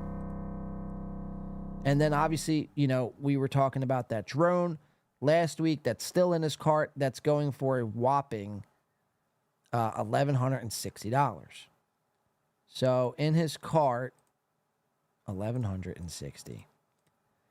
And then after shipping and handling and tax, you're looking at about $3,000 in that Amazon wish list. So that's what Patrick Melton is wanting for his big birthday. I better not see anyone buying Melton these gifts, really. Like, just, you know, he should be getting these gifts on his own. He makes enough money. So I better not see any of that. So let's go over the tape of Melton contradicting himself. So here we have yesterday's NLO, November 14, 2023. Chad's stale stand-up reads the title, Are April M. Holt's bags packed? Get Kmart ready. Discord. So he's going to be watching Chad Zumach's stand-up. Let's check it out. Go grab it. If you guys don't know, I always reference how Carl is my friend from Cleveland. He's one of the funniest people ever. And I saved this for you, Tony, because we were talking about how you love Carl's videos. And I said, have you ever seen Hot Carl drunk in a canoe? That video. Okay, yes. So let's watch it together because it's fucking hilarious. Right. You know, You ever seen this video? Yeah. Cool. Let's watch it again. You guys ever seen Tommy Boy? Great. We're going to watch it on my podcast. Isn't it funny? Okay. Should we watch some stand-up? Stand-up? Are you guys ready for a little Chad Zumach stand-up? Stand-up? Okay, hold on. Did I All hear? right, let me full screen it. Did I hear this correctly? This Stand is, up. Friday night, Cuyahoga Falls. Oh, what? Cuyahoga. This is live, stand-up, filmed, recorded, played on your show? I thought you said this was hack, gay, and cringe. I thought you said this was hack, gay, and cringe when I did it to Pottstown. Because I had the story first and you didn't. Oh, the win by 2. Yeah, we're going to watch the clip. We'll show you. So he's literally playing Chad Zumach's stand-up filmed that was sent to him by a viewer, which is fine, by the way. But don't act holier than thou when someone else does it. Fucking hypocrite. Chad Zumach's guest set for no pay. The reason he flew home, everybody. Yeah! Spring break on the fall! Good to be here. Look at this Friday night. Sold out. Nobody turn around. Focus on me. It's a hot night. 16 people, if you're curious. 16. And it's like, Melton, you know, you just seem jealous. You just seem jealous. At least Chad's still attempting stand-up. You gave up. You gave up because no one wanted you. You sucked. Now, the same probably can be said about Chad. He's also pretty dog shit. But it's just like, again, stop acting holier than thou. You're not. You're not. And again, if it wasn't for Steel Toe, you'd be still podcasting for about 7 people. So that's the thing, man. Your ego has gotten way out of control, and you need to come down a few notches. Everyone fucking co-signs your bullshit. No one fucking challenges you or pushes back, so this is the challenge and the pushback.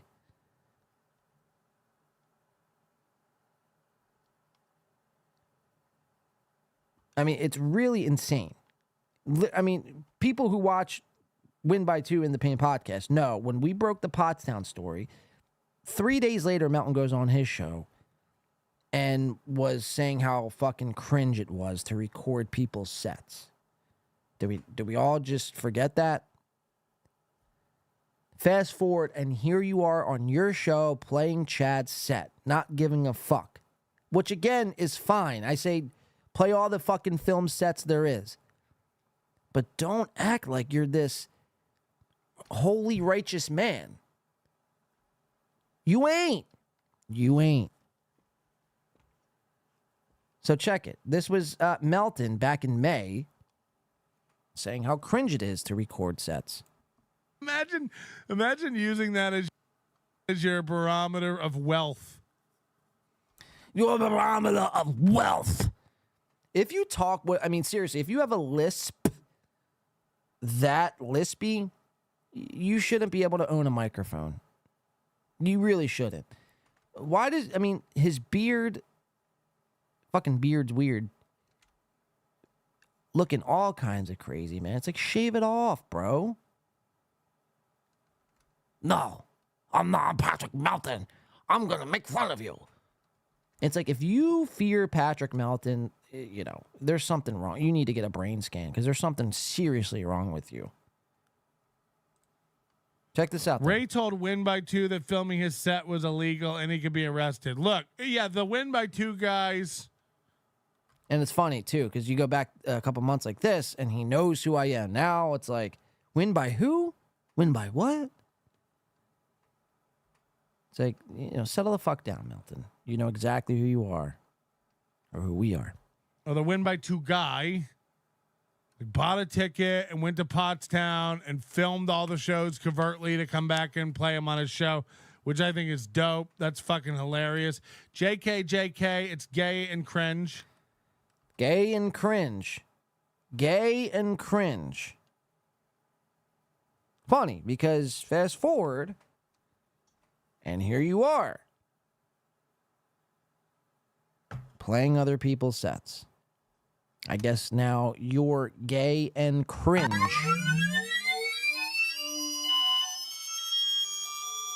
Cringe. Insane. Fucking insane. So there's the hypocrisy from Patrick C. Cups Melton. I want to play some of this from his birthday bash show. A couple clips from there we have to play here for you guys. A couple things I found to be kind of egregious and mind-blowing. So let's check it out. This is B-Day Party, Patrick's Favorite Clowns of 2023. P.O. Box and all that good stuff. That is the title. The description reads as follows. Let's check it out together, shall we?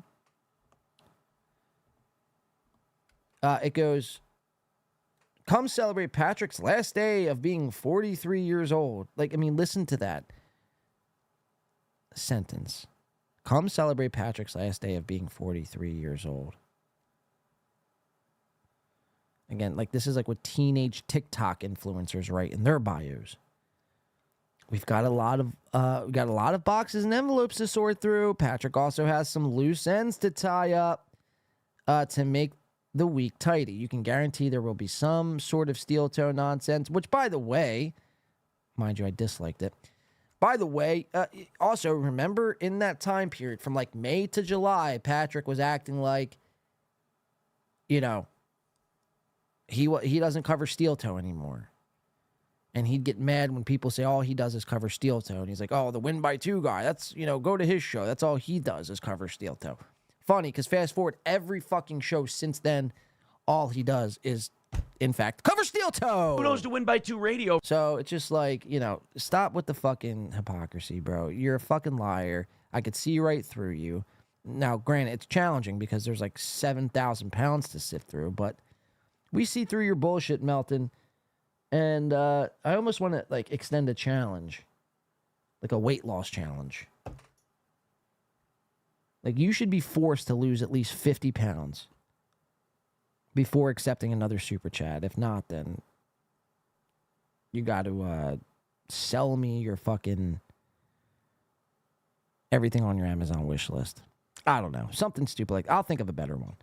Let's watch a couple clips on here of his big B-Day party stream, shall we?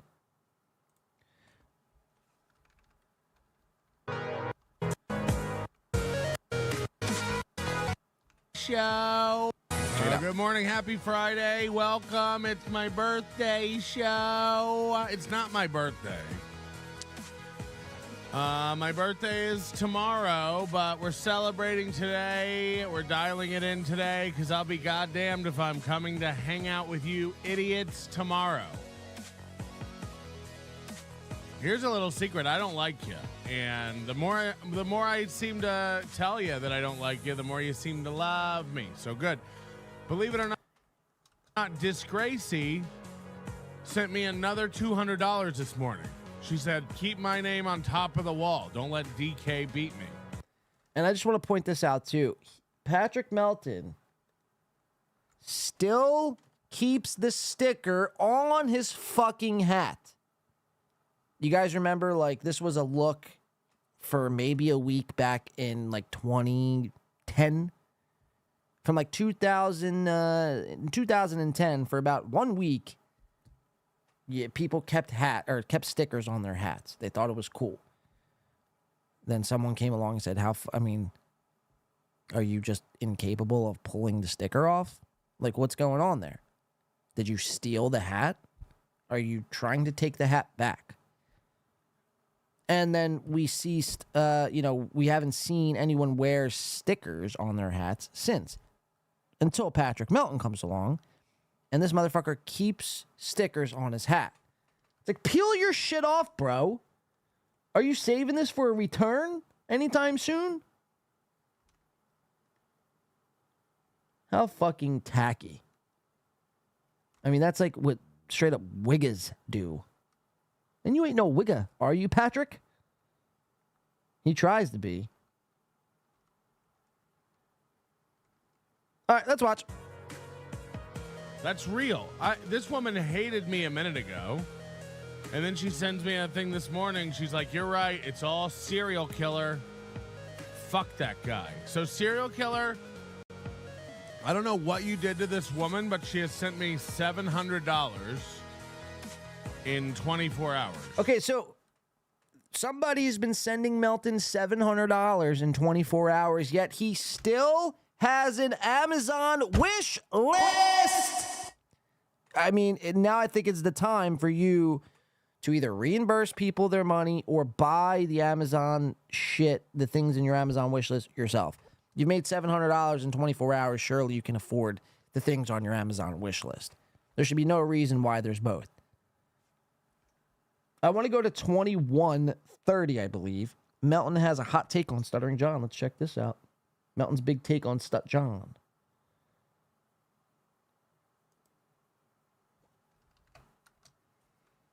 I call all these guys losers. I realize, I guess they're all way bigger than me, but I was like, so Stuttering John, and I asked you again, does anyone want to trade places with Stuttering John? Does a guy who works in a factory 700 dub in Kansas right now, waking up at 6 a.m., heading into work, doing manual labor. Agreed, decline. Till 5 p.m., heading home to his family, making a median wage.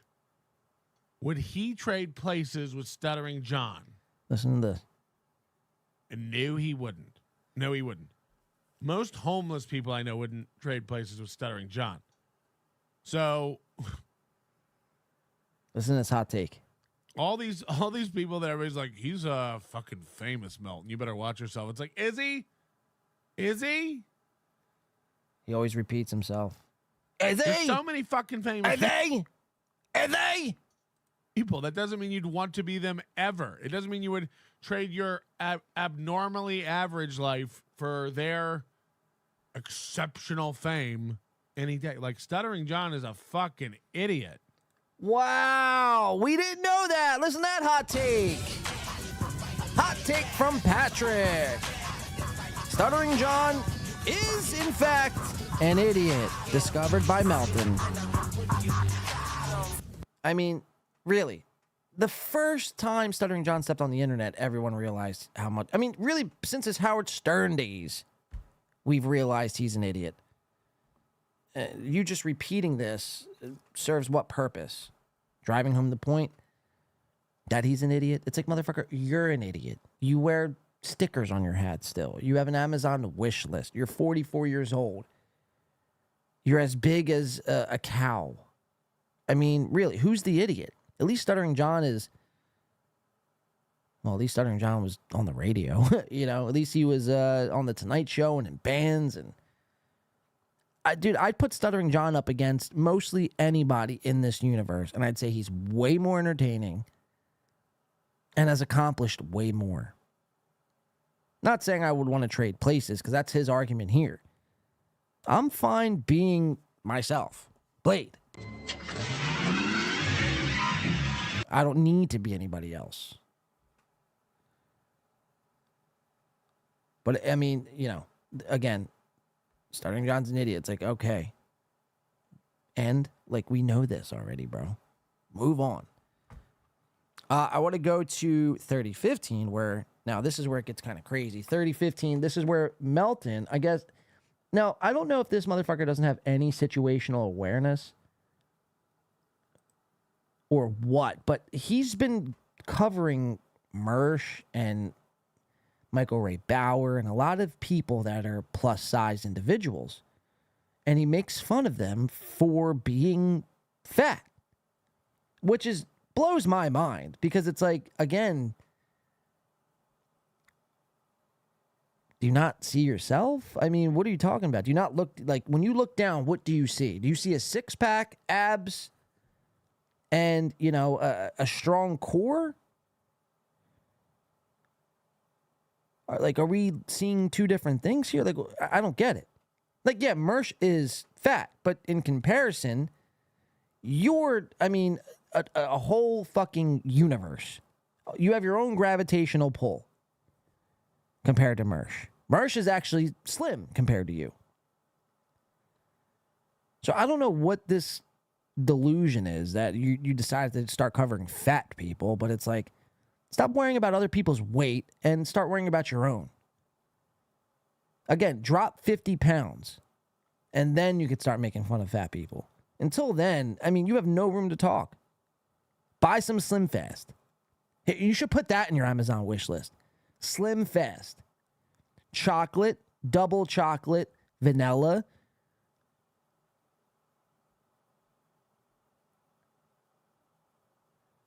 Like, start doing things for your health, Melton. Let's watch this, though. I mean, listen to the words that come out of this motherfucker's mouth.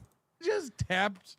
And that's what everyone makes fun of, the tap on the belly. Look who you're talking to. Yeah. Damn, you're fat as fuck. Holy shit. I mean, let's be fair. Yeah. On camera. No, I'm great. You ain't showing that. Oh, yeah. Why don't you fight? Mersh does have an S-shaped body. Like, I'm just big. Mersh is, like, curvy. Again, no room to talk. I mean, no room to talk there. No room to talk. That would be like Steel Toe making fun of a homeless person for begging on the streets. It's no different. It's literally no different. So, again, I don't know. This point is invalidated. I'm great. You ain't showing that. Oh, yeah. Why don't you fight? Mersh does have an S-shaped body. Like, I'm just big. Mersh is, like, curvy. You shouldn't... As a dude, you shouldn't be curvy. And then it's just Mersh's... As a dude, you shouldn't be curvy. As a dude, you shouldn't sound or look like you. You know what I mean? Like, you're just round. Big and round. Big and plump. Like, wouldn't you rather be curvy than big and plump? Which, that is what you are. Big and plump.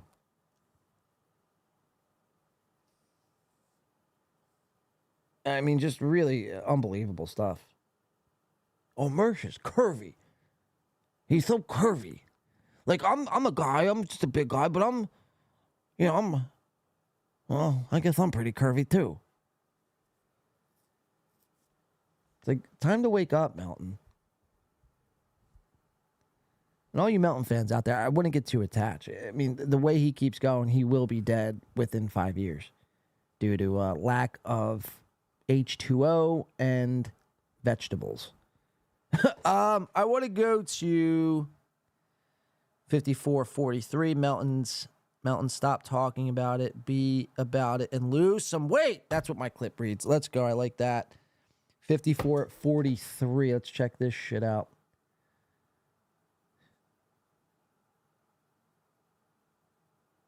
There we go. 5 pounds a month. I'll be honest with you. Look, I'm 300, a little over 300 probably right now. It is what it is. Like, that is what it is. Like, that just is what it is. I could lose 20 pounds in 5 days. Then do it!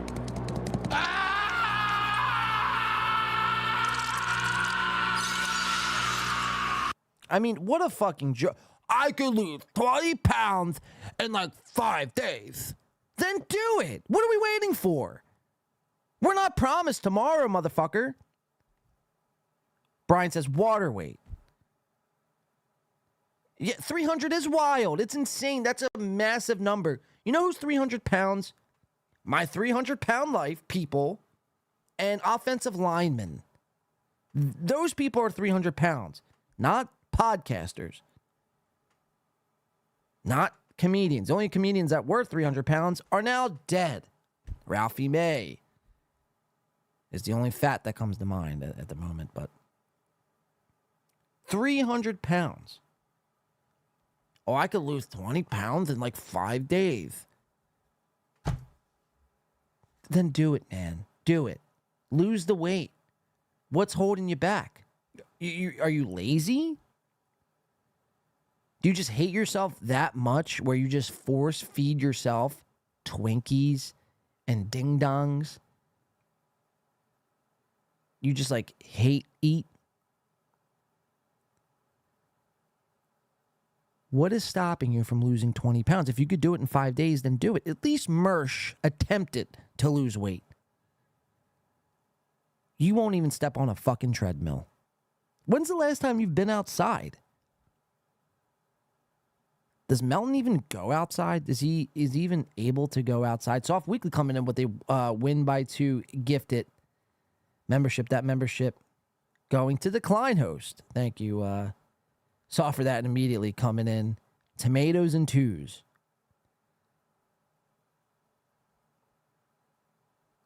Mountain's comedy name is Earthquake, says Kale Johnson. Press X for doubt. Carry 20 pounds of weights up staircases. Notice the difference? Right. I mean, truly, really is amazing. But anyway, it says brisket. But again, it's like, and that's why I said it when I wrote my clip out. It's like, stop talking about it and be about it. You know what I mean? If you say you could do something, then do it. If you say you could lose 20 pounds in 5 days, then do it.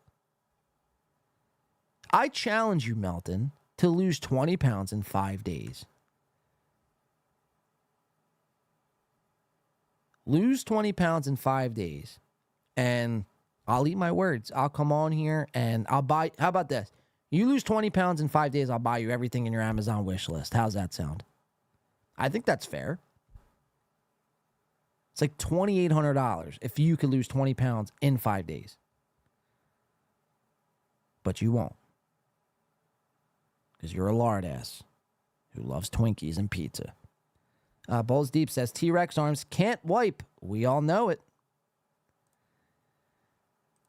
Yeah, and it's like, after a point, it's like, I start to feel bad because I start to feel like I'm bullying, I start to feel like I'm... But then again, it's like, people should be fat shamed. Otherwise, you end up like this. So, maybe you should feel a little shame for being fat. That's okay. Do something about it. Thank you for the 2, though, Balls Deep. We appreciate that. Unfucking believable, man. And gain 40 pounds in 4 days. All right, let's keep... I got 2 more clips on this. 5926, Mersh, fat pictures leaked compared to... Oh, yeah, okay. This is good. This is good. 5926. Again, this is all Melton's delusion. Like, he's covering fat people now as if he's like fucking Slim Jesus. What did I say? 5926. Check this out. Saturday. I did my shoulders. I did my chest. I did my tri. Whoa, look at that picture of him. Like, the thing is, like, if you're fat, fine. Don't allow these photos of you to go online. Okay, so I want everyone to remember that sentence right here. I don't think I have the picture ready. Maybe I do. Hold on. I got to find this. This might be it right here. Yep. Nope, it's not. Fuck. Give me a second here. Trust me, it's worth it. Trust me, it is worth every second of it. I just got to scroll through my Twitter timeline. Give me a second here. We'll put on some music. Oh, sorry.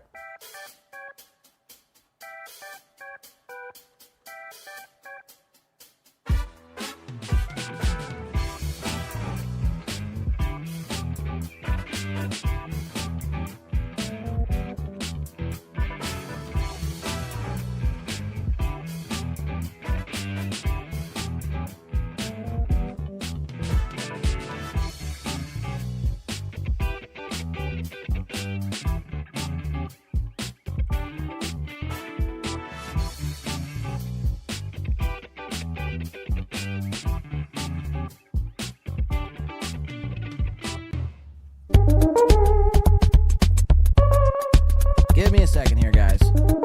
Looking for this picture.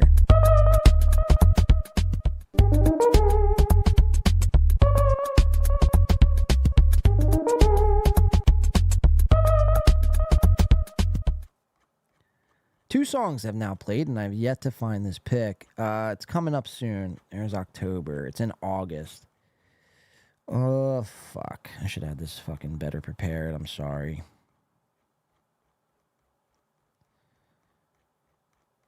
All right, where are we at? September 10th.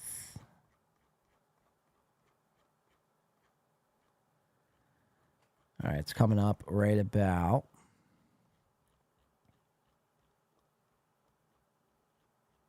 All right, here we go. Here we go. Here we go. Here we go. Here we go. All right, so listen to this again, and then look at this picture I found. Did my shoulders, I did my chest, I did my tri. Whoa, look at that picture of him. Like, the thing is, like, if you're fat, fine. Don't allow these photos of you to go online. Woo. Wait, one more time. These photos of you to go online. Woo. Okay, don't allow these photos of you to go online, right?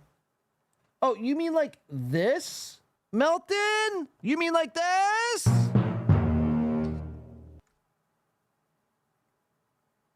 I mean, you're way more massive than Mersh. Here, we could probably even do a side-by-side here.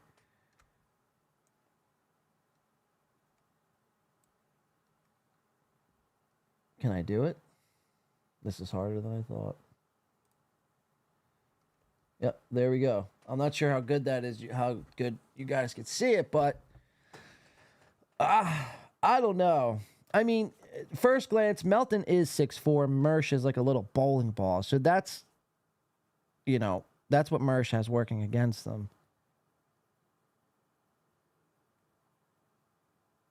And Mersh does have the lazy eye.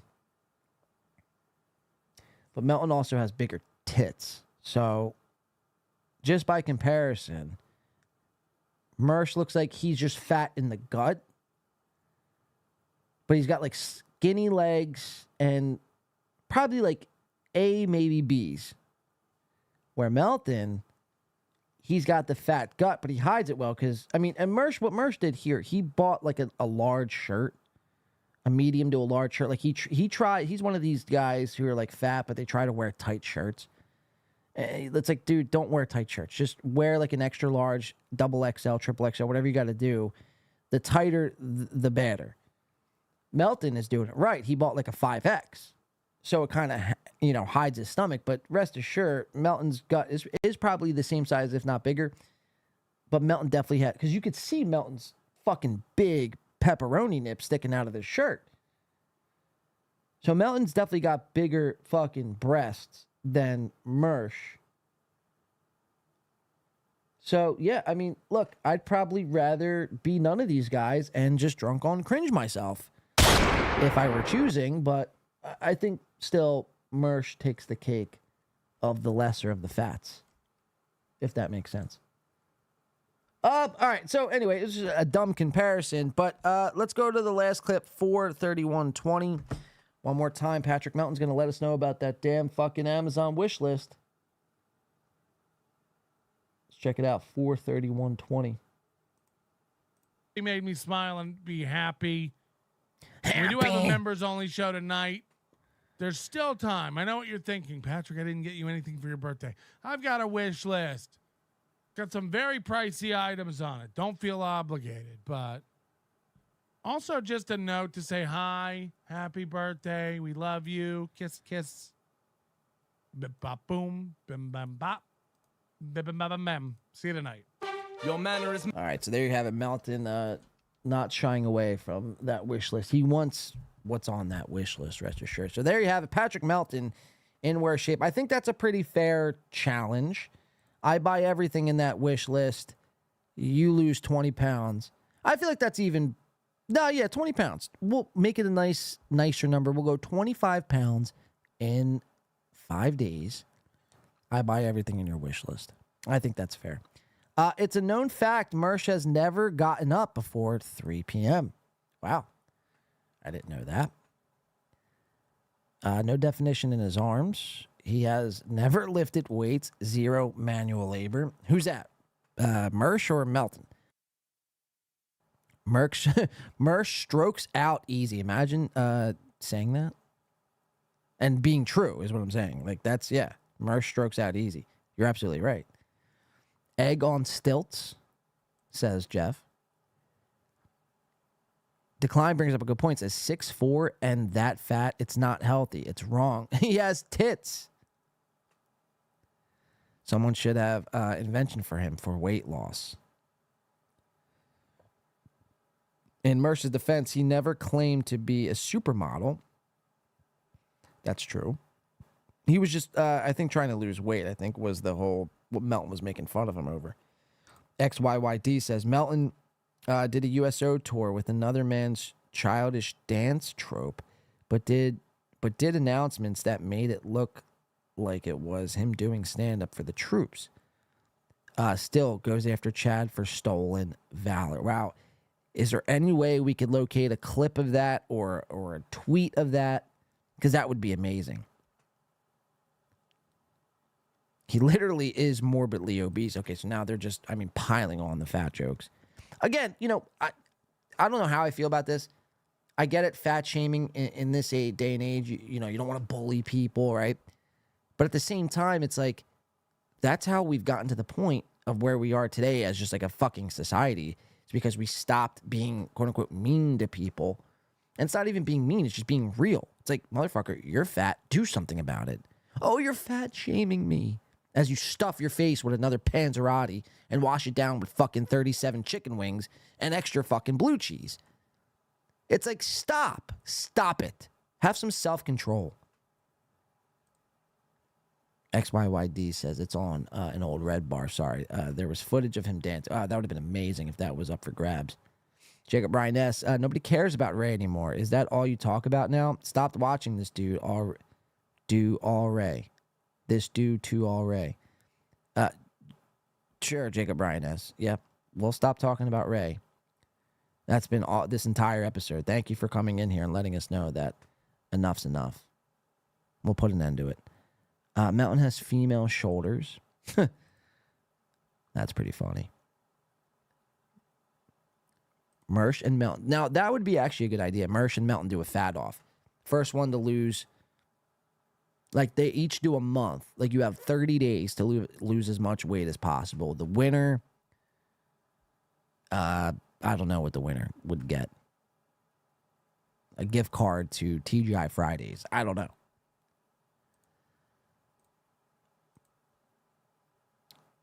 Sebastian says they don't name food after you if you are regular size. All right, I want to keep it going here. I want to give you guys a little Joey C update. Before we get into Joey C, I have Spider Alomar, which is my favorite guy online these days. Spider Alomar. You guys know who this is? Spider Alomarski. He's a good one. He's one of the better ones, better streamers. He doesn't say much, but when he talks, you better listen. Because Spider Alomar knows. I mean, Spider Alomar has figured out life. And we could really learn something from Spider Alomar. So I think it would really be, smart for all of us to kind of just chill, put our best listening caps on, and listen to Spider Alomar here. Now, he's going to talk to us about a problem he's been dealing with here over the last couple of weeks. And I'm here to tell you, Spider Alomar, if you need help, don't be shy to reach out. We're here at the Two Nation Army. We could help. What's the problem, you may ask? Well, let's check it out ourselves. This is Spider Alomar and Joey C's... I guess this is Joey C's mother? I don't know who the lady is on this video. I think it's his mother or his aunt with Spider Alomar. But Spider Alomar has a problem. Let's check it out. Some basketball, NBA. Oh, yeah. Who's winning? Well, I tell you right now, not my Lakers right now. Not your Lakers. Right? That's Joey C's mom, or is that Spider's mom? I'm not quite sure. Somebody got to help me out with that. No. Did you bet on it? Yes. Wait, Jeff, you can't be serious. Jeff says, what's a Panzerati? Joey's daughter let Spider inside of her. That's a true story. That is a true story. Kind of gross. You did? Imagine this motherfucker on top of you. Humping. Moaning.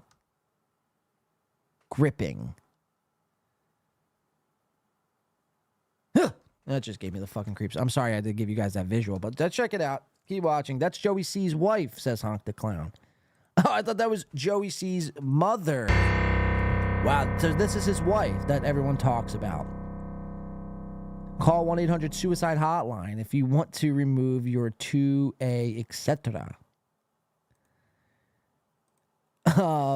Black-eyed children don't open the door, says Bex. Let's listen to Spider's problem. Oh, God, gambling's horrible, isn't it? Hey, don't say that. I can't help it, man. So he's caught right now between a rock and a hard place. He's gambling, and he can't not gamble. Now, I don't know what that's like. I do gamble, but I don't know what it's like not to not know how to stop gambling. It's very easy. You just stop putting money into whatever you're doing. You don't, you know what I mean? It's not like, now I get it. They say gambling is like a disease, right? And it's like an addiction. But I feel like it's easier to quit gambling as it is to quit heroin or alcohol. You know what I mean? But Spider, I would like to help you out. I could take you through the 12 steps of Gamblers Anonymous so you could see your higher power and get closer to a God in your life. You don't need to rely on gambling. You're better than this, Spider. You're the next fucking Jay Leno. Or as some people are saying, Beetlejuice from Howard Stern. I know. It's hard. Yeah. You lose it. You betting a lot, though? I'm good on basketball. And what do you think his bets actually are? Like $1, 50 cents, $2 at most? There's no way he's betting hundreds of dollars.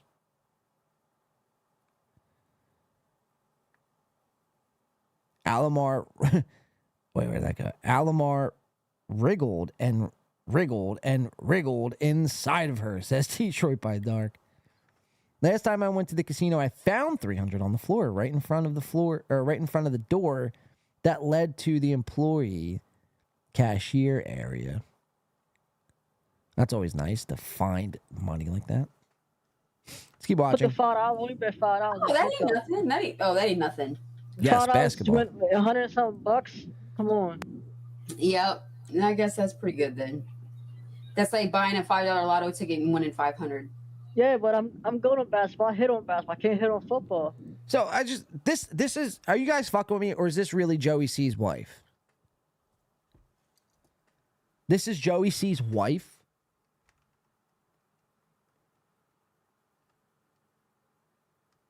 She looks like she's like old enough to be his mother. She got like swampy fucking everything. Yeah, that's Joey's wife, they're saying. I guess you guys aren't lying. Joey's wife has wiped down prison lunchroom tables for a year or two. Wow. Is that true, Joey?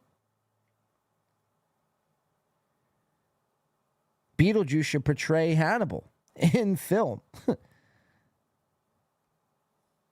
She has great hair, says the Klein host. Yes, that's the old ball and chain. Wow. I couldn't believe that. Yeah, you're not wrong. I mean, that is a great fucking head of hair Christina C has. Now, how do you guys know this is Joey C's wife? You're taking the word of Joey C? I don't know, man. I think something's up there.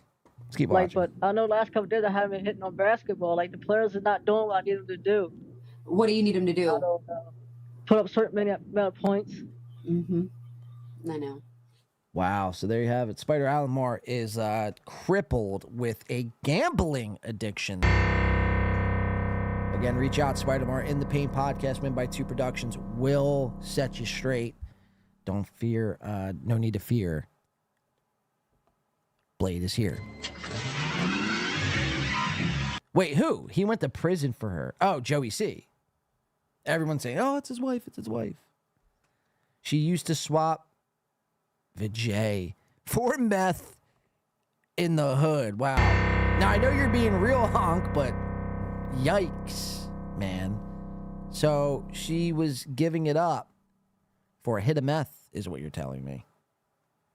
Wow, that completely changes how I look at Joey C. I used to kind of like, I wanted to like let him off the hook, but he might have to jump back on the hook.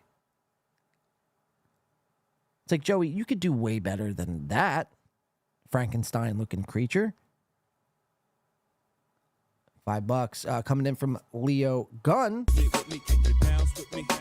Says Norm Macdonald had a great joke about gambling. He said it's the only disease that you could win a lot of money with. It's, yeah, completely. Yeah, it's true.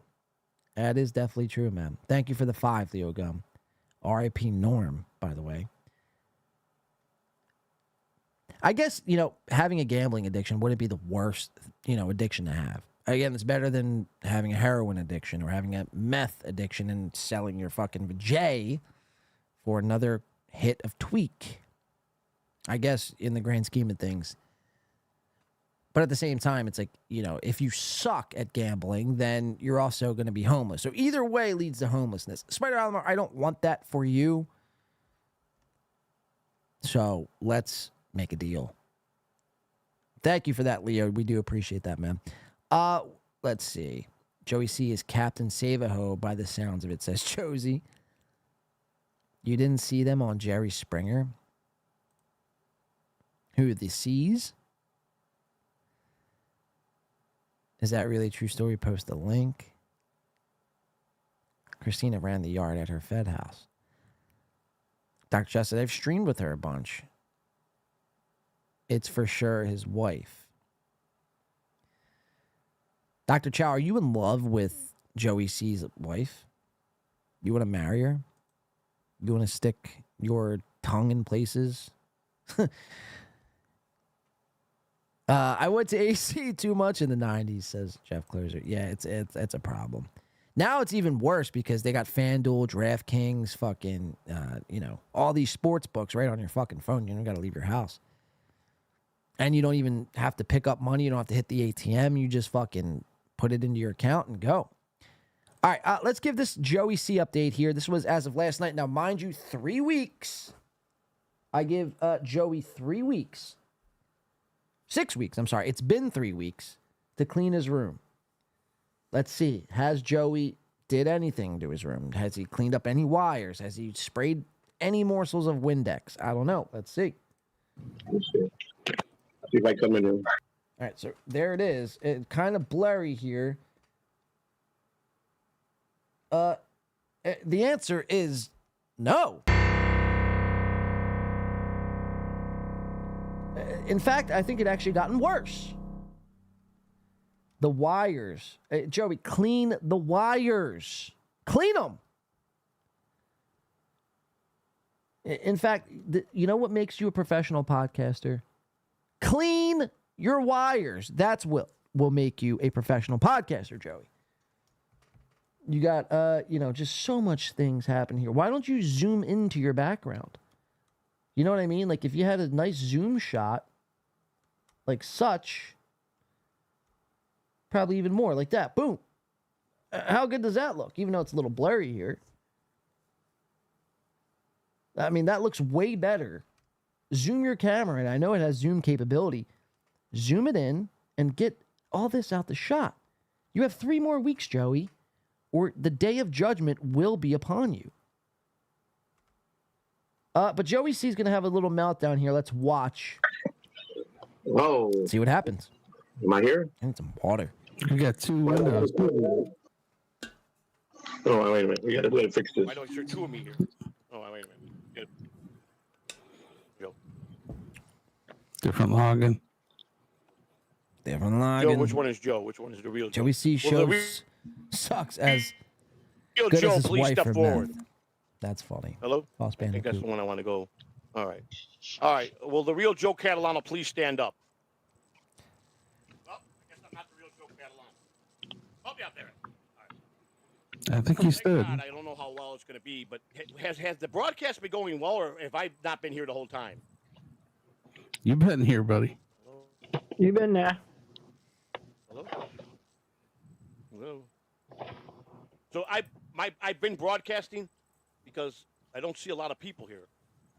Watching. Again, I see a lot of people like Leo Gunn. I'm a fan of Joey's ever since I saw the video of him battling the home invaders / drug dealers in the abandoned strip mall parking lot he lives above. Look, I want to be a fan of Joey. I want to kind of let this whole thing kind of just go by the wayside and move on. But he's not allowing me to move on.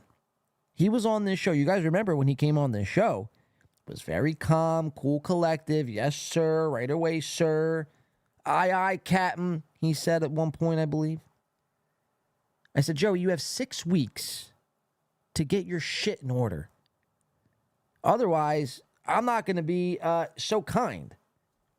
And I wasn't fucking bluffing. This wasn't me just blowing smoke up your ass. Or I wanted to give you a shot because you came correct. But now I feel like, again, much like Ray DeVito lied to me on my show, I feel like you came on and you were playing me like a fool, Joey. You're trying, essentially that's what you're saying. Is you're not taking this seriously. So it's time to get serious. Or again, the day of reckoning will be here. 10 years of hate. That hasn't gone anywhere. We paused it, but we will resume it if nothing changes. And it's not much. You don't even got to clean it. Just zoom in. So it's like, it's not hard, dude. Just, I want him to fucking clean this whole fucking crawl space up. That's what I want. But I know that's asking too much because Joey is so busy doing God knows what, fighting off fucking crime in Gotham City. It's like nobody is that busy to spray some Windex on a desk and push the wires out of the shot. You want to be a professional podcaster, that's what it's going to take. Otherwise, you're looked at as no better than, I don't even know, Little Mir. Ray DeVito. Like, you understand Ray DeVito's setup, Joey, looks like a majestical fucking paradise compared to your little setup here. And he sits in front of a dresser with 6 bobbleheads. Get it the fuck together. We're not going to have this conversation again. Get it together, Joey. Oh, your audio. So I guess I wasn't. I guess I was boring. Nobody liked my story today. Oh well. No, they left because of your audio. You know. No, yeah, I'm there really is some shocked. challenge with the audio. That's true, but Oh, my audio sucks. They My audio kept, sucks. they kept hearing that. They kept hearing that echo. I was trying to fix that. yeah. You see, this is horseshit. This one, I had such a fucking home run today, and the normal people that are here are gone. Well, I haven't seen Kip Smith in a while. He's back. He's one of our wrengers. Listen to Fearless this. 31, DC. They're talking. Since I have no idea what is going on here, I provided it. So Kip distracted everybody. He's the culprit why we got nobody here, and I don't know what for reason. I guess they weren't hearing me. We don't know what's going on, Kip. This went haywire. So I had to broadcast from my phone while I was able to even get back on my fucking my computer. I couldn't even get on my computer. It wouldn't even do nothing. So I don't know what the problem is. It's change audio source. Don't go there. It's not the audio source. Not my audio. The source, audio okay? sauce. Got nothing to do he with says. it. Got nothing to do with it. Everything's set the way it's supposed to be. We're not going down those roads again from last month. Sauce. Did I say that right? Source. Audio source. You know, it's funny because Vince the lawyer is a big. I'm not hearing Joey. Are you, Mr. Big Shot? I can hear him. I'm not. Yeah, it's not doing nothing. Can you hear it? Watch this shit. I can hear it. Anything to change anything. I don't know what the problem is, but I don't I'm know how the step internet out and come back in. affect me going into my Gotcha. back office of my fucking computer. You don't need. Not hearing me. No. All right. Well. Right. That's it. Buddy, fuck the stream. Fuck StreamYard. Fuck everything. Wow. I will not be back till this is resolved. I don't know how long that's going to take. If you can hear me or not, I am officially off the internet.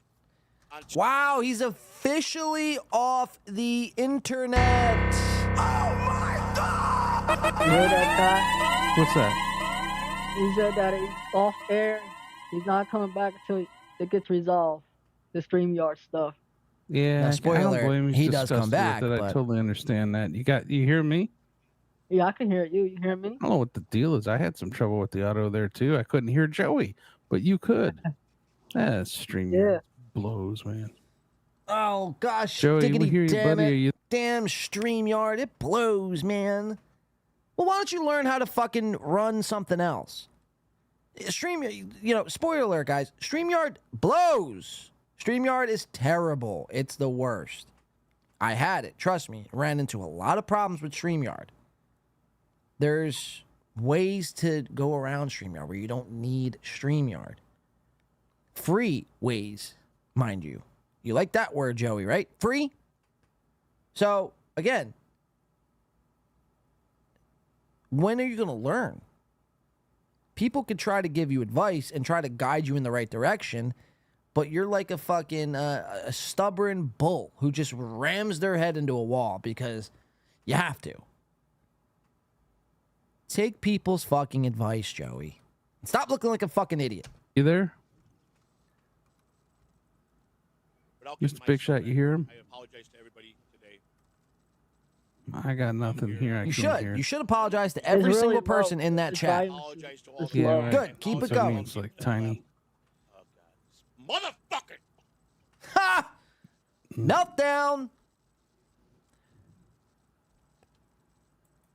He's getting somebody mad. Folks love you. Nobody needs to call me. I don't care. Just Leave me alone, guys. I'm going home. And look, gone. He's I gone. can't blame him. He's upset. Rage quit. Well, are you gonna do some karaoke or shall we give it a minute here? I'm trying to get man to see if he comes back in or if he wants to end this. I don't know. So he Oh, wants- right. You gonna text him or something? Huh? You He's gonna having text him? problem. I could text him after he wants you to end the Yeah, I show. didn't see him drop anything in the private chat, so. No. I could just only picture what Spider Animal are like, how he processes information, like how he processes StreamYard.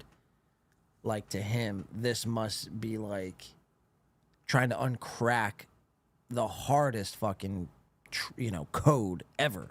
This is like trying to read like code on computer. How to code a computer is like how to read a regular StreamYard application.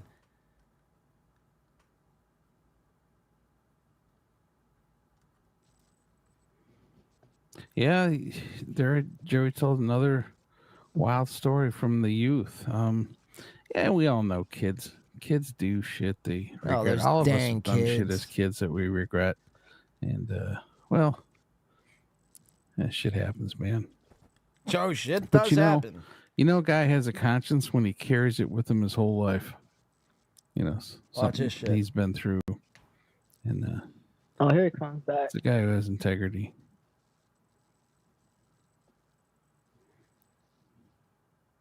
And it just ends. I mean, truly remarkable stuff there. Joey, Spider, and whoever else that was. Truly awesome stuff. Wow, I just looked down and thought I was not streaming anymore. That would have been crazy. All right, I want to do two more things. I have a new guy I want to bring on the show. And I also want to watch... look, this whole Ray DeVito thing, he stole jokes. He's a joke thief. We don't really have to get into it. I thought this was very interesting, though. Ray DeVito, Doppler ganger, we found. Tommy DeVito, the Giants' new quarterback now that Daniel Jones has hurt.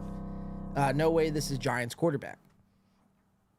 The description reads, it goes on to say, Giants starting quarterback Tommy DeVito revealed he still lives at home with his parents, where they cook, clean, and I think it says, do his wash. Ray DeVito, I mean, is much of the same way. So Tommy DeVito, Ray DeVito, you guys are like, definitely brothers. Definitely could be brothers.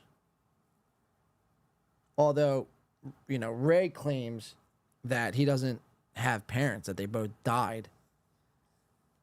But what if he was just hiding his parents? And really, Tommy DeVito lives at home with them. I don't know, just speculation. I just thought this was funny. Tommy DeVito, Ray DeVito's Doppler ganger. I want to show you guys a clip, and then I want to dive into this new guy before we exit 2023. Now, in the description of this show, it says, hashtag masks and filters must end. We must put an end to the masks and filters. So, with that, I want to bring on Dabbler. This guy wears a mask. I think he's 53 years old. We have Cardiff Electric, who I think is 46. Obnoxious John, who I think is 49. And Carlos Danger, who I think is 54. Carlos, I don't really have an issue with. It's the other three I question. They conceal their identity because they're scared. So 3 guys that live in fear go online, talk a little shit, but live in fear at the same time. So let's check it out. They have a caller call in the show. The caller's going to hate my show for some reasons. Let's hear those reasons. Basketball. So, What? of course, Ray equated basketball with black people. Big problem. What's the problem? Yeah, what a racist Ray is. You're not really. But also, Are you really offended? Are you offended by Ray saying, or you're just happy that you caught Ray saying it? oh no, I'm not offended at all, man. I'm just glad that I caught it, and I was the first person on the Dabbler to let everyone know about it. I agree. But also, Ray lied too. When? When I heard Ray call to the Win by 2 show. Wow, that's and me. Win by 2, John and Win by 2 asked Ray directly, "Did you write every joke that you said?" And Ray said yes. Oh. I don't know if I saw that. Look at Big Black with all the breaking news. Yeah, who's watching Win by 2? Thank you. Wow, Cardiff. It's like, who the fuck are you, dude? Who's lost the win by 2? It's like, you are a potato. Who are you? I will squish you like a bug, potato. Don't test my patience. Don't test my patience. You get one warning, and then I squish you like a bug. Saw that. Look at Big Black with all the breaking news. Yeah, who's watching Win by 2? Thank you. It's like, when is the last time you've been outside? You know? Do you go outside? Take off the filter. Show me your face. You won't, because you're scared. You live in fear. You hate being around people.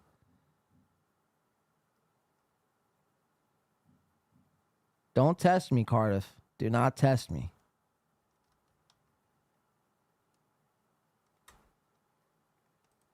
You're our Win by 2 has you're our Win by 2 correspondent, Angry Black. Keep monitoring them and let us know what's going on. I hate Win by 2. Cardiff, people are saying. Let me just be honest. I hate Win by 2 because he takes so long to drag out the good clips. I mean, look, I hear you. That's a criticism I get a lot. You know, I take so long to get the clips. I feel like I get through a lot of clips in 5.5 hours. There's a lot of clips I get to. I just feel like that's a crazy reason to hate a show. Oh, he takes so long to get the clips, therefore I hate his show. Well, so be it. Fine. You might hate my show because I take so long to get the clips, but then you find yourself watching this Saturday morning cartoons. Okay, no, that's fine. It tells me all I need to know about who you are as a person. But I watch it on delay. I put it hour ahead, and then I'll just zip through his stuff because he takes so long to get to the point. But he had to do the exclusive. He asked Ray directly, "Did you write every joke?" And Ray said yes. Oh, so I had an exclusive, yet you hate my show. Funny how that works. Get your own clips then, exactly. Get your own fucking clips. Cardiff tried to long con Stuttering John, but failed. Yeah, that's probably not the only thing he's failed at. His whole life is a potato filter on the internet. I'd say pretty confidently that it's his whole life is filled with failures. Parents are probably disgusted by him. Probably doesn't have parents. Probably adopted potato. Get real, Cardiff. Again, I will squish you like a fucking bug.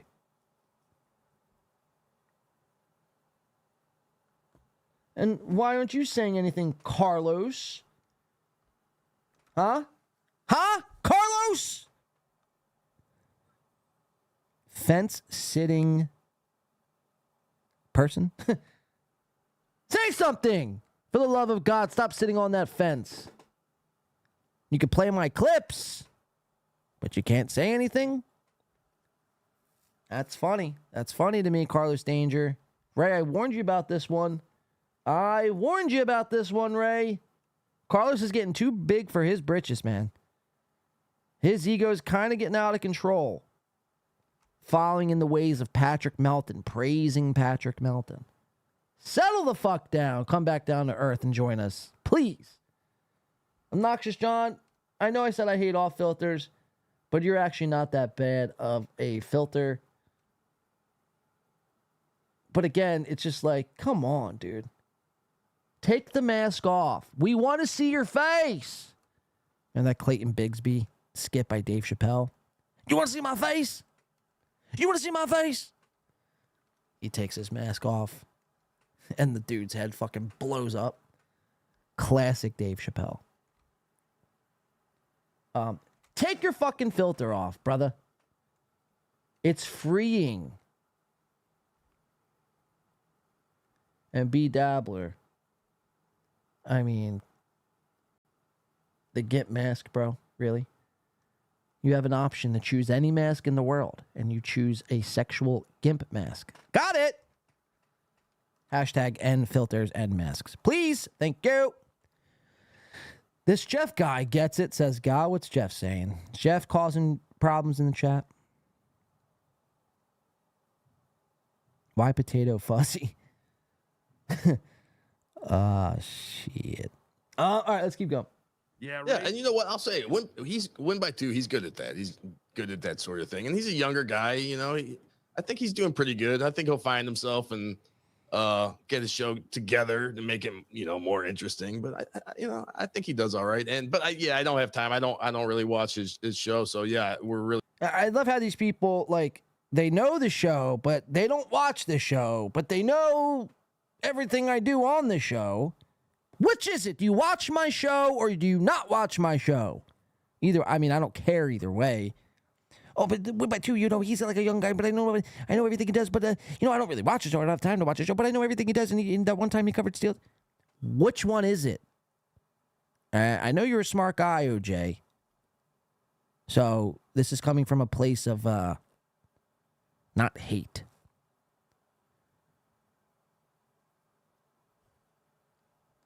I mean, seriously, it's like he's being questioned by a detective.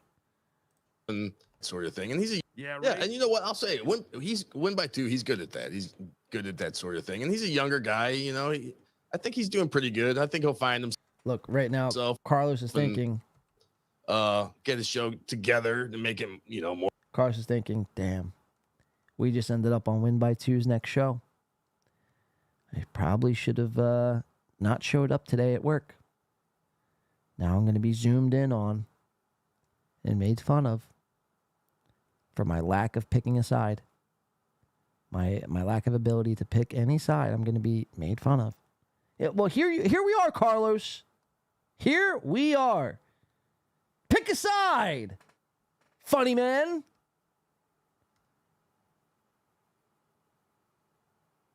Funny, before Ray DeVito, Carlos Dangerous podcast, 1 to 6 views.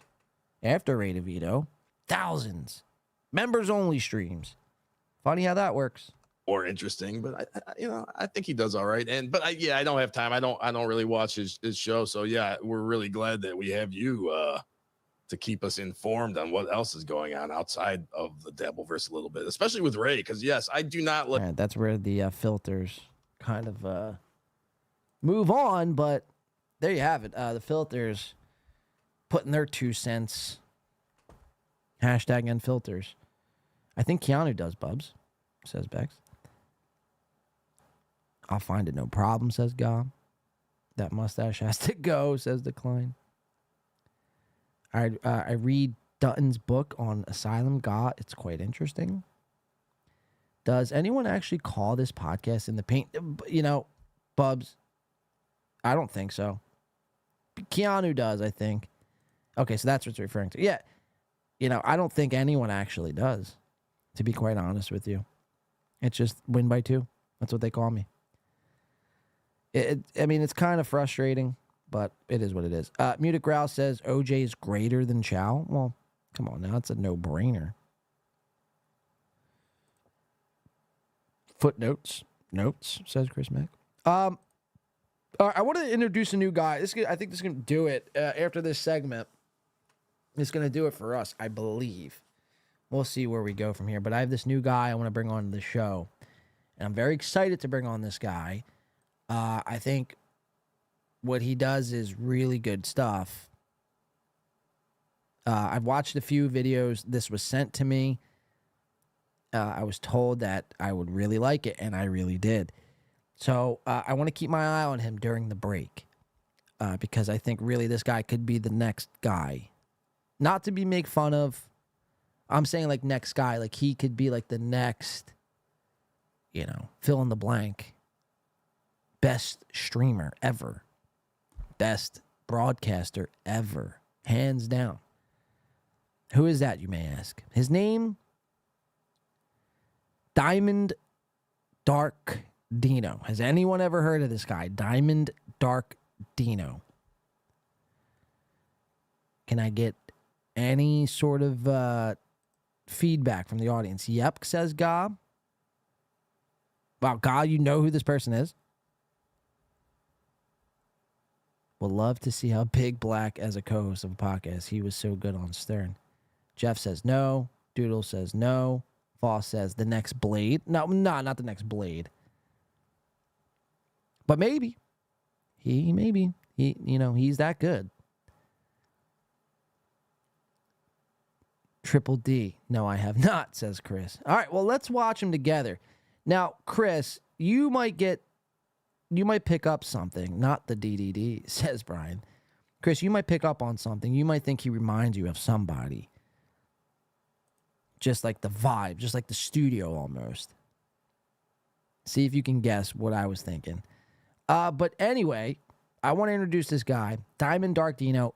Don't be hard on him. Let's give him a chance. And we're going to keep our eyes on him during the break. This is a new guy I'm bringing onto the show. I think this guy's wonderful. Diamond Dark Dino, everyone. Help me give a warm welcome to Mr. DDD.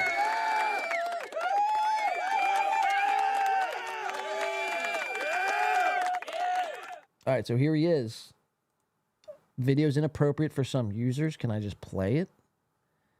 I think I got to do a refresh. Yep. All right, so tonight.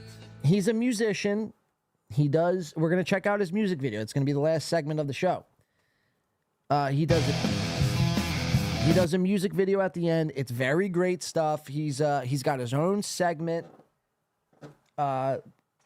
It's called, where's it at? The Rock and Roll Loser. He pretty much does what I do, but for people doing music. Like, he calls out the hacks that are in music, like James Hetfield and Paul Stanley. He calls them rock and roll losers. It truly is probably one of the best segments on the internet as we speak. I don't understand how this guy only has 100 views. Only 8 likes. That's my bad. I'll give him a like. But you could see I put a comment just because I was just blown away. But I go, wow, man, really digging the setup and vibe of this whole show. Love the rock and roll loser. Takes and agree on the David Lee Roth being king. Keep up the great work. Let me see. Do I get a reply? Dark Dino Record says, aw, thanks. I don't know if that's him. But anyway, without further ado, Diamond Dark Dino, take it the fuck away.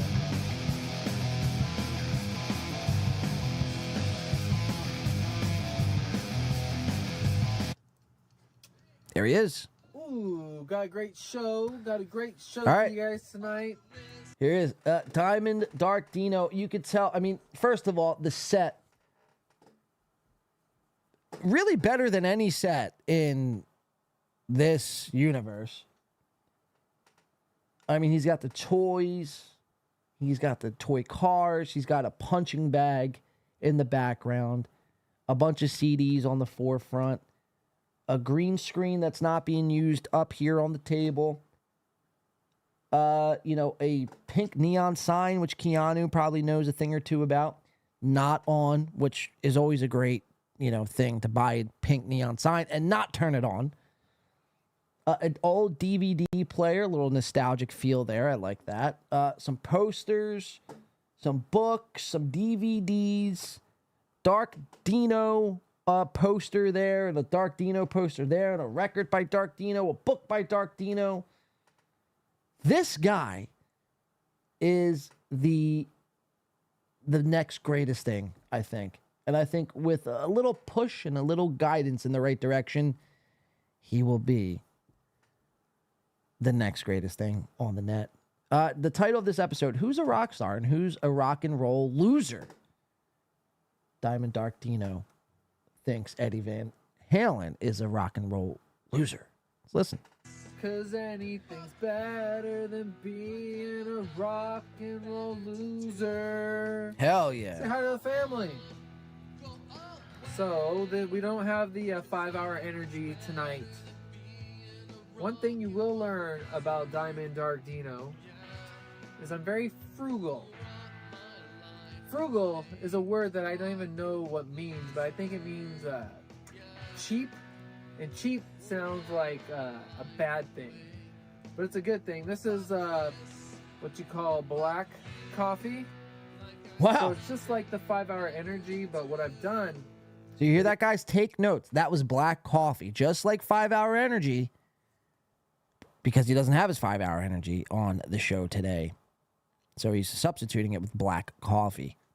If you've been watching the YouTube shorts, I've added the instant coffee, so it's like mud. Oh, caffeine, shit. But I like to do a celebratory toast and drink with you guys, even though I don't. Shall we? Your dark boy drank enough from the age 21 to 24 for all of you. I did a bit where I get to the toast. I did a shot of whiskey, and I was going to spit it out anyway because I actually did have a sore throat. But even having it in my mouth, like, I drank so much whiskey from the age of 21 to 24. This guy's fucking great. That the smell makes me sick. K and McDuck, actually, right on it. that Thank you, when K. When it was in my mouth, like for a whole day. Now, I mean, I can take like a shot of tequila or something, but whiskey, ooh, I had enough of it. I had a lifetime's worth of whiskey. I hear you, man. Because rock and roll. Rock and fucking roll. Whiskey when you're young and dumb and full of stuff, like I was. I thought it was cool to always have a bottle of Jack Daniels in my guitar cases to take into the clubs. Because then I'd be able to drink for free. That's like saving $200 a night. So Even much back then, going I on was here. A cheapskate. Let's just But watch it. Cheers, guys. Whatever Cheers. gimmicks you guys got, I don't care. Knock yourselves dead. Knock yourselves dead. I'll drink to that. All right, Diamond Dark Dino, here we go. Let's just watch a little bit. Get to know him. We good? You guys ready? You guys got all your gimmicks out of the way? Rock and roll, rock stars. And the whiskey or whatever, or the coffee. This is coming back up on, and that's great. By the way, nice computer chair. I do like this. Stylish. I know it's not a computer chair. It's a kitchen chair being used as a computer chair. I love it. Love the aesthetic. Let's keep it going. Wow. Rock and roll, rock stars, or rock and roll losers. I'm gonna keep whatever that was in. We don't cut. We don't edit. We don't edit. He doesn't edit. That's what rock I and respect roll that. is. Rock and roll is raw and real, people. Second guy on the list. Let's just make him the first one, because that's what we do in So rock this is and his roll. segment. We make slants. We make angles. We do whatever the fuck we want to do. Oh, Keith shit. Richards, rock star or rock and roll loser? Nice kitchen chair, Elton John. Rock star, such a rock star. He's probably my favorite artist ever. Such an amazing songwriter. Such a cool, unique spirit. So what if I told you this guy was like 42?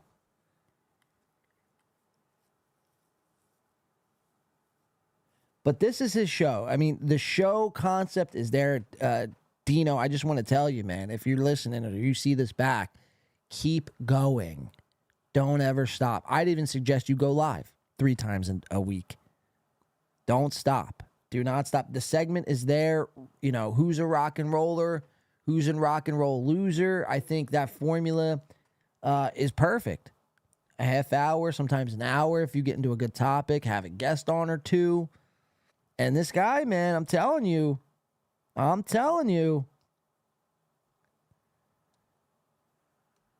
So let's hear him out, because we're going to watch his music video at the end. We're going to find out where he comes from. And when I show you guys this, you're going to be like, holy shit, like that's pretty bizarre. Because everybody knows the guy who he's going to mention here. And let's just watch some of his segment here. Always eats shepherd's pie. Eats healthy. Well, we were just talking about shepherd's pie on the last episode with Keanu. Yeah, he's done his fair share of narcotics and drugs, and like what all you guys are out there doing right now, watching. But the man, so amazing. And he's the one, I was watching an interview with him, and he was, the interviewer was just like saying, you know, basically saying that his backup band wasn't the best that he could get, which is bullshit. And he was like, listen, rock and roll is not note perfect. when you play rock and roll, if you're like on it perfectly, like that's not what rock and roll's about. Rock and roll's about combustion. Yes. And dangerous. Yes. And living on the edge. Yes. I used to Aerosmith. always tell the guys, and they never listened. Well, the drummer listened, but the other two guys. In this. Wait, what's he holding up here? We got to zoom in on that. Well, the drummer listened, but the other two guys. So it says, Mad Era California Rock and Roll Smoke Wagon. I guess this was their band. Smoke Wagon. I guess the other two guys quit and your drummer listened to you and followed your dream. In this cover band, I used to always tell them, we need a sound as if we are about to implode at any minute. I want the audience to be Back like to this, the like, 80s, says Hank. Are they gonna make it through the song? Like, are they gonna fight, or what's gonna happen? Like, I wanted the crowd to be on their toes. Now we always kind of played it safe because the other two guys were whatever, but danger, not real like danger, but just like entertainment, being a goof. Dino, if you watch this back, I want to know what all these books and DVDs are up here. You got to do like a whole fucking show on your props for your studio. I won't sleep until I know every single goddamn book on this fucking shelf. All right? Being a goof. Hello. Yeah, Keith honk. Richards, Jeez. rock star. Vern Reed.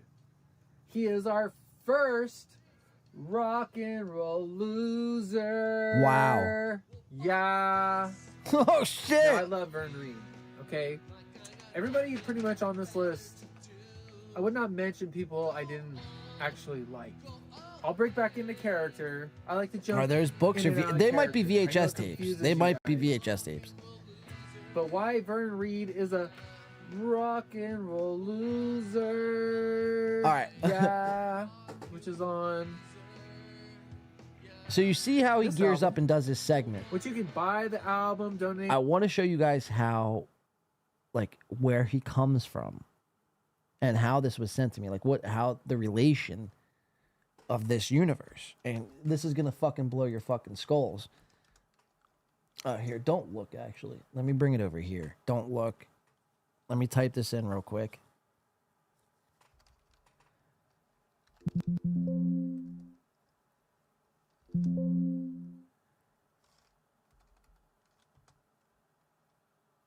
All right, check this shit out. Ready? We'll go to 21 minutes. And then he's going to play us a music video to sign us off.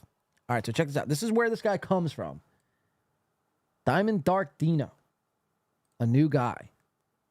Bootsy's a legend. He's always on. He's always in his stage gear. All he wanted to do was impress his brother, be in his brother's band. He had to fight to earn his brother. You're never going to believe this. Catfish's respect. I love you, Bootsy. Shout out to Bootsy, baby, the man.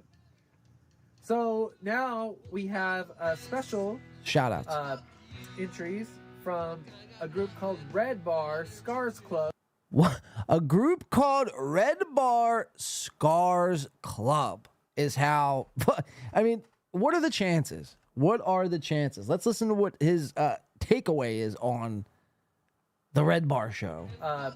Entries from a group called Red Bar Scars Club, which is on Facebook. A Facebook group is super fun. Yeah, just break each true other's Red Bar balls in the there. wild. It's hilarious. All the guys in there and the three ladies are very, how would you say? It's like dark humor, which I love. It's very fun. They love. I give them so much material. They can't wait for me to post. We have a lot of fun in there. And Mike David, the Oh my owner God. of this Red Bar Scars Facebook club, he has a show called Red Bar, which you can sign up online. Mike David, he's a rock and roll hero. Now I've only heard one of his original songs on a Insane, free episode right? on his internet show. But he was just like.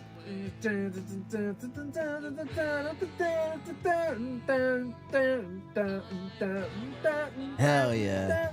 and he was singing with passion and emotion, and he was letting the song go away for free. Didn't I don't know. copyright it, or anybody could take the songs.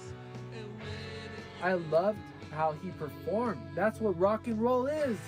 He doesn't give a fuck. Hell he was yeah. just expressing himself. Mike David, you are a rock star. Now, these came in from the Red Bar Scars Club, Red Bar X Scars Club. These are honorable mentions. Trey Zartman, sorry if I got that wrong, wants me to see if this is a rock star or a rock and roll loser. Kodiak Black. Now, I don't know who Kodiak Black is. I don't know any of these guys. Based off the name, I want to say he's a loser. Oh my God. Jonathan Huber? Or wait, is this the kid? Amand Por... Okay, so I think Amand Perla wants me to see if Jonathan Sounds like me Huber, trying to pronounce some shit. Jonathan Huber is a rock and roll hero or a rock and roll loser. Which, oh no, these are the two kids who want me to talk about. Eric Woods, I think. This dude has so many fucking toys. Who I think wrote some kind of viral song, some kind of... Now, keep in mind, what you're hearing in the background, you're hearing his song on a loop. This video is 33 minutes long. His song has been going on for 33 minutes. We're going to watch the music video. And guys, I want you to strap into your seats because this is probably one of the best music videos I've ever laid my eyes on. And ears, for that matter. Check out all his toys, though, too. Bullshit. Black Rain. The Black Rain kid. Look at all this shit. He's a rock and roll hero, man. It's like Ray DeVito. A song, I don't discredit something from... Ray DeVito would love to, like, co-host in this room here. You know how much fun Ray DeVito would have with all these toys? Be like a fucking kid on Christmas. Going viral. You should make a really cool 10-hour loop version of this stuff. Hero in my book. Yes, So very the three of fun. those people, whichever one is like the kids from the Scars Club, Jonathan Hoover, and I told them in the group I was gonna butcher their names. Jonathan Hoover, Amon Perkla, and then Eric Woods. You guys are all rock and roll heroes. Wow. Eric Woods wants me to review Marty Friedman. Now, Eric Woods, this kid's awesome, man. Thank you, man, for all the fucking love, dude. What a strange internet cool. world You're really we are cool, man. I in. appreciate it. Mute a crowd. Now, Marty 100%, Friedman, man. I have seen a lot of this guy. It's like such a small Marty world, Friedman's cool, man. yet it's fucking huge. I don't necessarily Dino sucking get off down, Red Bar is gay. Nor do I agree with guitarists learning so much scales and finger. I guess I should just let them do that. You have to understand, though, someone like him, like this dude is obviously emotionally stunted. Like, he's stuck as a 20-year-old child. Like, he's like 45, I think. Definitely in his 30s, at least. So he doesn't get things like the rest of us do. But that's fine. You know, everyone doesn't learn the same. Everyone doesn't develop the same way. I want to give Dino a shot. And during this break, I want to watch him. And I really honestly believe in what he is capable of. And I believe he's capable of great things. Fantastic things. Especially for this show. Dino, look, we're not coming at you from a place of hate here. We're coming at you from a place of encouragement, Dino. So let your fucking, keep creating great stuff, man. The rock and roll losers. I mean, what a segment. What a segment. You should see my chat right now. They're loving every second of it. We're going to watch his music video. It's coming up here. Let's just fast forward a little bit where he sets this up. Oh, it's even got like a little promotional text. It says, stay tuned for the music video. Let's check it out. Roll loser and who's a rock and roll rock star. We will do this again, but I need your guys' input. And this time I'll Foss Bandicoot says, so no show for the rest of the year. Foss, definitely won't be back in November. We might do one maybe before Christmas if everything is ready. If not, definitely first week back in the new year. We will be back. Yeah, rebuilding everything, man. Coming back, fresh start, fresh chapter. I'll get all of that in a second. Time to shine here. Research who you guys send me. Just leave it in the comments who you guys want me to expose. I will do my homework. I really will.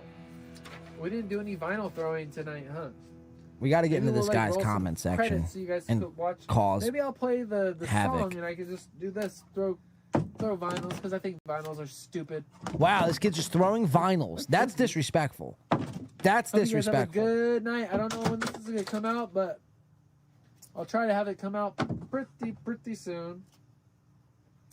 Lovers and Strangers. That's a good one. Jesus. Feral Cat Records. Free plug. And these vinyls were great after you do this to them. They don't bother them at all. Stay tuned for the music video. That one got fucked up. Have a good night. I'm so excited for this music video. It's the greatest music video I ever saw in my life. Check this out. Listen to Dark Dino Records. Go find me on the YouTube, on the Spotify. Oh, yeah. The new color CBS. vinyls are rad, God says. That was our show. London? Is this really London? Oh, made in England. The Decca. I thought it was London. Some other guy's band. But yeah, have a good day. Have a good night. What, like wherever you vinyls? are. Stereophonic. Bubs? That's cool. Vinyls? I call them records. And remember, don't forget, talk is cheap.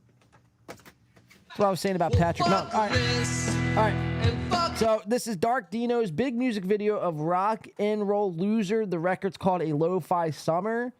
Dark Dino Records presents. Let's check this music video out. This is going to be great. This is going to be great. I love Dino. Right. You should love Dino. Great stuff. Let's watch. Dino. Go on, go away, 'cause anything's better than being a rock and roll loser. Yeah. We'll rock my life away. All right, so I just want to set this up for audio. Sorry, I'll only pause this once. Audio listeners, what we're watching right now is Dino in front of a green screen that's not chroma keyed. It's just the green screen. We're watching Michael Myers walk in and out of what appears to be a Panera Bread. And that is the concept of the music video. I mean, insane.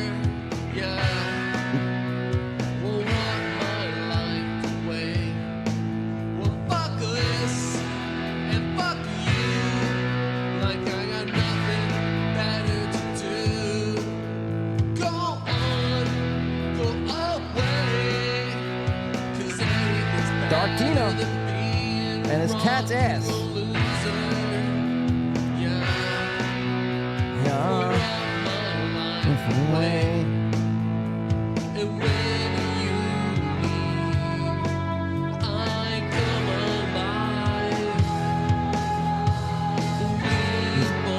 Got the nice, sorry, I said I wasn't going to pause, but here I am pausing, but I have to pause on this and zoom. The nice fucking, like wrestler style leather jacket with the no shirt. Look going here. Very classy, very 80s. I mean, this dude, really skipped a few generations, man. Like, you should have grew up in the 80s. You would have been a fucking superstar, Dino. Someone had to lose, and when you leave, knocking on my door. Well, fuck this, and fuck you. Fuck you. Blasphemy. How old is this? Munich Route, this just came out. This literally just came out within the last couple days. Seems like a strong possibility, says James. I'll rock my life away. I'll rock my life away. Rock and roll loser. Yeah. I'll rock my life away. Rock and roll loser. Yeah. I'll rock my life away. I'll rock my life away.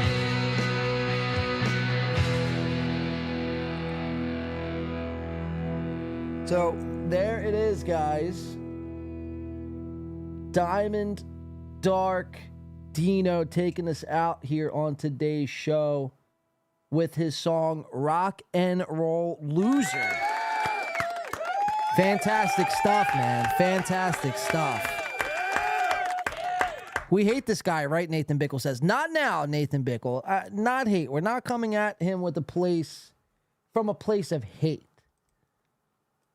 We're coming at him with a place of encouragement. We want to encourage him. We want him to keep doing this sort of content. It's more for us to watch. So, Dino, look, I know this is probably going to get back to you somehow. This, look at this as a friendship that could be started. Maybe we could jam someday, right? Just kidding. Not all that, but look, we're not hating him as of yet. I saved a lot. I just wanted to set him up and introduce you guys to him. And when we come back, rest assured, we will have a lot of tricks up our sleeves. Get this guy on Win by 2 radio. Yeah, he's going to have to be doing it. He's going to have to get on here for a guest spot. We're going to need him on. Dibs on sending this to Mike for the $100 Red Bar in the Wild. Finder's fee. Mutant Growl says, wow. Ginger in Las Vegas says, Little Mirror vibes. Yeah, so look, definitely Little Mirror vibes. Definitely, I don't even know what other vibes like he gives me. Like, I guess that would be Little Mirror if Little Mirror did rock, Yeah, I mean, what an insane show. Diamond Dark Dino. Go check him out. Go sub to his YouTube page. Comment. Tell him, Win by 2, send him over.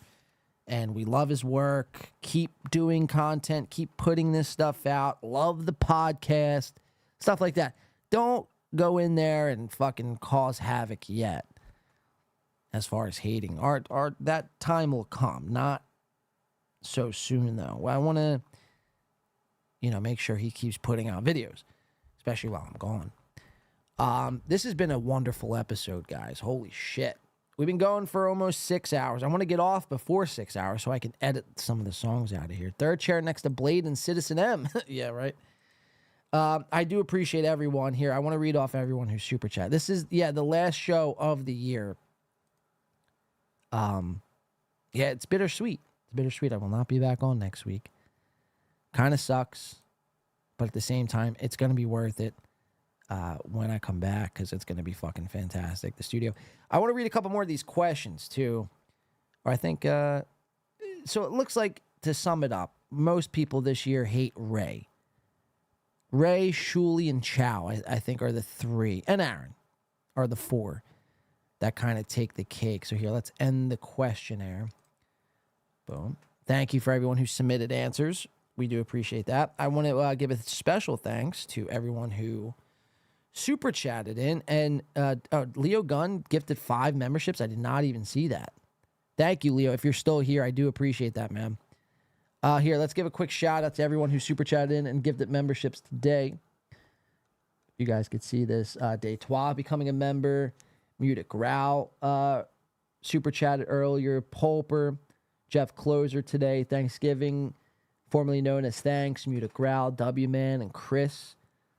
Toto Payne Diaz, W-Man, Kush King, Peter Sky Parker, Italian Stallion, Soft Weekly, Balls Deep, Leo Gunn with the 5 memberships, and James Bank. Blade, sorry I've missed most of these last 2 shows. Very fun show. Very fun year. This has been a very fun show. Very fun show. Very fun week. Please bring the bottles to the new studio. We'll see. We might be recycling the bottles. We might give them away. I don't know. Thank you, though, James, for that. We do appreciate that, man. And yeah, catch up on the shows. Like I said, it'll be about 4 to 6 weeks until we're back. 4 to 6 weeks. Bittersweet, but we'll be back. Nathan Bickle, good year, my man. Thank you, Nathan Bickle. We do appreciate that for the 20. I don't even know what kind of money that is. 20 Australian dollars, possibly. But thank you for that, both of you, James and Nathan Bickle. We do appreciate that, guys. Yeah, look, this is going to do it, guys. Look, everyone, next week's Thanksgiving. Have a great Thanksgiving. Have a great Christmas. If I'm not on here, have a great New Year. Stay safe. Keep an eye on all these guys. Patrick and Steel Toe and Chad. All these motherfuckers. Keep an eye on them. Don't let them just skate by and talk their shit. Hold them accountable. And, yeah. We'll be back. We'll be back better than ever. We'll be going harder than ever before. Happy holidays, my dude. Thank you, Foss Bandicoot. Everyone stay safe. Enjoy, seriously, the next couple months, enjoy your time with family, friends, or yourselves or whatever. And, yeah, we'll definitely be back. We'll be back stronger than ever before. I just want to give everyone a shout out who's supported the show over this year. This has been a great year for us here at Win by Two. Really our best year up to date. And that's not, made possible without you guys. So I definitely do appreciate all that. Everyone who contributed to the show. And whether or not you super chatted or gifted memberships or you were just here and, watching with, donating with your time. That means more to me than anything before. Or anything else, I should say. I don't like getting too fucking sentimental, but I do appreciate all you guys, and the Two Nation Army. We'll be back better than ever before. Thank you so much, guys. We'll see you all next time. Enjoy your holidays. Everyone, Honk the Clown. But anyways, Nathan Bickle, Chris, Bex, Jeff Closer, Foss Bandicoot, Honk the Clown, Dr. Chow, James, Muted Growl, Sam V, of course, and everyone else in between, Yuchi, and everyone else, Bubs. But anyways, trying to make sure I don't miss anyone. Ginger in Vegas, Josie. You guys are awesome. You guys are awesome. And thank you so much. We'll be back for sure. And we'll be back with a new look. I'm excited to show you guys an unveiling of the new studio. Be nice to my man, Dino. Make sure he's posting videos because we want to come back to something even better with him too. We'll be back. We'll be back. This has been a great show. Tom Chilstrom, one last time. What do you say? Tommy! No, hey, everybody. Thanks for hanging out with us. Thanks for being here. Pretty solid effort all around, I would say. Mostly from Corey and I. Luke had some good points. But all in all, a good show. Thanks for everybody for being here. Let's call it a night. Thank you so much. And Aaron and April, one more time, as always. This has been a very fun show. Very fun show. Very fun week. Of course. That's going to be it for us, guys. Thank you so much. Stay safe. Enjoy your holidays. And happy holidays. Happy New Year's. Happy Thanksgiving. Happy Christmas. Yada, yada, yada. Until next time, guys. Thank you very much for everything that you guys do. We will talk to you then. Enjoy the rest of your week and weekend. We'll see you next time.